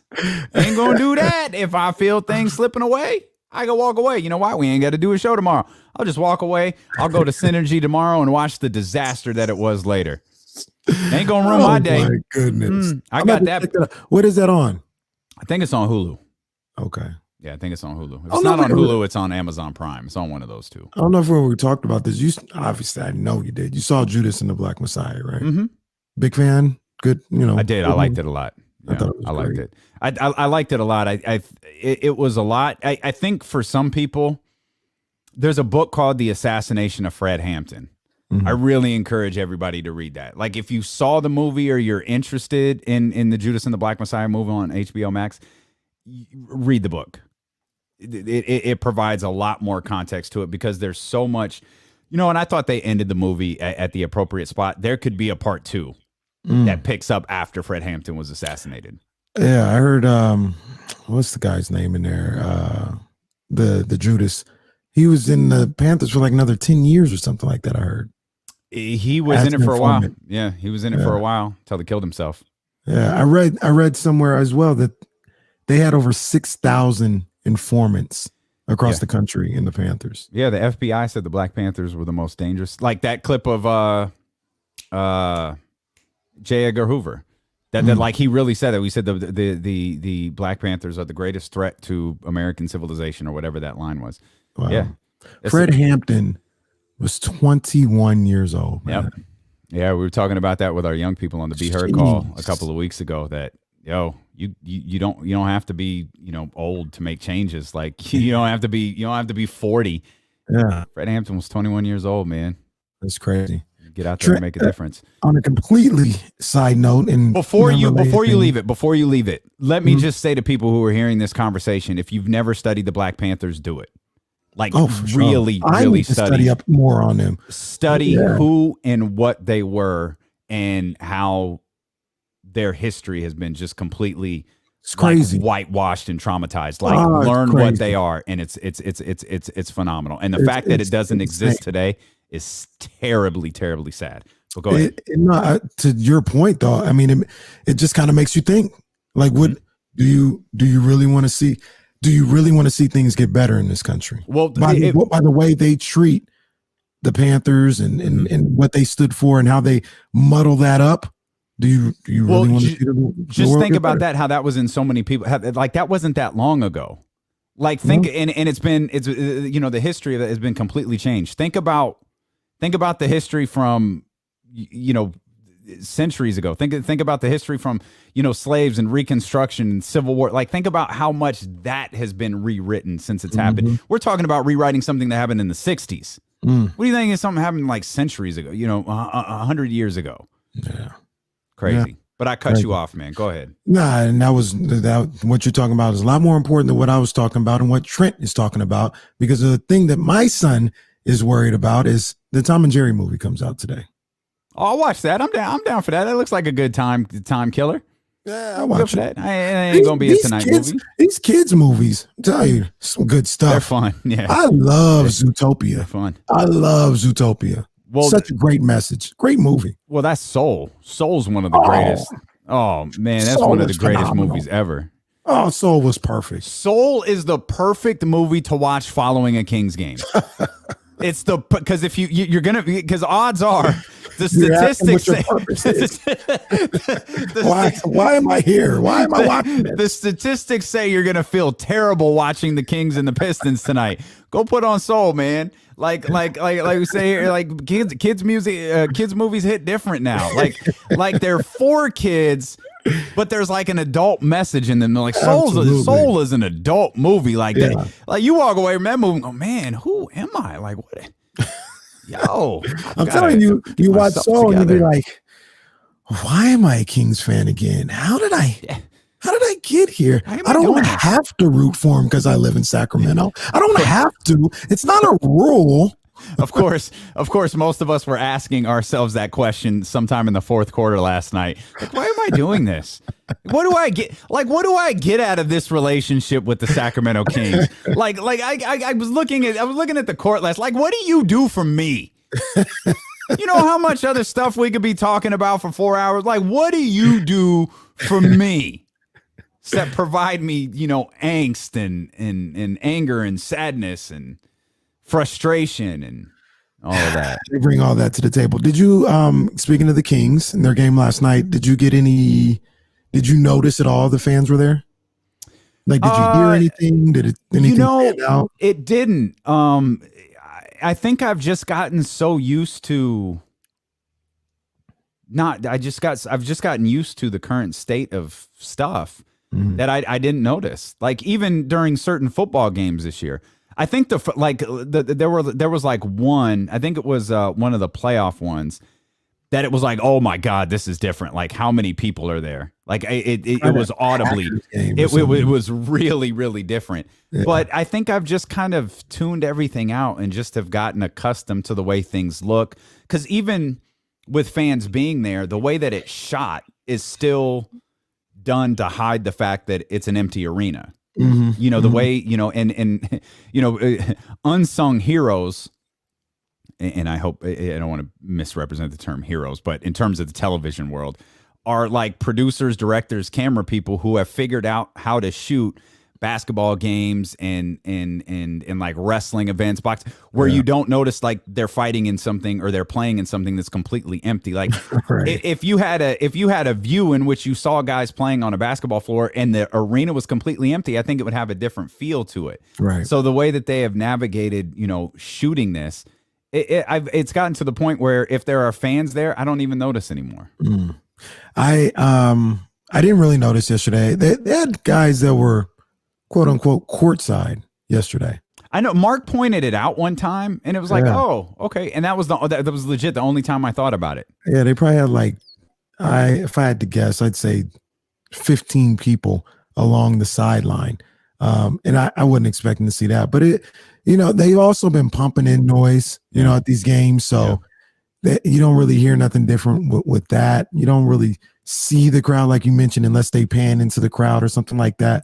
So no, I don't really notice anything either, but of course, every time Quickly shot a three, I was yelling no. So I was probably drowning out the sound that the New Yorkers were making. Splash or foul.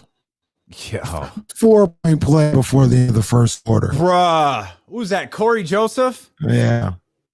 Wow. Man. In fairness, didn't look like a foul though. It didn't. No, it totally did. Like they had some. Did Derrick Rose get away with one? I think Luke called for a review on it. I just can't remember if it got overturned or not. Derrick Rose. I don't remember if it was De'Aaron or not. But De'Aaron avoided contact in the air, and then Derrick jumped into him. I'm like, how dumb are these referees? Jumped sideways, like right into him.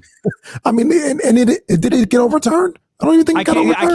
I can't remember. Brian's watching. He probably knows. I can't remember if it got overturned, but I remember Luke challenging it like, yo, what is that? And I don't think it did. I don't think it got overturned, but I can't say for sure. These referees they be acting dumb as rocks sometimes. How do you get fooled on that? It did not. It didn't get overturned. Will Z's confirming on the chat. It didn't. How do you get fooled on that? I mean, the guy, he's jumping, he's shooting a 3-pointer. Why is it still getting called? Because I don't know.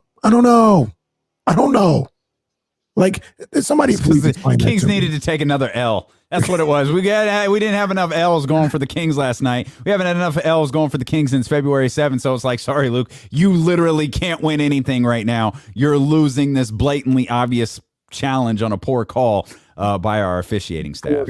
Poor guy lost his clipboard last night. Poor guy, my ass. He broke his clipboard. Lost his clipboard last night. Was that like lost his smile? is losing his clipboard the Luke Walton's equivalent of I lost my smile? Yeah, I would say lost my clipboard. Lost his clipboard last night. Well, like I said, at least he learned something from Steve Kerr. How will you feel if the Kings win tonight? I'll feel like it's Friday, and I don't know how many glasses of bourbon I'm going to be into that game. Yeah, like I've been thinking maybe I get some Diamante tequila. Like I'm not really sure, but you could best believe 5 o'clock, I'm taking my girls for a walk. We're coming back, and I'm cracking something open and pouring it. So depending on how many of those glasses I've poured will tell you how I feel about the Sacramento Kings win or loss. Because there's a good chance if I pour enough of them, I'm going to feel the exact same way if they win or lose. I'm not rooting for the Kings to lose. To kind of go in the spirit of your question, I'm not there yet where I'm rooting for them to lose and draft picks and all of that stuff. But yeah, I'm also starting to look at this like I'm doing what I tell you not to do. I'm looking ahead like, okay, if they win today, but lose to Charlotte, the hell are we doing Monday? Because there's a story if you win 2.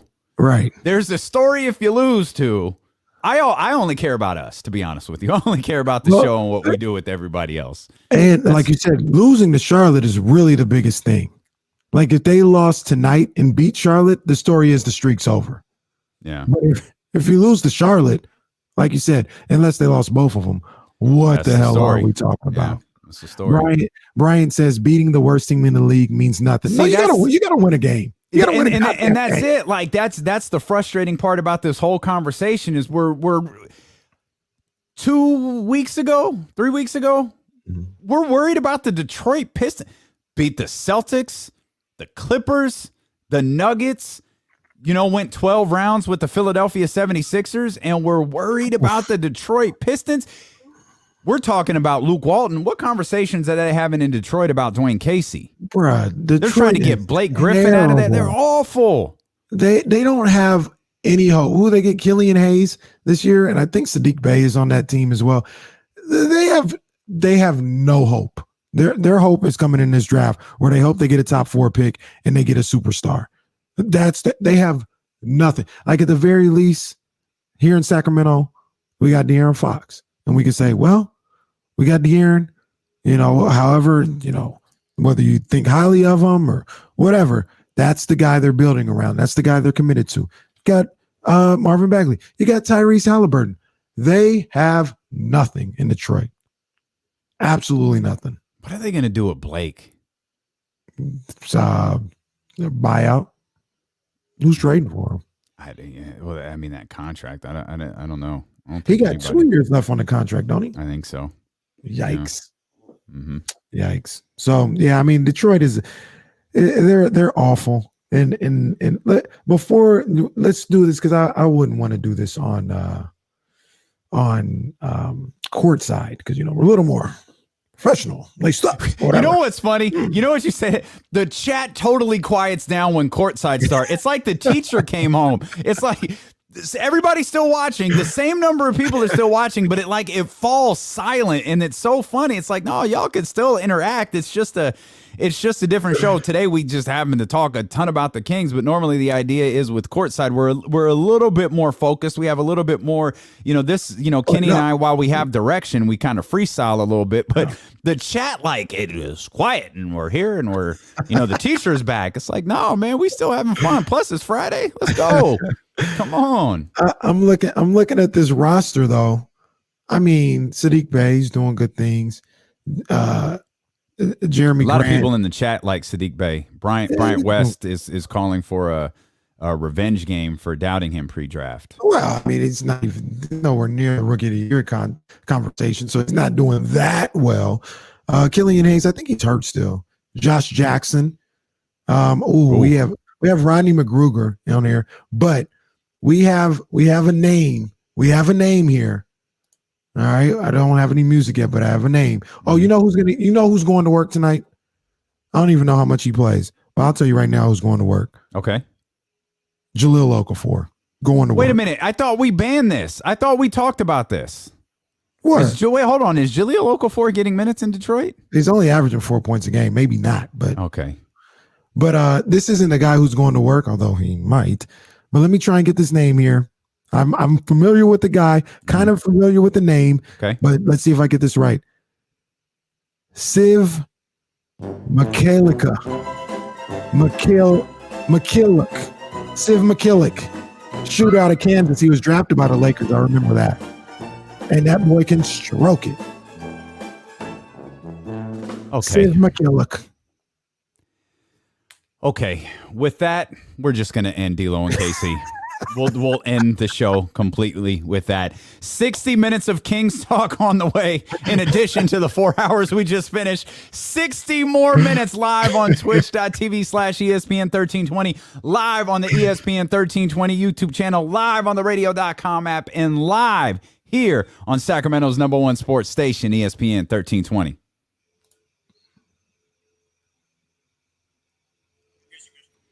Damn right we're good. Ramsey knows all these names. Ramsey, dude, he's worse than you are. We were rooting for you, Casey. That's fantastic. That is funny. I see you, Roddy. Smoothie and Sprout. Those are my dog's names. Smoothie and Sprout. Mikhailu. That's right. Mikhailu. What? Matthew explained why they get tired or where they get quiet in here.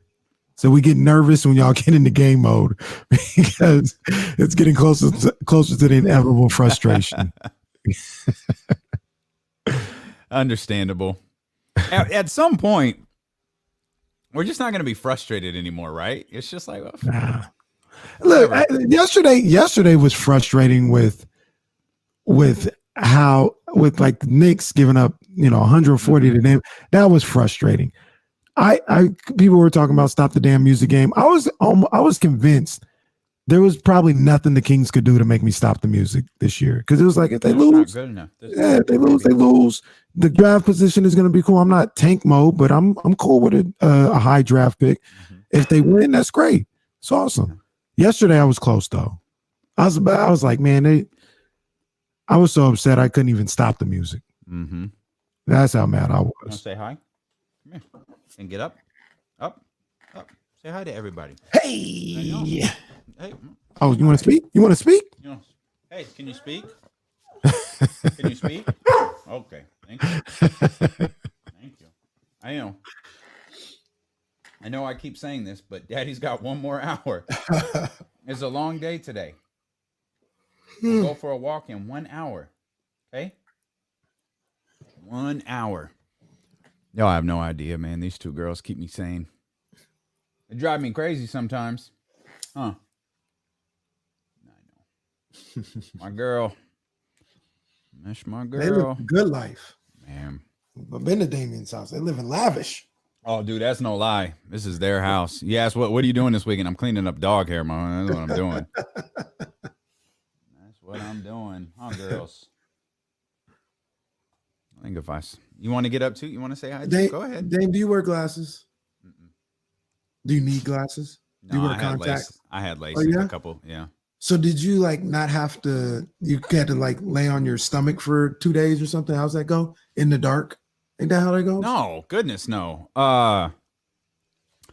You have to, you're supposed to keep your eyes closed and essentially stay in a dark area for like 6 hours. Oh, it's only 6 hours. Yeah. And then what was the other one that I scared the crap out of myself with one time? You can't you have to put drops in them every couple hours, and if you don't, your eyes it gets really uncomfortable. The other one was for I think it was 2 weeks or 3 weeks you couldn't rub your eyes. Oh my gosh. And I remember one time taking a shower. I was doing like this. I was like, oh my God, how many days has it been? I was like, did I just rub the LASIK off? What just happened? So yeah, I only ask because I definitely need glasses. I can see, I can read or whatever. If it's from a distance, it gets a little blurry or whatever. But I know I need glasses when I put on somebody else's glasses. And I'm like, oh my God, I can see clearly now. Well, LASIK was dope because I got it. And, the 6 hours had passed. I got it done in the morning. And that night I looked at the TV and I could see the bottom line. Yeah. See, that's clear as everything. I could see it. That's the thing to get. If I'm a certain distance away, the Bears are playing the Rockets? What? I don't know. What? Oh, that's great. It's all bad. I will say, I told you, I think I told you, I looked into some those blue blocker glasses, because of all of the, these lights, and Jesse told us, shut up, guys. Sorry.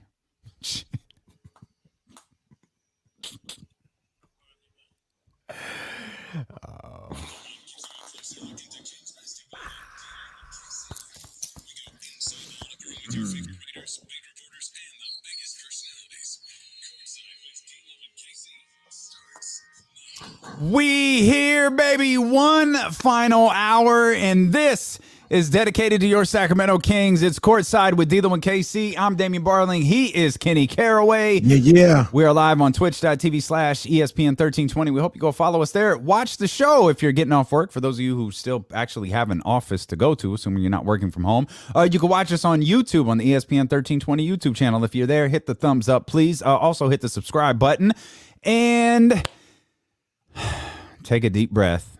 Yeah, got to do it. Because we've got 9 straight losses here for your Sacramento Kings headed into tonight's game against the Detroit Pistons, who you and I, we host a power ranking segment followed by a power list ranking segment. And the Detroit Pistons have been mainstays in the power list rankings since the season started. Absolutely. They are 3 games better than the Sacramento Kings right now. Ooh, last night was tough. Last night was tough, Damian. I've mentioned a number of different times throughout this Kings season that there's not much they can do to really get me upset. My expectations aren't too high, so if they win, they're exceeding expectations. That's great. If they lose, I'm all about this 2021 draft. There's not too much to get me feeling one way or the other. Well, last night tested that. I was hot last night. I was absolutely hot. The way they played against the New York Knicks, giving up 140 points to a team that what do they average, like 104 on the regular? 36 more points than their average. It's completely baffling to me that this is what would have happened last night. So I was pretty hot. And then you get into today's game. The losing streak is still going. And then we get news. Tyrese Halliburton isn't playing. Yeah. Okay. Great. This is crazy, man. This is great. They got to find a way to win a game, Damian. Win a game. Something they haven't done, by the way. I know the sample size is terribly small. It's something they haven't done without Tyrese Halliburton on the floor this year. They have not won a game in the games that he's missed. What is it, 2? He's missed 2 games? It's only 2, yeah. That's why I said sample size isn't very big, but still, 2 is 2. That's what it is. They haven't won a game without Tyrese Halliburton yet this year. And you're looking at the Detroit Pistons, you're thinking, wow, the future of the Sacramento Kings rests entirely on the guy who was taking number 12. Entirely on their rookie. Why? Because he is consistently their best player. He's consistently their most intelligent player. He consistently shows the most heart, and you're losing him. And this is a team that's frustrated, KC, and that's what this all boils down to. Like, you can look back into last night, and you could see the press conferences with Luke Walton and Harrison Barnes and De'Aaron Fox and intelligence being called into question and chemistry being called into question. This is as frustrated as we have seen this group in a very, very long time. This might be as frustrated as we've seen a De'Aaron Fox team ever since the time that he was drafted, because the expectations, I think, for them are different, and the expectations are absolutely not losing 9 games in a row, staring at a potential 10th straight loss against the Detroit Pistons tonight. Damian, the thing that worried about me when you listen to De'Aaron Fox after that game is he looked defeated. Absolutely. He looked dejected. He sounded defeated. He sounded dejected. And that's a scary proposition. I keep saying, for better or for worse, that's the leader. And the leader can't be looking like he looked last night. Yeah, I mean, he had his head down. He had his hat pulled down. He had his face in his phone. Looked embarrassed, as he should. As everybody on that roster should. They should be embarrassed. And here's what he sounded like when he was asked about the frustration of the team.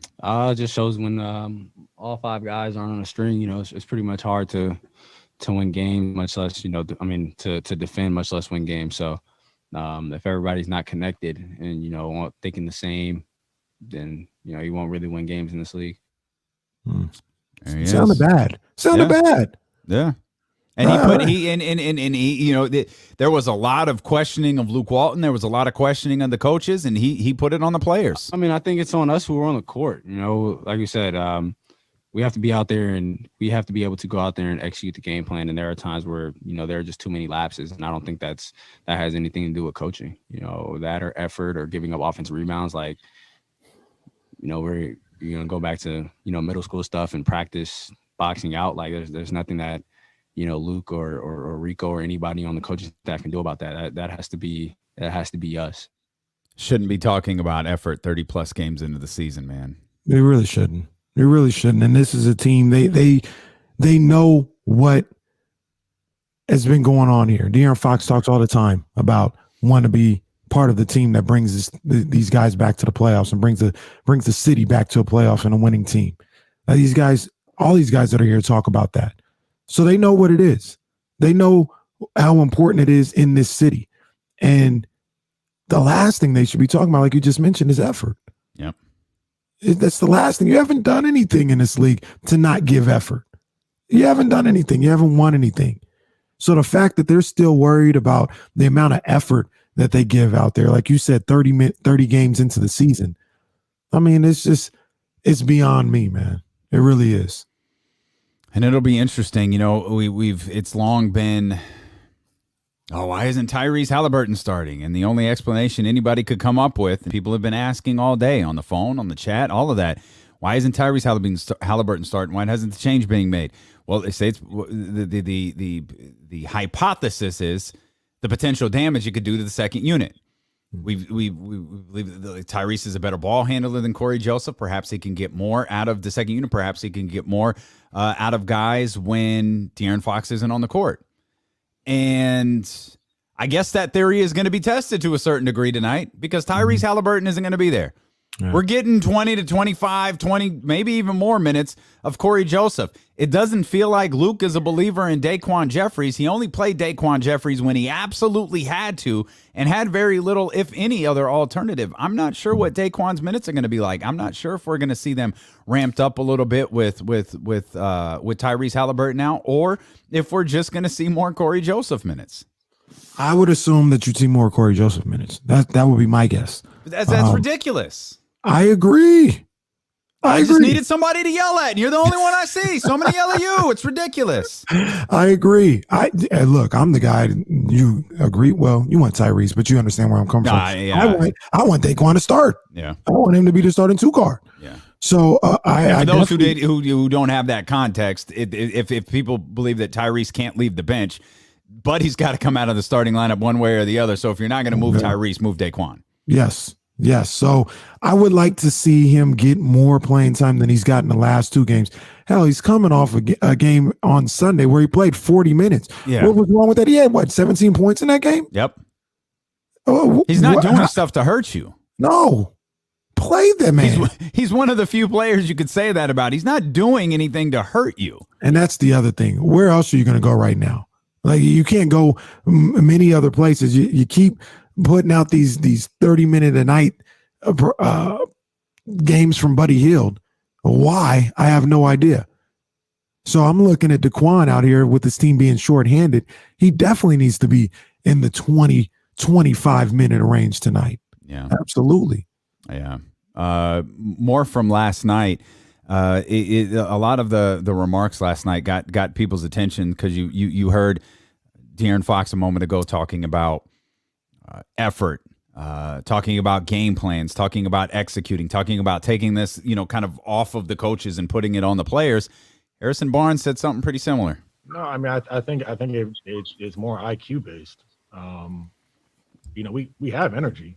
I mean, you can see down the offensive end. I mean, we have no problem running up and down the floor, doing all that type of stuff. But it's how smart are we playing defensively on our rotations? How locked in are we to that? And our communication, are we talking, or does one guy think the big is in a drop and then the big is up, thinking he's in a switch or a blitz, and then the roller is getting a wide open layup? So there's all these different things that are going on, but we try to play the game within the game better, and like I said, execute the game plan. You know what I noticed in that I don't think I noticed the first time was he pointed out something specific. He pointed out a very specific play. He pointed out a very specific situation. Mm-hmm. If you went through the tape, it's probably not going to be hard to figure out who he's talking about. Now, I'm not indicating I know who he's talking about. I'm just saying it sure feels like I know who he's talking about. Yeah. Yeah. And when you're pointing out situations like that, and in Harrison, we saw, I know everybody is, and I know, and I've criticized Luke for this. He doesn't show a lot of emotion. He doesn't sound like he talks with a lot of emotion. He may have punched the clipboard last night or broke the clipboard or whatever he wound up doing with it, but he was defeated. Like, he was a man who was down and had been kicked in the gut. Yeah. And then he started getting asked questions about his future, and he started repeatedly getting kicked in the groin. And I felt for him last night, like, okay, he went from being angry to it almost sounded like he felt hopeless. I saw Harrison Barnes more animated. I saw De'Aaron Fox more animated than I normally see them. And it's a frustrated animation. We had referenced the clip earlier where Daquan Jeffries was guarding Obi Toppin. Marvin Bagley comes over down low to help to contest the shot. He leaves Taj Gibson. The ball comes off the rim. Taj Gibson would have put back dunk. De'Aaron looks right at Bagley. What are you doing? Luke Walton calls timeout. I mean, there's 10, 15 other plays that you could point to in last night's game that looked just like that. Yeah. And it's like Marvin had a blow by, or Julius Randle blew by him at the foul line just completely effortlessly. Julius Randle was bullying Marvin Bagley in the post. Had to put Harrison Barnes on him. You had to put Harrison Barnes on. Rashawn Holmes, a guy that we talk about and we love his effort and his defense most of the time, he was asleep at the wheel last night. He was completely asleep at the wheel. I don't know what he was doing on a lot of these possessions when I went back and watched the game. So a lot of this stuff and a lot of the issues that this team is having and the guys on this roster is having, it seems like it's mental. It seems like it's mental because at least when I look at stuff with Rashawn Holmes, Marvin Bagley, it's like, hey, think about what you're doing right now. Stay locked into what you're doing and what your job is and what you're supposed to do. You got to stay locked in. You can't just go through the motions. You can't just run because you think you're supposed to run. Have a purpose, have an understanding of what's supposed to be going on right now. And they're not locking into that part of the game. Nope. And everybody knows it. And this is the first time, at least that I can remember, they're being called out with amongst each other. Luke Walton was talking a lot about sticking together. It was a line that he used over and over and over again when he spoke to the media yesterday. Harrison Barnes spoke before him, and he knows that execution is a problem. Like I said, I mean, we had a game plan coming into the game, and we didn't execute it. So, we started, changing coverages on the fly, tried to do different things to get stops. I mean, we have one coverage, weren't getting stops. We have other coverage not getting stops. So, at some point, it simply just comes down to stopping the guy who's in front of you, regardless of who it is, closing out, getting the rebound, closing out, getting a loose ball. I mean, those are basic defensive principles that we're not doing right now. And that's why we're on this losing streak. We feel like you, I, Chad House, people listening, people calling, feel like this Kings team doesn't have like a leader. No, I do think zero leadership. I think Harrison is the closest to a leader that they have, but he's like, we equate leadership sometimes to, I don't know if animation is the right word, but like a big personality, a guy who'll grab you by your jersey. Hey, say, let's get this done. Harrison, you've said this regularly. This is a team full of a bunch of nice guys. Mm-hmm. And at some point, maybe somebody needs to step up and be a jerk and more directly call somebody out. And maybe you don't do it publicly. Maybe you don't do it because we talked about that. Is this something you get?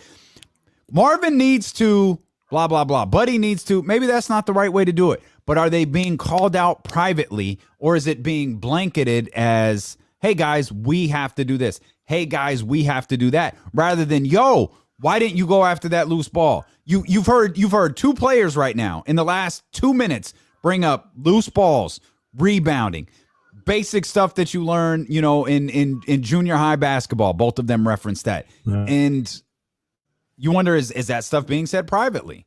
Or is it being blanketed as we have to do better rather than, yo, you need to do better? See, the issue is, to me, as I think about this and I think about what's going on with this team and why nobody's really speaking up and speaking out, at least publicly, maybe they're doing it privately, it's the fact that when you do something like that, when you speak out like that, now the spotlight is on you. Now, as my partner like to say, do you want that smoke where you have to be on point for the things that you do? And you have to be, hey, I don't care if this is courtside. We're hitting the music, baby. We're hitting the music. Y'all want the smoke or not? Do you want the smoke? Step up and say something. Not everybody's going to want that smoke. Not everybody's going to want them lights. Not everybody's going to want that responsibility to where if you're speaking up, now the things that you do are going to be put under a microscope as well. And you got to make sure you're on point. It's not easy. It's not easy. Everybody wants to win. Yeah. Everybody wants to win. But does everybody want to do what it takes to win all the time? And that's the question this team needs to ask themselves. Understandable, but listening to Harrison Barnes and De'Aaron Fox, the frustrating thing is it feels like you could do just the most basic things and have an opportunity to win. Like they're talking about offensive rebounds. They're talking about going after loose balls. They're not talking about running some complicated offense or defensive scheme. They're talking about the most basic things. They're talking about the things that you teach your kids when you coach. They're talking about the most basic things that pertain to basketball. It's really basic. I'll give you an example. I was watching that first quarter over again, and Rashawn Holmes did something that maybe wouldn't jump out to a lot of people, but Tyrese Halliburton was guarding the ball really tough. They were trying to get the ball to Julius Randle on the block with Marvin Bagley. Halliburton was smothering the ball. Bagley was doing a good job of denying and fronting Julius Randle so he couldn't get the ball. So Taj Gibson, who was on the other block, flashes to the middle of the paint and gets the basketball. He then gets the ball. Holmes is guarding Taj Gibson. Mm-hmm. He gets the ball. Gibson makes a move up and under. Holmes is there to contest it, but he just goes over the top, makes the shot or whatever the case may be. On the surface, it's like, hey, Holmes was right there on the defensive end. Taj Gibson just made a play and made a shot. Sure. But to me, what I saw is Taj Gibson cannot cross your face. This is something that we teach in elementary, in middle school. Do not let the offensive player cross your face and go get the ball. And that's exactly what he did. Rashawn Holmes was sitting back. He was asleep. He was ball watching. Taj crosses his face, gets the ball in the middle of the key. And in the NBA, and with somebody that's been around as long as Taj Gibson, he gets the ball 5 feet away from the rim. Yep. Oh, he's got moves to finish. Yep. That's where it's the little things, the little attention to detail, being in your denial, not letting somebody cross your face, getting in that passing lane to kind of shut all that down. Is that why they lost the game? Of course not. But it's little moments like that that say, yo, we're not all the way engaged all the time. It's got to be one of their worst defensive performances of the year. And I think another when you can continue, as if we need more, when you continue to find other sources of frustration past, the team losing, it's like it feels like they've gotten progressively worse. Now you go to the Brooklyn game, like, oh, wait a minute, like, no, they showed signs in the Brooklyn game. No, they didn't. And you know what? If they did show signs, you know why they did? Because Brooklyn let them. Yeah, that's and it's not mind control that the Brooklyn Nets have. It's Brooklyn. If you've watched the Nets this year, they've won 8 in a row. They're phenomenal right now, but they're winning it because they're offensively better than everybody else. They haven't started. If they're going to work on being a defensive team, they ain't going to do it till Kevin Durant gets back. Right now, they're just out there toying with everybody. Yeah. And hey, Kings played well. Hey, Kings were in the game. Hey, it was never a blowout. Yeah, that's just the way That's just the way Brooklyn was rolling. If you can make shots, if you can get 50-ish% of your shots to fall, you're going to be in the game against Brooklyn. Mm-hmm. But the problem is when you're as bad defensively as the Sacramento Kings are, Brooklyn's going to make more. You're not going to be able to get that stop that you desperately need. And then you start to look back and you go, man, it ain't there. Whether you're talking about the Bucks, the Bulls, the Heat, whatever team you want to throw into this losing streak, it's not there. And it was on display last night when the Knicks absolutely kicked the crap out of them. The Kings got to ask themselves collectively and individually, how bad do they want it? How bad do they want to change these things? You can say it to the guy.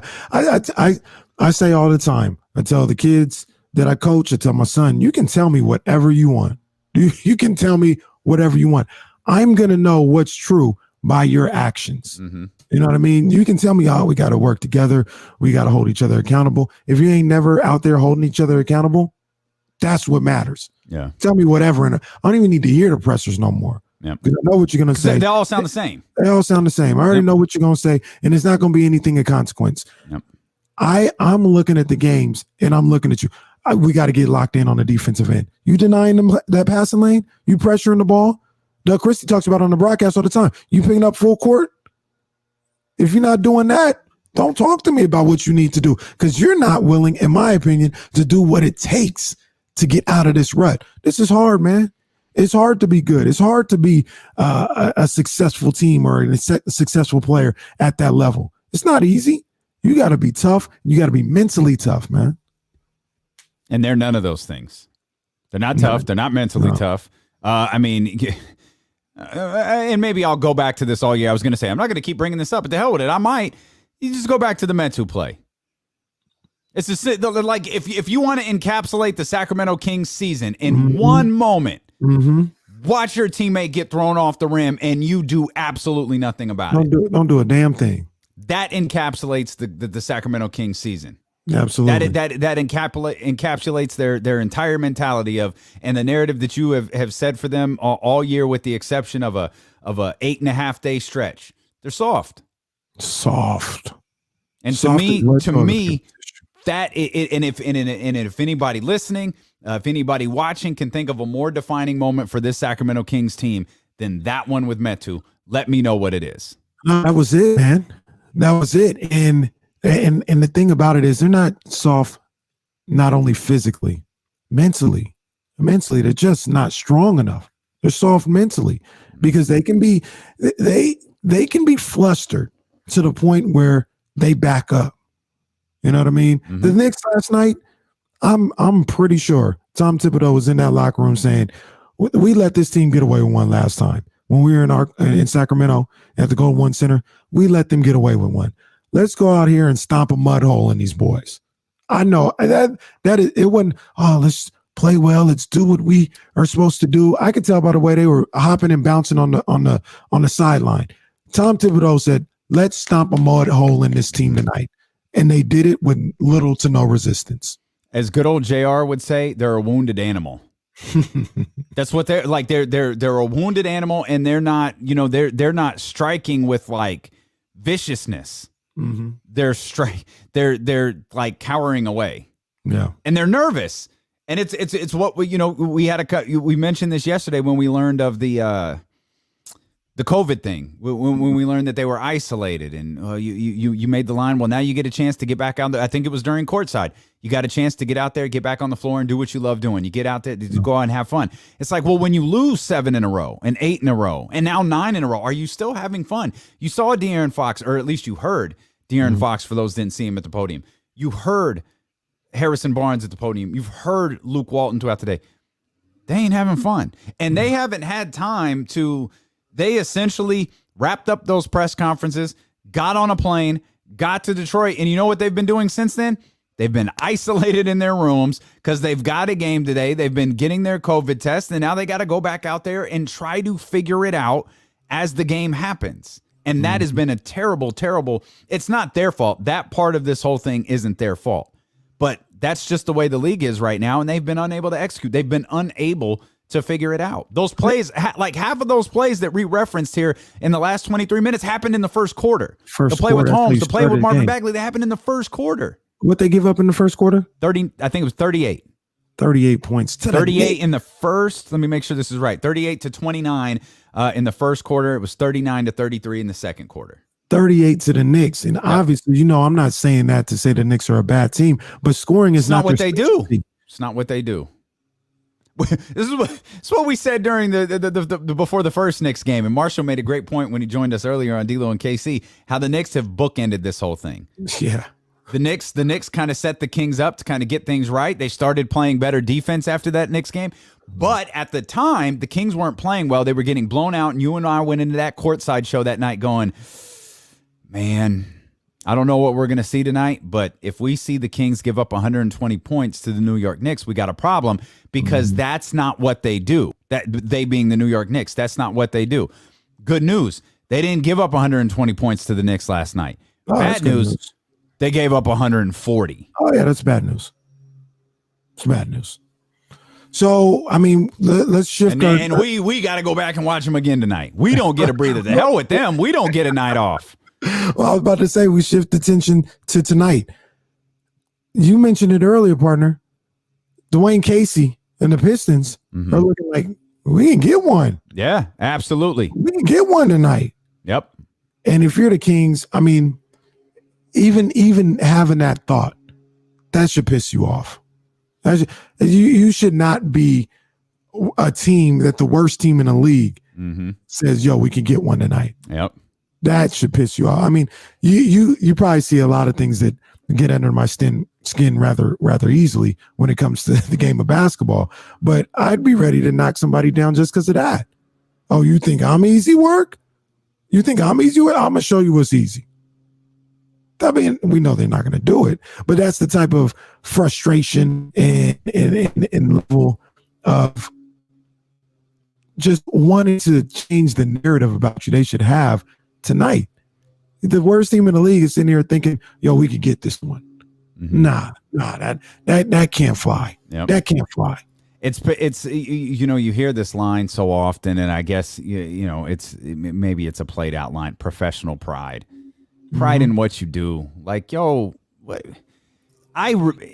And maybe this is my own fault.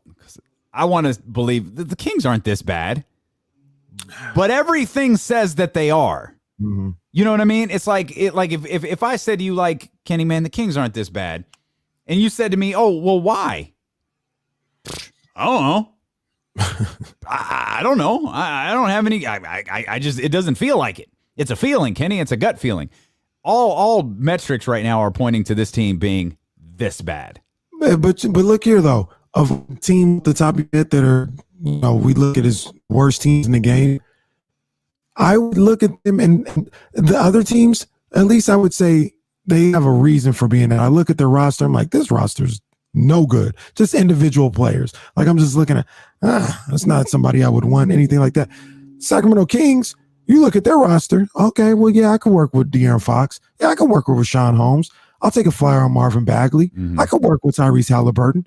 Harrison Barnes is cool. Like they have guys that you could sit up there and go down the list and say, hey, I can at least want him on my team for some reason or another. Mm-hmm. You know what I mean? Like maybe if he's not my star, like I can work with him.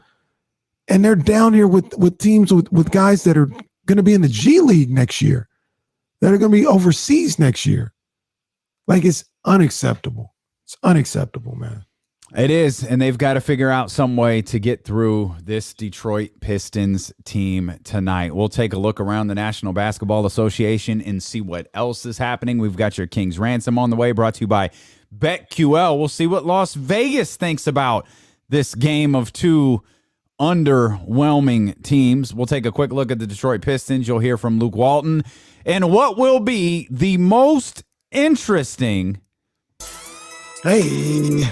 The most interesting Kenny's keys to a Kings victory. That's all on the way as Courtside with D'Lo and KC continue here on Sacramento's #1 sports station, ESPN 1320.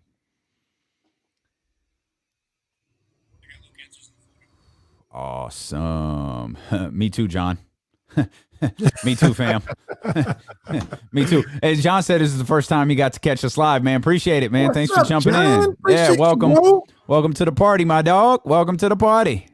Let me stand up real quick, man. Yeah, I kind Let me of see something while we're here. see. Might as well, you know what I'm saying? Try some things out. Can I flip this thing? Oh, this guy. This dude, y'all don't know, man. Jesse's a jerk. You know what? The that's that. Like someone is like Kenny right is in front of the window. Kenny is like doing the show from the lawn at this point. I meant to say to you earlier, but I didn't feel like the rundown was where it needed to be. Hey, do we have promos to do today? Maybe we should do them now. Guess that door's closed. Yeah, that's fine. At this point, we should know that we have to do them. Oh, man. You guys don't mind my camera. What is going on in the Caraway house? Roast Kenny. Roast Kenny. Trying to raise this thing up. If Kenny comes back and his tube his shirt shrunk to a tube top, I'm done with this show. Hey, on my guns. The 24-inch pythons, brother. Uh-huh. You guys know what it is. Elizabeth. Let's just turn it this way. No, I can't do that. Oh, man. Will you marry me? If you didn't propose that way, you did it wrong. Let's try that. Man. Did you move to the bathroom? What happened here? Kenny has to do the show from the bathroom next week, I think. I'm gonna stand up. Ah, there you go. Dude, I got 30 minutes left. Let me stand up. There you go. Okay. I've been trying to figure out some way to do something like that because this is killing me. It's not killing me. It's not my favorite. Yeah. I feel like I need to be up a little bit. I think I can do this. I can bring that camera down a little bit. Can you hear me good? Yeah, I got you. You smell what the Rock is cooking? I ain't faking. You should have smelled what The Rock was baking. The brother was baking. The brother was baking. Bruh. In hindsight, that they pulled that one off. Oh my God. Hey guys, I got an idea. Let's go out in blackface. Oh my gosh. Yeah. I'm just like, no one said, hey, Hunter. And maybe, hey, X-Pac, that's a. Yeah, no, don't do that, X-Pac. Don't do that. Let's not do that. Don't do that, X-Pac. 1320 The Stand. Taking a stand in the community, standing up for Kings Nation. Leezy's funny, man. Leezy's funny. My impression was what impression? Oh, the Macho Man. Brian, that's a smart guy right there. I roll with Brian. I don't think it's very good, but maybe it's just better than Brian. No, this I'm good. This I'm coming into the next segment. Roddy. Damien, when the guys come over here and they go over there, brother, you tell me who's up here. And then I come back around to you, Damien. Look at Roddy. Yeah. Come on,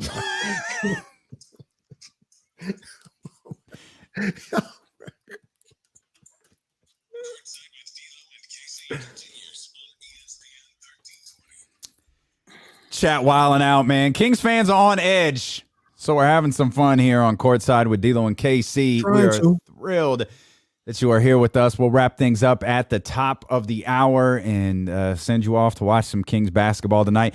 By the way, that might not necessarily be a good thing, but we're here to prepare you for it. It's happy hour somewhere. I think it's happy hour, period. You could just get in, start having a couple of drinks. It'll make the Kings game significantly easier to digest. But they've got to find a way to end this 9-game losing streak, the longest losing streak that they have had since, what do we got here, 2008? Yeah, the 2008-2009 season. It's a busy day around the National Basketball Association. As we take a quick look at some of the other things going on, you talk about teams that need to kind of snap out of it. It's going to be a tall task ahead for the Boston Celtics, but that at home against the Indiana Pacers, that game beginning right now, that's a team that they've got a couple of all-stars. They need to kind of right the ship because it's getting loud in Boston, and they need to figure things out. The only other team with a losing streak as long as Sacramento's is the Houston Rockets. They're in Toronto tonight, and by Toronto, of course, I mean Tampa. They're playing the Toronto Raptors tonight, who have started to play some better ball over the course of the last 2.5, 3 weeks or so. I don't like the Rockets' chances in that one, but we'll ultimately see where it goes. The Jazz are at the Heat. The Suns are at the Bulls. The Clippers are at the Grizzlies. The Hawks are at the Thunder. The Hornets are at the Golden State Warriors. And then the Los Angeles Lakers are hosting the Portland Trailblazers. Lakers, what? They lost 5 or 6? I think it's 5 or 6. Yeah. But I think they're going to be okay, Kenny. I think they'll be all right too, brother. I think they'll be all right. And of course, the Pistons host the Sacramento Kings tonight as we take a quick look at what BetQL says about this. If you want to get in on this, the Kings Ransom, get more information before you place your bets, check out BetQL, an awesome website that uses data and simulations to help you be a better. Bet smarter and bet the books. Download the BetQL app today or visit BetQL.com. The Sacramento Kings are favored tonight. Excuse me? The Sacramento Kings are favored tonight by 1.5. Didn't see that coming. Well, the Pistons are 9-23. The Kings have lost 9 straight games. Somebody has to be the favorite. Like, what does that say about the Pistons? Like, yeah, we know the Kings stink. We know that they're terrible, but we're going to go ahead and make them a 1.5 favorite tonight. I think the Kings were underdogs 2.5 yesterday or 1.5. Yeah, I think it was 2.5. Didn't make it. It might have been 1.5. I don't know. But look, I'm gonna say it like this. This doesn't look here. I'm not trying to start no mess. This doesn't mean that they are going to win or anything like that. This is a 50-50 game for everything. The Pistons are terrible. They're terrible. That's a terrible team. No, you're not wrong. It's just the problem is the Kings are too. That's the thing. You're right. The Pistons are terrible. And you talk about not having a future. You talk about not knowing where they're going. Pistons are awful. Just the downside to that is so are the Kings. And until the Kings prove otherwise, they're an awful basketball team. Over under, KC said at 227.5. That's 227.5 with a projected final score 114 to 112.5. Again, that is according to our friends over at BetQL, 114 to 112.5. They think the Kings are going to give up 112? Where the players dwell against the Detroit Pistons. Yeah, I know. I mean, that would be phenomenal. I know. That's a victory, right? Yeah. That's a victory looking at gave up 112 points to the Detroit Pistons after dropping 140 or allowing, I should say, let me rephrase that, allowing 140 to be dropped on them by the New York Knicks. So that's what it looks like. The Pistons, their last game was against the New Orleans Pelicans. They lost that one 128 to 118. I don't know, KC, what the identity of this Pistons team is whatsoever. I can tell you, full disclosure, we're all family. I'll be honest with you. I have not watched a single Detroit Pistons game in its entirety this season. If my app landed on the Pistons, it was by accident. So I've got nothing to offer. I've been following the Blake Griffin thing. I've seen Sadiq Bey highlights. I've seen plenty of highlights of certain players on the Detroit Pistons, particularly their rookies, but I have not watched the Detroit Pistons play. I didn't Wayne Ellington on that team. I think so. Isn't he getting some good run for them? I would love, we talked about this a little earlier on D'Lo and KC. I mean, I don't know if he was a free agent, but Wayne Ellington would have done fine here in Sacramento. Yeah, would have worked. I think he would have been out. I think he was out there. Could have picked him up. But I've seen the Pistons play once. And it wasn't even a whole game, but I've seen them play once. They played the Lakers, went to double overtime, I think, against the Lakers in LA, ended up losing that game. Okay. Josh Jackson. Maybe I shouldn't mention any names, but I'm going to do it anyway. Josh Jackson. Just keep your eye out. All right? Just keep your eye out. Josh Jackson. Don't let this man go off. At I am K Diddy. That's the handle. It's inevitably going to happen. It's happened so many times. It's happened with Kobe White. It happened last night with hell. You know what you even did? We were all focused on quickly. You did it with Derrick Rose too. Yeah, you were talking about Derrick Rose, and I thought, Derrick Rose is a fine role player for the New York. It's perfect. It works great. I was like, don't forget, Derrick Rose wasn't there the first time. He comes out and lights it up in the fourth quarter. Obviously, the big news, we expect that you have all been with us for the last 4 hours and 38 minutes.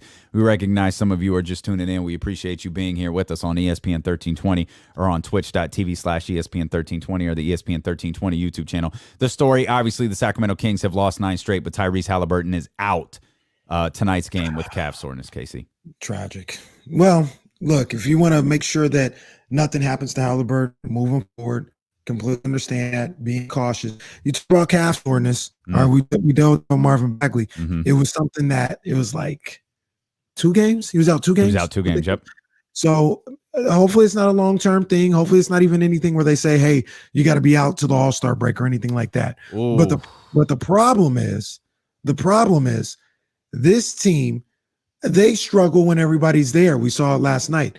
If any of their core guys, and Tyrese is one of their core guys, one guy that's out there playing 30-plus minutes a night, if one of those guys aren't there, they have not been able to withstand that in any form or fashion. Like a lot of these games hadn't been close. And I know Detroit isn't Milwaukee or Miami or Brooklyn, any of those teams that they played shorthanded. But, I mean, they've struggled.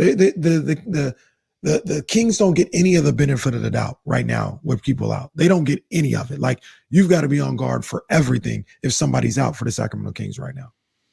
Dennis Smith Jr., Wayne Ellington, Sadiq Bey, Jeremy Grant, Mason Plumlee. Those are your starters for the Detroit Pistons. Gosh, they're terrible. De'Aaron Fox, Buddy Hield, Harrison Barnes, Marvin Bagley III, Rashawn Holmes. That familiar starting lineup will take the court at tip for your Sacramento Kings. I like Jeremy Grant, though. I'll be honest. I liked him in Oklahoma City. I thought, particularly during the Carmelo year, that second Carmelo year, he probably should have. He should have been the starter over Carmelo. I'm thrilled. I'm a Carmelo Anthony fan. I'm thrilled with where he is now. The way that they were using him in Oklahoma City didn't work, and Jeremy Grant really kind of came into his own there. on that roster, and he's in the midst of a bad team. I think he's a good player. How good? I mean, I don't know. He's not an all-star player, but I think he's a good player. He's a player I would love to have on my team. But he's a guy who at the small forward position, he could work tonight. Yeah, especially if they can get Harrison Barnes off of him and have somebody switch. Man, he can work tonight. Come on now, 23 points a game. Yeah. 23 points a night for he's their guy. Jeremy Grant. Yep, he's their guy. And like you, I'm not sure if on a good team, actually, I'm pretty sure on a good team, he shouldn't be averaging 23 points a game. But sure, he's a guy that is going to be relentless out there. He's going to keep coming. He's going to get them shots up, and he knows for them to have any chance of winning, he's got to put them shots up. What do I talk about all the time with like De'Aaron Fox? Like Aaron's got putting up 18 to 22 shots a night if the Kings want to have a shot. Nobody got to tell Jeremy Grant that. He gets him up, all right? But he's playing really well this year. You got to tip your hat to him. Yeah, and you're that's probably a part I conveniently left out. He's not going to average 23.3 on a different team, on a more competitive team. He's one of those guys who's putting up points on a bad team, but he can still put up a very respectable number with good minutes on a good team, and I think he did that with Oklahoma City. I think it's why a lot of people who are watching Oklahoma City basketball. What he did with Denver. I mean, he did a really good job in Denver as well. Yeah, I mean, he's a guy who can play ball, but overall, the starting lineup, we know that Blake Griffin isn't around. We know this is something that they're trying to either work out in the trade market. You think he's ultimately going to end up on the buyout market. But the guys who were there when Dwayne Casey, their head coach, joined the squad, they're not really a part of the team anymore. Andre Drummond's not there. Blake Griffin is not a part of the team's future moving forward. At least that's how it appears. So this is a team in as much, if not more, transition than the Sacramento Kings are. And well, somebody got to blink. Just who's it going to be? Who's it going to be? Look, man, I'm not going to say it. I was about to say the Kings need to go out here and win this game. Yeah, we're past that, bro. Just go out and play good basketball. All right, play tougher. We're really lowering the bar here. We are lowering the bar. It's on the ground damn near. But a lot of people were asking. I know Bryant was watching earlier, and I don't know if he's still in there. Hopefully he is. But he was saying, what is a win against the worst team in the league? What is that going to do? What does that mean? You need to win. I don't care how you do it. I don't care who it comes against. You've got to win. All right. And you definitely don't want to end this road trip with a loss to the Detroit Pistons. You don't want to do that. So go out there, play some good basketball. Maybe now one of the things that happens with this team usually is when they get embarrassed, when it looks bad, especially De'Aaron Fox, they come back out with guns a-blazing and they're physical and they're tough or whatever. The problem is that never really lasts. They start feeling comfortable and then we get back, and that's how we get in these cycles. But typically after something like what happened against the Knicks last night, they come back that next game and they're usually pretty sharp, or at least playing with a different level of energy. So I'm expecting to see that tonight out in Detroit. Oh, you know what line I always quote? That D.L. Hughley line. You can expect whatever you want, and we'll be surprised together. You heard Harrison Barnes. You heard De'Aaron Fox talking about the game plan earlier. When Luke Walton spoke to the media a few minutes ago, he addressed whether this team is not following the game plan or not. Well, I mean, look, when you're losing like we are, there's lots of different things that kind of add up to what's going on and what's wrong. And, sometimes part of that is not executing game plans. And other times there's other elements to that as well. But, again, to me, the bottom line is we all have to be better at what we're doing and what we're trying to accomplish, and the way that, we're attacking these games. And I think a big piece of it is, at least lately, is how we're starting these games, especially as we kind of got that group back that we had a lot of success with. Now we got to find that rhythm again. We can't be giving up 40 points in the first quarter of those two games with our especially with our main guys back. So there's a lot of things that add up to it, but the bottom line is you can't just point to one thing, but we have to be better.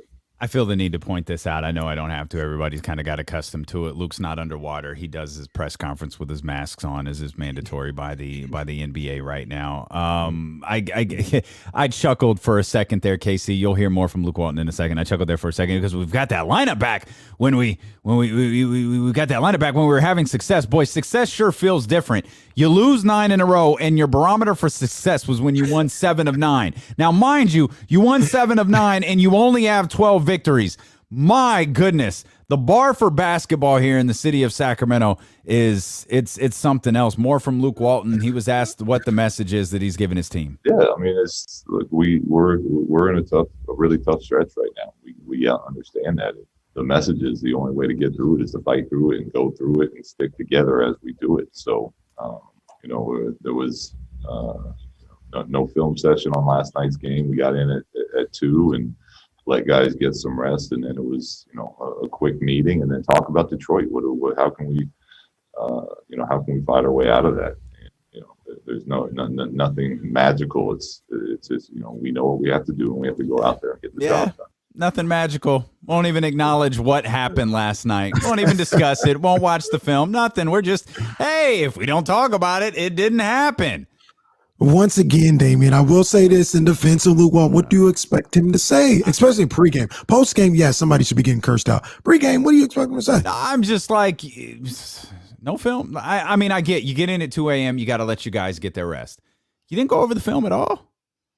So we can expect to see Marvin Bagley leave his man and Mason Plumlee come in for a dunk tonight then. That's what I'm fully expecting. That's what it sounded like. It's what we saw last night. I don't dispute that. All right. Let's find out a little bit more about Tyrese and when his calf started bothering him. Yeah, I mean, he started feeling it late in the third quarter last night. And again, we'll have more information tomorrow when we can get him home and test them out with the doctors and whatnot. But there's always concern, especially when it's a player that is playing as well and is as important to our team, as Ty is.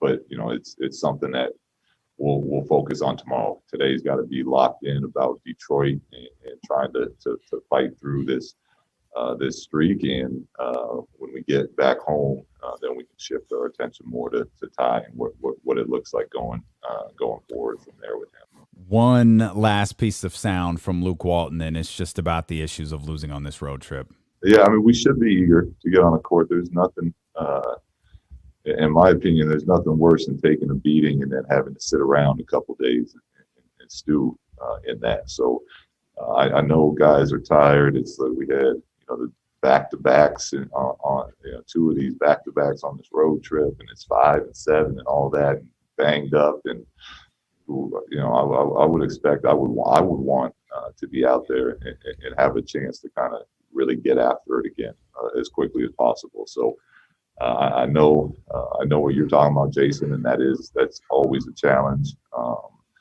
But we don't have the luxury of not showing up ready to compete. And that's Luke Walton. There you have it. And it is a tough spot where your team's frustrated. Clearly, your leaders, for those watching, see me using the air quotes. Your leaders. They don't have none of those. They don't have none of those. It feels like it, but let's maybe do better here. Harrison Barnes, De'Aaron Fox, those guys are clearly frustrated. Luke Walton's frustrated. You're frustrated. I'm frustrated. Everybody who's been listening and watching, all the Kings fans, they're frustrated.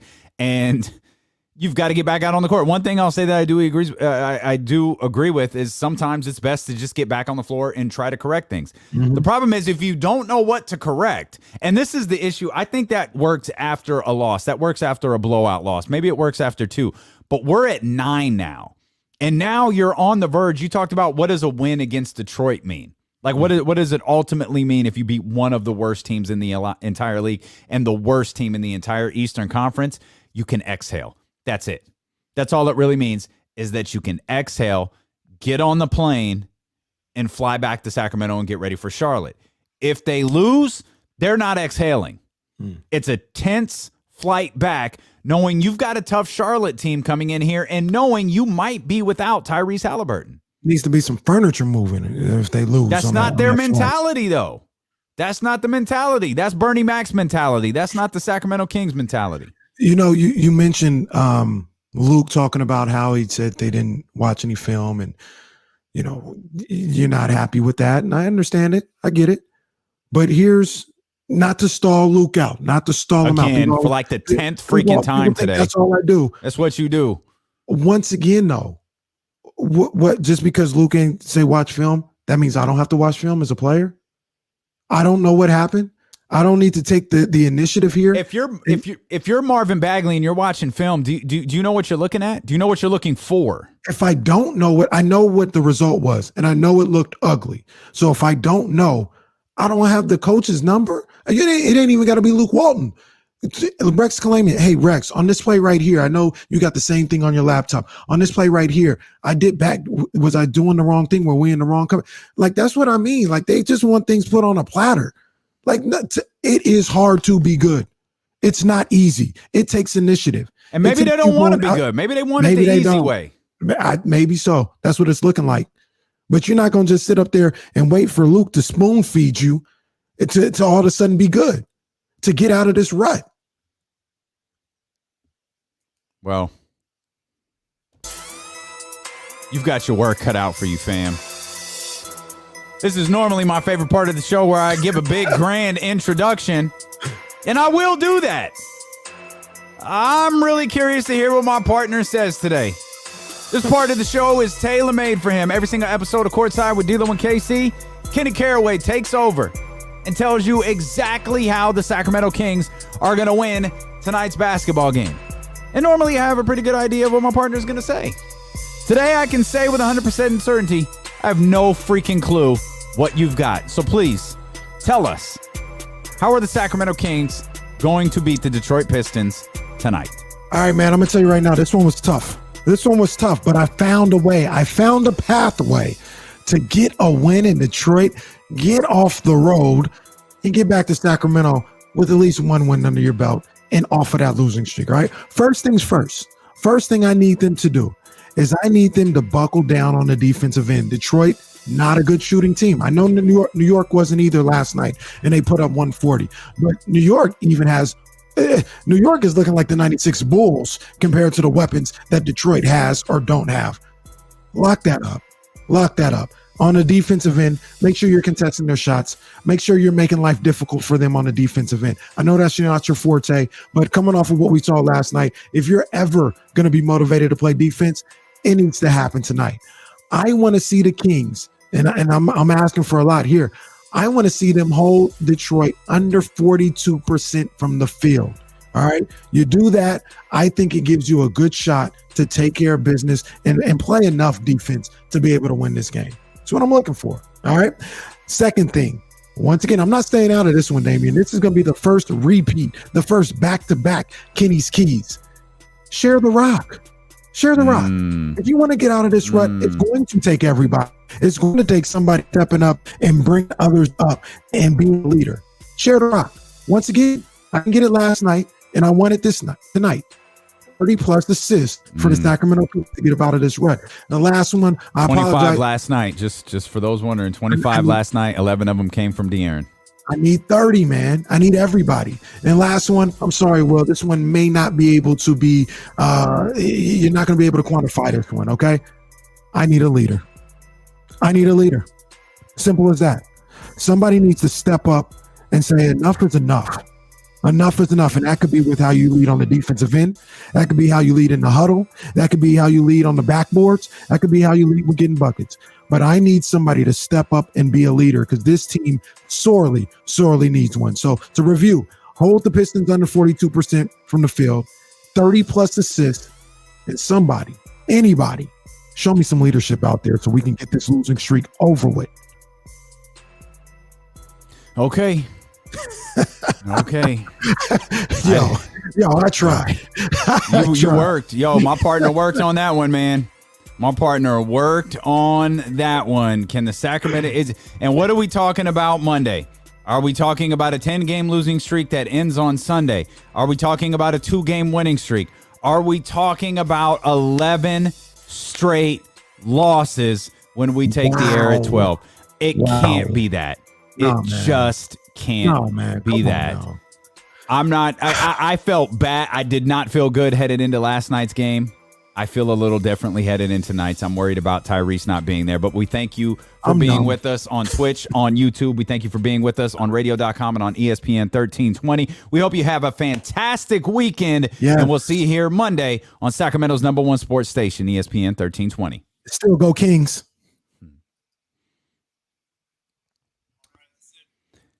We're still here for a few more minutes if you guys want to hang out, because Jesse's making a stay because he's a dick. We gotta cut our promo. Leezy said something that made me laugh. What Leezy? I think Leezy was talking about LaMelo. He said, "That's my light-skinned son. I got him in my basketball fantasy league." That made me laugh. Leezy also said the Kings are the Spike Dudley of the NBA. Oh my gosh, that's legit. I know you're hungry, baby. Jesse sucks, and he's making me stay for a couple more minutes. I know. We'll get dinner in just a second, baby. I promise. Hey, Brian, he's got a bourbon. What are we drinking on tonight, guys? What we drink, Damien? What are we drinking on? What you got? Yeah, I think I got some tequila Diamante. I'm gonna put some product placement for that, man. That's a black-owned spot where the dude is from Sacramento. Okay. I might do that. But I kind of feel like some bourbon though, man. I think I might break open one of those bottles that I posted the picture of the other day. Okay. I think I'm gonna do that. What you doing tonight? And I hadn't, to be honest with you, I hadn't worked the Bartesian in about 2 or 3 weeks, man. I'm busting that thing open, and we going with the we either going with the Sex on the Beach or we're going with the margaritas. We might be going to Margaritaville. Tito's. I like Murph. That's my guy. He's going Tito's mixed with Tito's. Yeah, man. Jill, is Pendleton? Is that a drink or is that an exercise? What is Pendleton?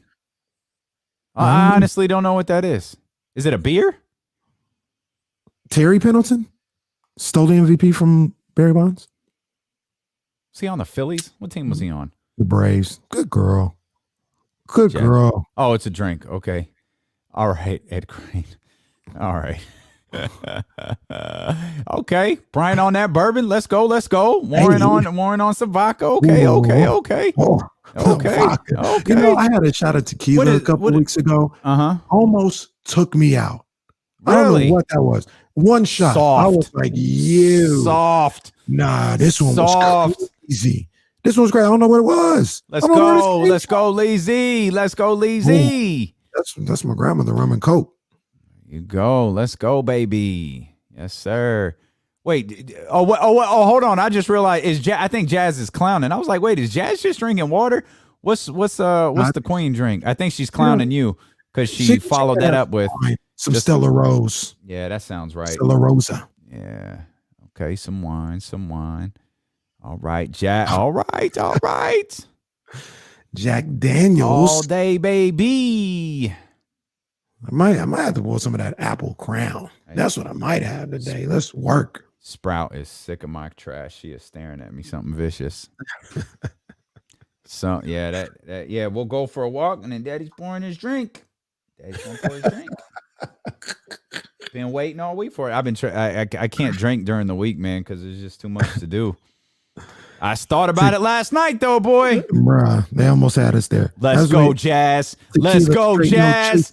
Let's go, Jazz. Jazz. I had that shot of tequila a couple of weeks ago. Boy, I don't know what it was. I think the shot, though, to be honest with you, the glass we were drinking of, I think it was a double shot. It had to have been probably a double shot glass. You just probably soft. No, because I take it to the head. It ain't no issue. Sip it. What Shannon Sharp always say? Ain't no problem. Ain't no problem. Ain't no problem. Oh man, I got to get up in the morning too. Casey got some homemade. Oh, that's why he drinking water. That's what it is. That's what happens with age, Kenny. That's what happened with age, fam. I'm talking trash like that. Like I'm gonna be halfway through my first glass of bourbon. Like, woo! Party time. Oh, that's what it says. Jazz confirming. Queen Bee confirmed as it was Hornitos. That was rubbing alcohol. That was crazy. Don't even sound pleasant. That was crazy. I love we drink stuff that makes us go, oh, like, oh, we drinking poison. And look, here I am, can't wait to do it. Like, yo, Jesse, let's get whatever syndication we're going to, man. We've got promos to cut. We'll leave the live stream on, and you can watch our stupid asses cut promos and see how many times we mess up. This is what we do when the show ends, especially on Fridays. We'll take you behind the scenes because I know everybody's dying to know how this works. So, I know somebody like me, I would. Bragg's apple cider refresher. Okay. All right, Ramsey. Ramsey, that sounds a little light, bro. Apple cider refresher. Yeah, sounds a little light. He gonna wake up healthy tomorrow, though. I'll tell you that right now. We need to come up with a drink called the Kenny. I'm with that. What do we mix it with? Something aggressive. Be honest with you, it would be something vodka. from New York. It'd be vodka and cranberry. That's the Kenny. It ain't even creative. I mean, that's just what I do. Hold on, where'd it go? Wow, where'd it go? We need to come up. Oh, here it is. Of vodka. I like vodka. Just a bunch of sugar. Ironically, guys, I don't drink sweet. I don't eat sweets that much. It's because you drink them. I don't even drink them that much. All right. Well, yeah. Oh, Ramsey don't drink. Okay, so he's going with the see Ramsey with the what you call it. Okay, Henny and Coke. That's the Kenny. Oh, you racist. Racist, Leezy. Why Kenny got to drink Hennessy, Leezy? Okay, John, let's go, baby. Hey, now John. Now we talking. Yeah, Leezy, that's the truth right there. It's that sugar that jacks you up. I don't never get. Man, how long is this commercial break, Jesse? God damn.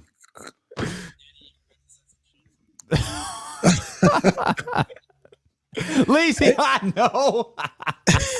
Look, the crazy thing is, I don't like Hennessy at all. I had a bad experience with Hennessy. It's not my favorite. I keep some here. It's disgusting. Back in the day, I used to have friends over when that was allowed. I always kept Hennessy in the house for one of my guys, but it's not. I don't like it. Nothing. I mean, Roddy.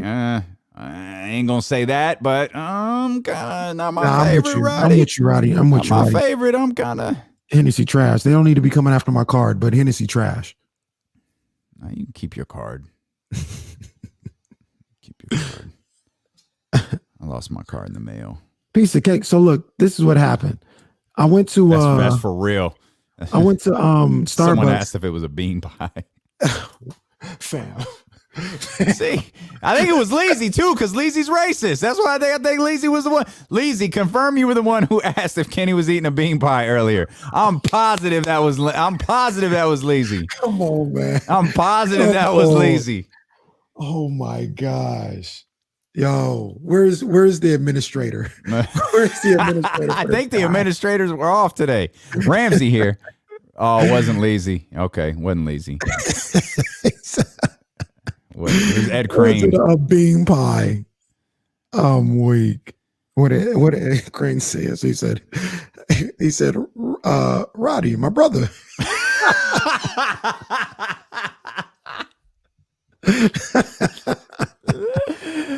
Oh man, that had some Vince McMahon vibes right there. Bryce, welcome back, baby. Bryce had jury duty, man. He missed us today. We appreciate you looking out for the community, doing your community service. That's fact. That's facts. No Twitch HR on Fridays. That's real talk. All right, we cutting a promo. So what are we doing? Are we doing to? Damn, Jesus. Okay. Damn, Jesse. Let me think. Monday, today, tomorrow. All right, let's see.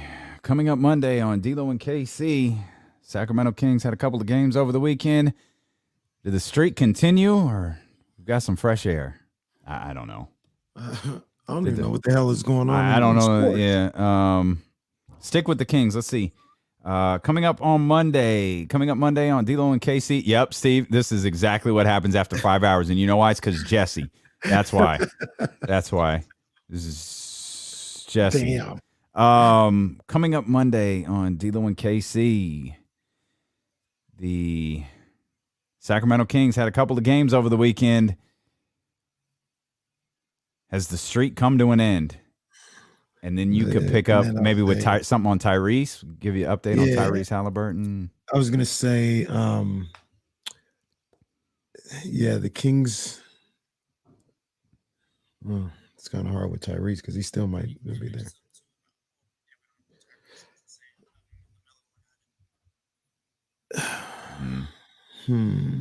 Yeah.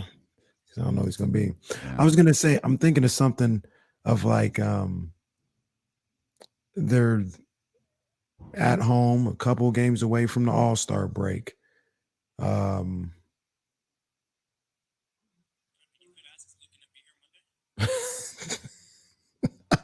I mean, did Luke make the flight? I'll let you know. I'll do that.